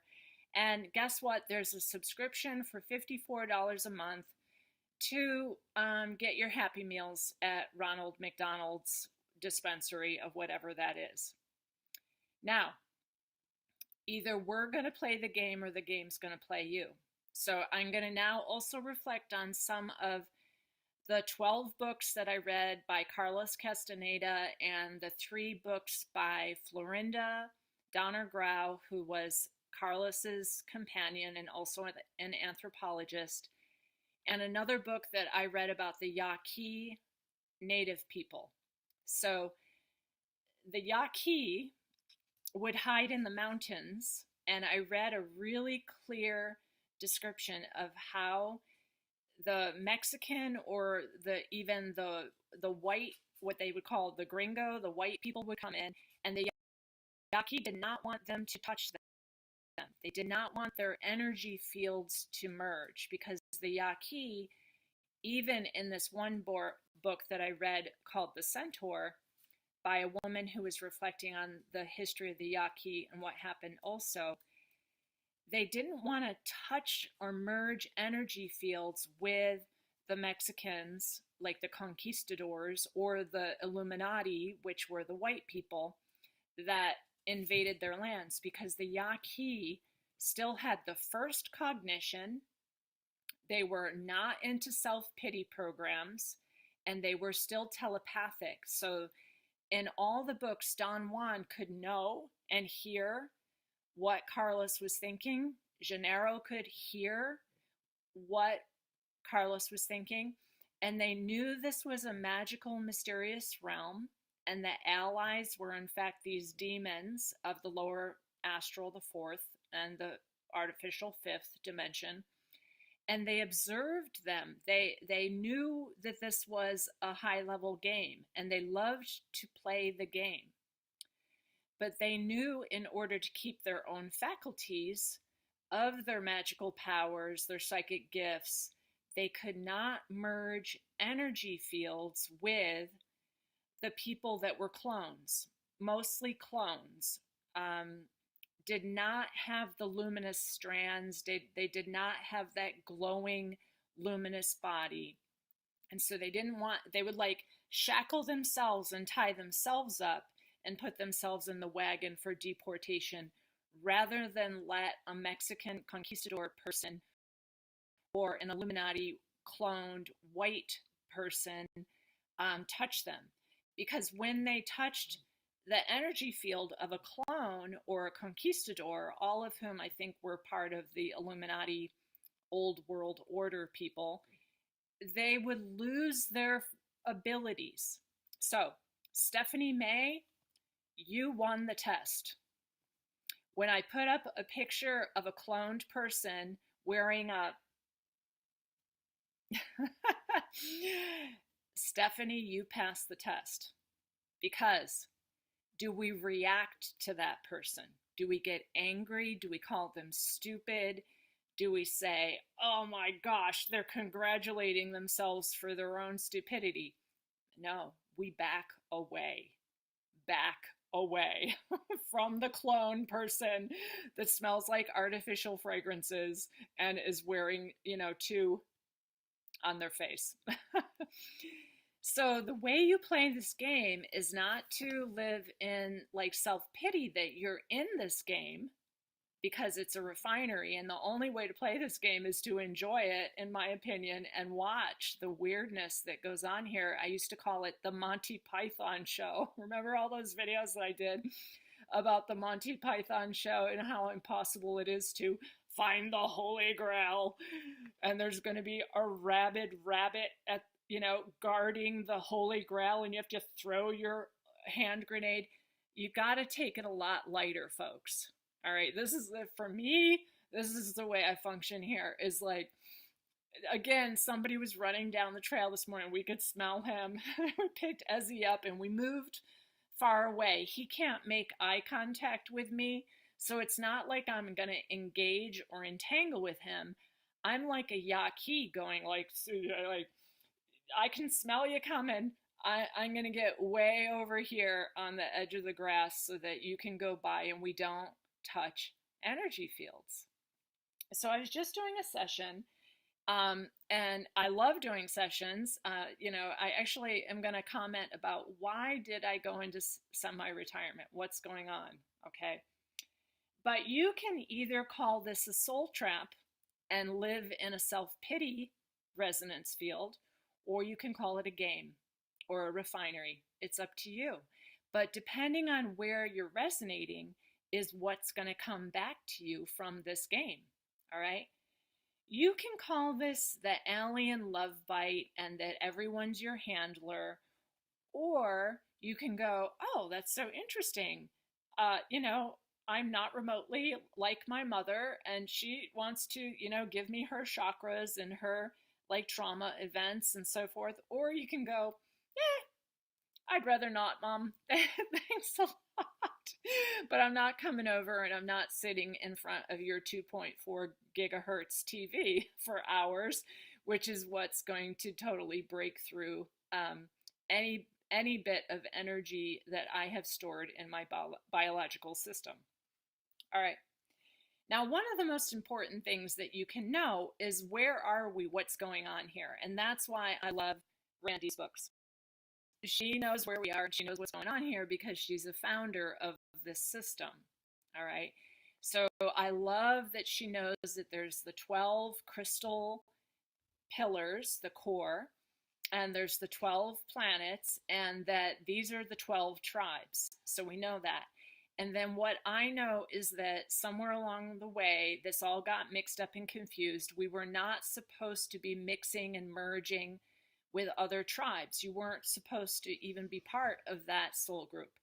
And what Randy does recommend towards the end of the book is that eventually we will live in like families that are really our soul group. So that will start to happen naturally, and it won't be that we just have babies from our vaginas like cows, but we can bring them in holographically because this is a holographic realm. So I think that we will know how to do that naturally as we are connecting to the original core structure of what Earth is, which is to get the regressions out of us from the invasion that happened. But you have to kind of see it as a game. You have to enjoy it. If you're operating in alien love bite soul trap level, you're probably going to stay pretty depressed, and you're then feeding the astral barrier. Why? Because emotional planes were put in the 1600s, and that's when they made religion, and they had like across the board religious things everywhere. It doesn't matter what kind of religion it was, but it was blood sacrifices, it was perversions, it was horrific stuff that tied everybody into these emotional fields, okay? So if you're operating on like alien love bite and soul trap type of stuff, then you're basically feeding the astral barrier with your self-pity. And Don Juan said again and again and again, do not indulge in self-pity. That was put into humanity. So that's why I loved the master teacher that Carlos Castaneda reported on. Don Juan knew that self-pity was not part of our original human abilities. So as soon as you go into self-pity, you're lost. So if you're going, oh my gosh, there's 4 billion clones and we're surrounded with them and we have no one to talk to, then you're operating in the self-pity and you're feeding the astral barrier your emotions. So that emotional thing, when Claude and I studied Barry Long, he said very clearly there should be no emotion at all between man and woman. There should not be emotion. So you need to really check in with emotions. And I will speak to you a little bit about looking at your moon position. And Claude has started to do like some micromanagement, as I've been doing for a very long time, on noticing my moon and how that creates emotional and mental fields for me. So the astrology is unbelievably precise. It is so ridiculously precise that when you get to the asteroid level, like a friend of mine, we did his asteroids and he was sitting in front of the laptop with me doing the asteroids. And there was T, T-E-A, T conjunct his north node. And don't you know it, for a whole month, he'd been like feeding us teas and bringing in teas and making all kinds of concoctions and brews and teas. And there it is, conjunct his north node. And we did not find that until a full month after he had fed us a whole lot of tea. I am telling you, the astrology is an absolute perfect script. All right, it is unbelievable. So this is a very scripted experience. But how you react to that is your decision, okay? The other one is, like I discussed with a client this week, the asteroid Beer, and how I had spoken to a friend of hers that beer was going to be potentially a problem in the chart and that he needed to stay aware that that was a poison and not get into like alcohol as a solution to his life. I have Beer, the asteroid Beer, conjunct my ascendant. And the way I work that is I go, ooh, I got that from my father. I'm from many generations of alcohol. And when you get your chakras, you basically get your fetal patterns from your parents. So it's like they come into you through your mother, but also through your father. So I got like my father's karmic causality event of potentially being an alcoholic. And I've told you before in videos, like whenever I go to Western New York, where I'm from, which is my Jupiter line on my ascendant, there's also the asteroid beer, and everyone's handing me a beer. So I had to move away from there, get away from there. And then eventually, I had to regulate myself. You have one beer, and now at this point, there is 0 beer in my life. I could not show you a beer bottle unless I was out there hiking and pulled one off the trail. So you have to play the game, or the game will play you. All right, so that's your job here. What Randy said, and she just put up a post, so I hope you all following Randy Green at her various things that were in the description in one of my recent videos, but she says each day inside the holographic interactive simulation program, quote, mastery comes through deliberate practice, observing patterns, refining responses, shaping outcomes with intention. The objective is simple: learn to direct the system before it begins directing you. Learn to direct the system before it begins directing you. I mean, this is brilliant. I mean, I am so in alignment with everything that she writes. I am truly grateful to you, Randy. Like, oh my gosh, it is like such an experience to be like felt that these were my intuitions about what's going on here, and then to find out that here is the expert clearly who is the founder of this reality field, or one of the founders of this reality field. She really knows what's going on here. It is unbelievable how much she knows. So please take her as an expert about what this place is. And instead of being reactive to it, play the game. What does she say? Learn to direct the system before it begins directing you. So if there's clones around you and they're all getting the next level of subcutaneous poisons, do you go into self-pity, or do you go, good, right, so back away from this person like the Yaqui, do not get into their energy field or I will lose some of my psychic abilities, because your genetics are holographic. You're in a holographic realm. So you're picking up genetics all the time. I pick up genetics from nature. So I pick up genetics from like the birds singing in the morning, the wood thrush is here. I love the wood thrush so much. The turtles that will start coming up and laying eggs. The insects, and some of them are weird GMO insects, but like, the beetles, the moths, the butterflies, the different insects, and the mammals. Even a wild turkey was running down the road. Like, I pick up stuff like that. I watch the beauty of those type of creatures, because we are chimera. All of us are chimera of avian, reptilian, mammal, and insectoid. So all of us, if you read Randy's other book, which I would like you to read also, The Understanding Old Stellar Souls, we're all chimera. Okay, but you can pick up different bits and unlock different bits of your core template if you know what your core template is. In any case, you should always be slightly ahead of the game. So if you know they did Ronald McDonald at the last reset, which I've already made that video about Ronald McDonald, know that they're going to do it again. And instead of going, we're playing the Hunger Games, right? Go, I got to get ready. I'm going to make sure that I got seeds ordered and we got things planted and we just bought a whole bunch more soil and we're putting in the roots of the black cohosh, because black cohosh is helping me all. Black cohosh is really helpful during the hot. Plant more shit, ladies. I know most women love to plant things and garden. I don't know if it's genetic, but plant more shit. It won't get you out of hell. Won't get you out of hell. Plant as much as you want. Plant gardens, build greenhouses. Huge ones.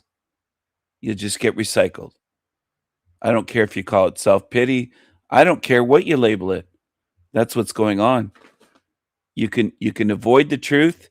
You can dodge it. You can go in your wishful thinking, you can delusions. That's what most women do. That's why men are leaders. She's an example of what most of you do on earth. And I don't care if you get upset, your coochie chakra gets hurt. Most of you do what she's doing. Most on earth will follow this shit. Flashes of menopause. Now, I'm going to talk about a part of the body that connects to your solar plexus. So there are not 79 organs, there are 80 organs, as discovered by Walter Reed in 1953. There is an organ in your solar plexus, and I told you that when my Kundalini came up, it smashed through the solar plexus. So it's between the stomach and the spine. It's about 4 centimeters in diameter. It's known as a benign inclusion, and it's right about there under your rib cage, but back deep in, and you can feel clots because his is not broken, so I can actually feel this little bump on clots. It functions to dedicate blood supply and neural connections to the brain, but also it outputs your electromagnetic field or your aura. So you know Sabrina Wallace and that psi energy stuff, she's always talking about like your biofield and how they're harvesting the biofield through the... You've been warned, you've been told, you've been shown. I'm not going to explain it forever. In the end, you're going to follow shit. Most of you. I already know. That's the frustrating part, is that most of you will turn back to shit like this. People that have been shown and I've tried to expend energy helping for years, and you go back to shit. So most of you do. Most of you go back to shit that sounds like this. Even the ones that mock it today, a year from now, 5 years from now, some of you will be watching shit like this. And I won't be there to guide you and say, oh, you're falling for shit again. Like Louise, you're going in the sewers again. That's what I used to tell her. A lot of you you'll never learn. You just can't do it. You can't even spot a fucking man-hater in this realm. It's incredible to me. I would be ashamed and embarrassed to talk about discernment if I were most people on earth. And I would say especially modern women. Just absolutely fucked. The stupid shit that comes out of your mouths and the things you say with confidence, and it's ridiculous and stupid programming. You should just sit around growing plants instead of talking on YouTube, because a lot of you sound like her. It's millions of women that sound like that. Maybe not quite as extreme, some more extreme. That's what you sound like to men. And then you'll watch and listen and laugh, but that's what you sound like. A lot of you spew stupid shit. You fall for stupid shit. And you mock real truth. And then you fall back into it again. And you leave channels like mine. Go ahead. I don't want you. I don't want you around me. Snake eyes. Snake eyes. Snake-eyed demons. Snake-eyed demons. You sneaky snake little bitches. Devil eyes, devil minds. Liars, liars dance in the fire. Snake-eyed demons dance in the fire. I see what you are, no matter if you are near or far. I see what you are. Creepy creatures, filthy creatures, hell realm, matrix bitches, matrix shit, clown ass. Snake-eyed demons. This is your home, hell realm. This is your tomb, hell realm. Snake-eyed demons. Filthy Matrix losers. Losers. Stay here. Burn in the fire. Shut the fuck up and burn. Burn. Cockroaches, piss ants, demons. Burn. Burn.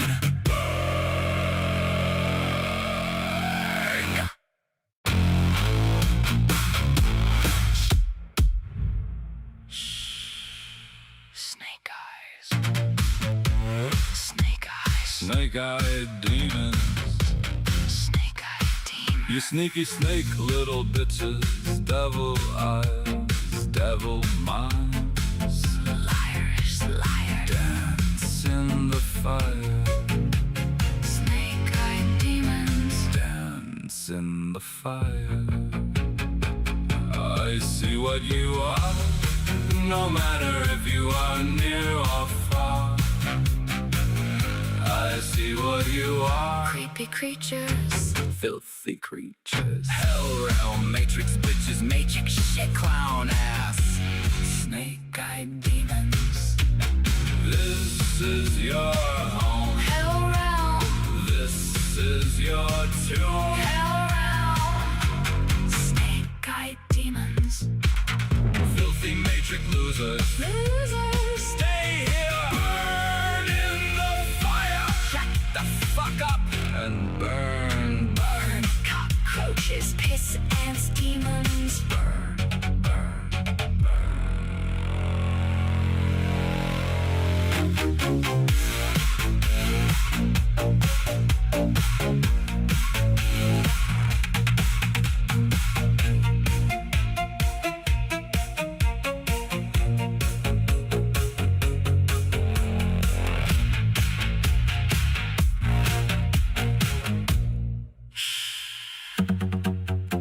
Snake eyes. Snake eyes. Snake-eyed demons. Snake-eyed demons. You sneaky snake little bitches. Devil eyes, devil minds. Liars, liars. Dance in the fire. Snake-eyed demons. Dance In the fire. I see what you are. No matter if you are near or far. I see what you are. Creepy creatures. Filthy creatures. Hell realm, Matrix bitches, matrix shit. clown ass.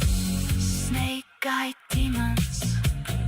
This is your home. Hell realm. This is your tomb. Hell realm. Snake-eyed demons. Filthy matrix losers. Losers. Stay here. Burn in the fire. Shut the fuck up and burn. Burn. Cockroaches, piss ants, demons. Burn. Burn. Burn.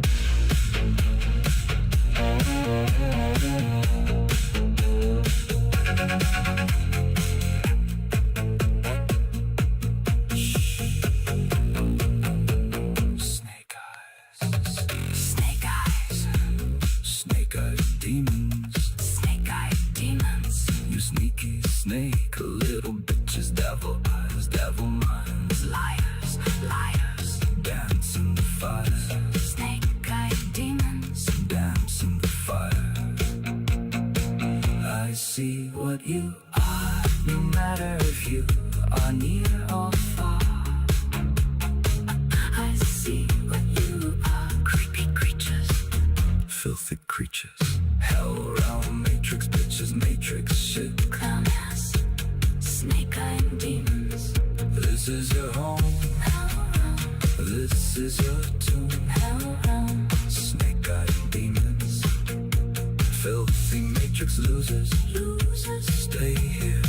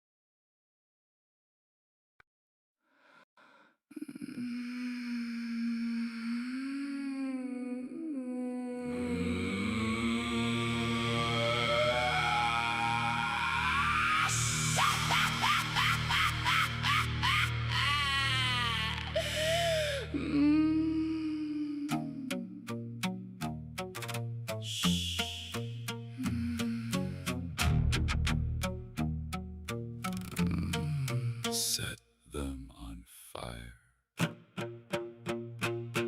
Hey, hey!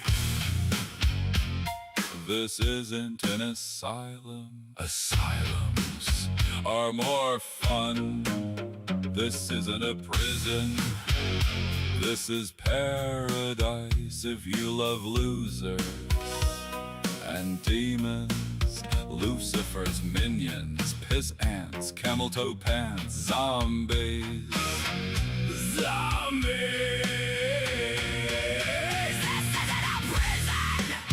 This is a place fit for demons. Demons, love it.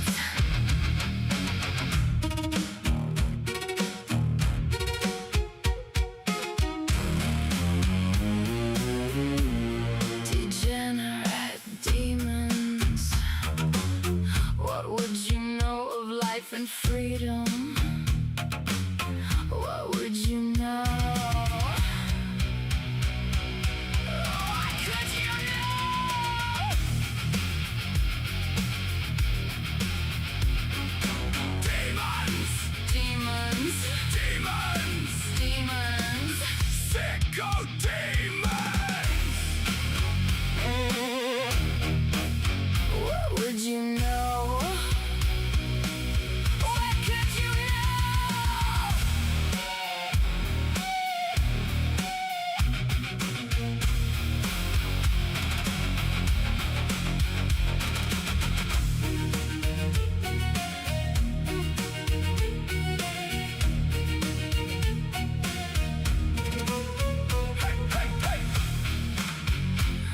This isn't an asylum. Asylums Are more fun. This isn't a prison. This is paradise. If you love losers and demons, this isn't a prison. This is a place fit for demons. Demons.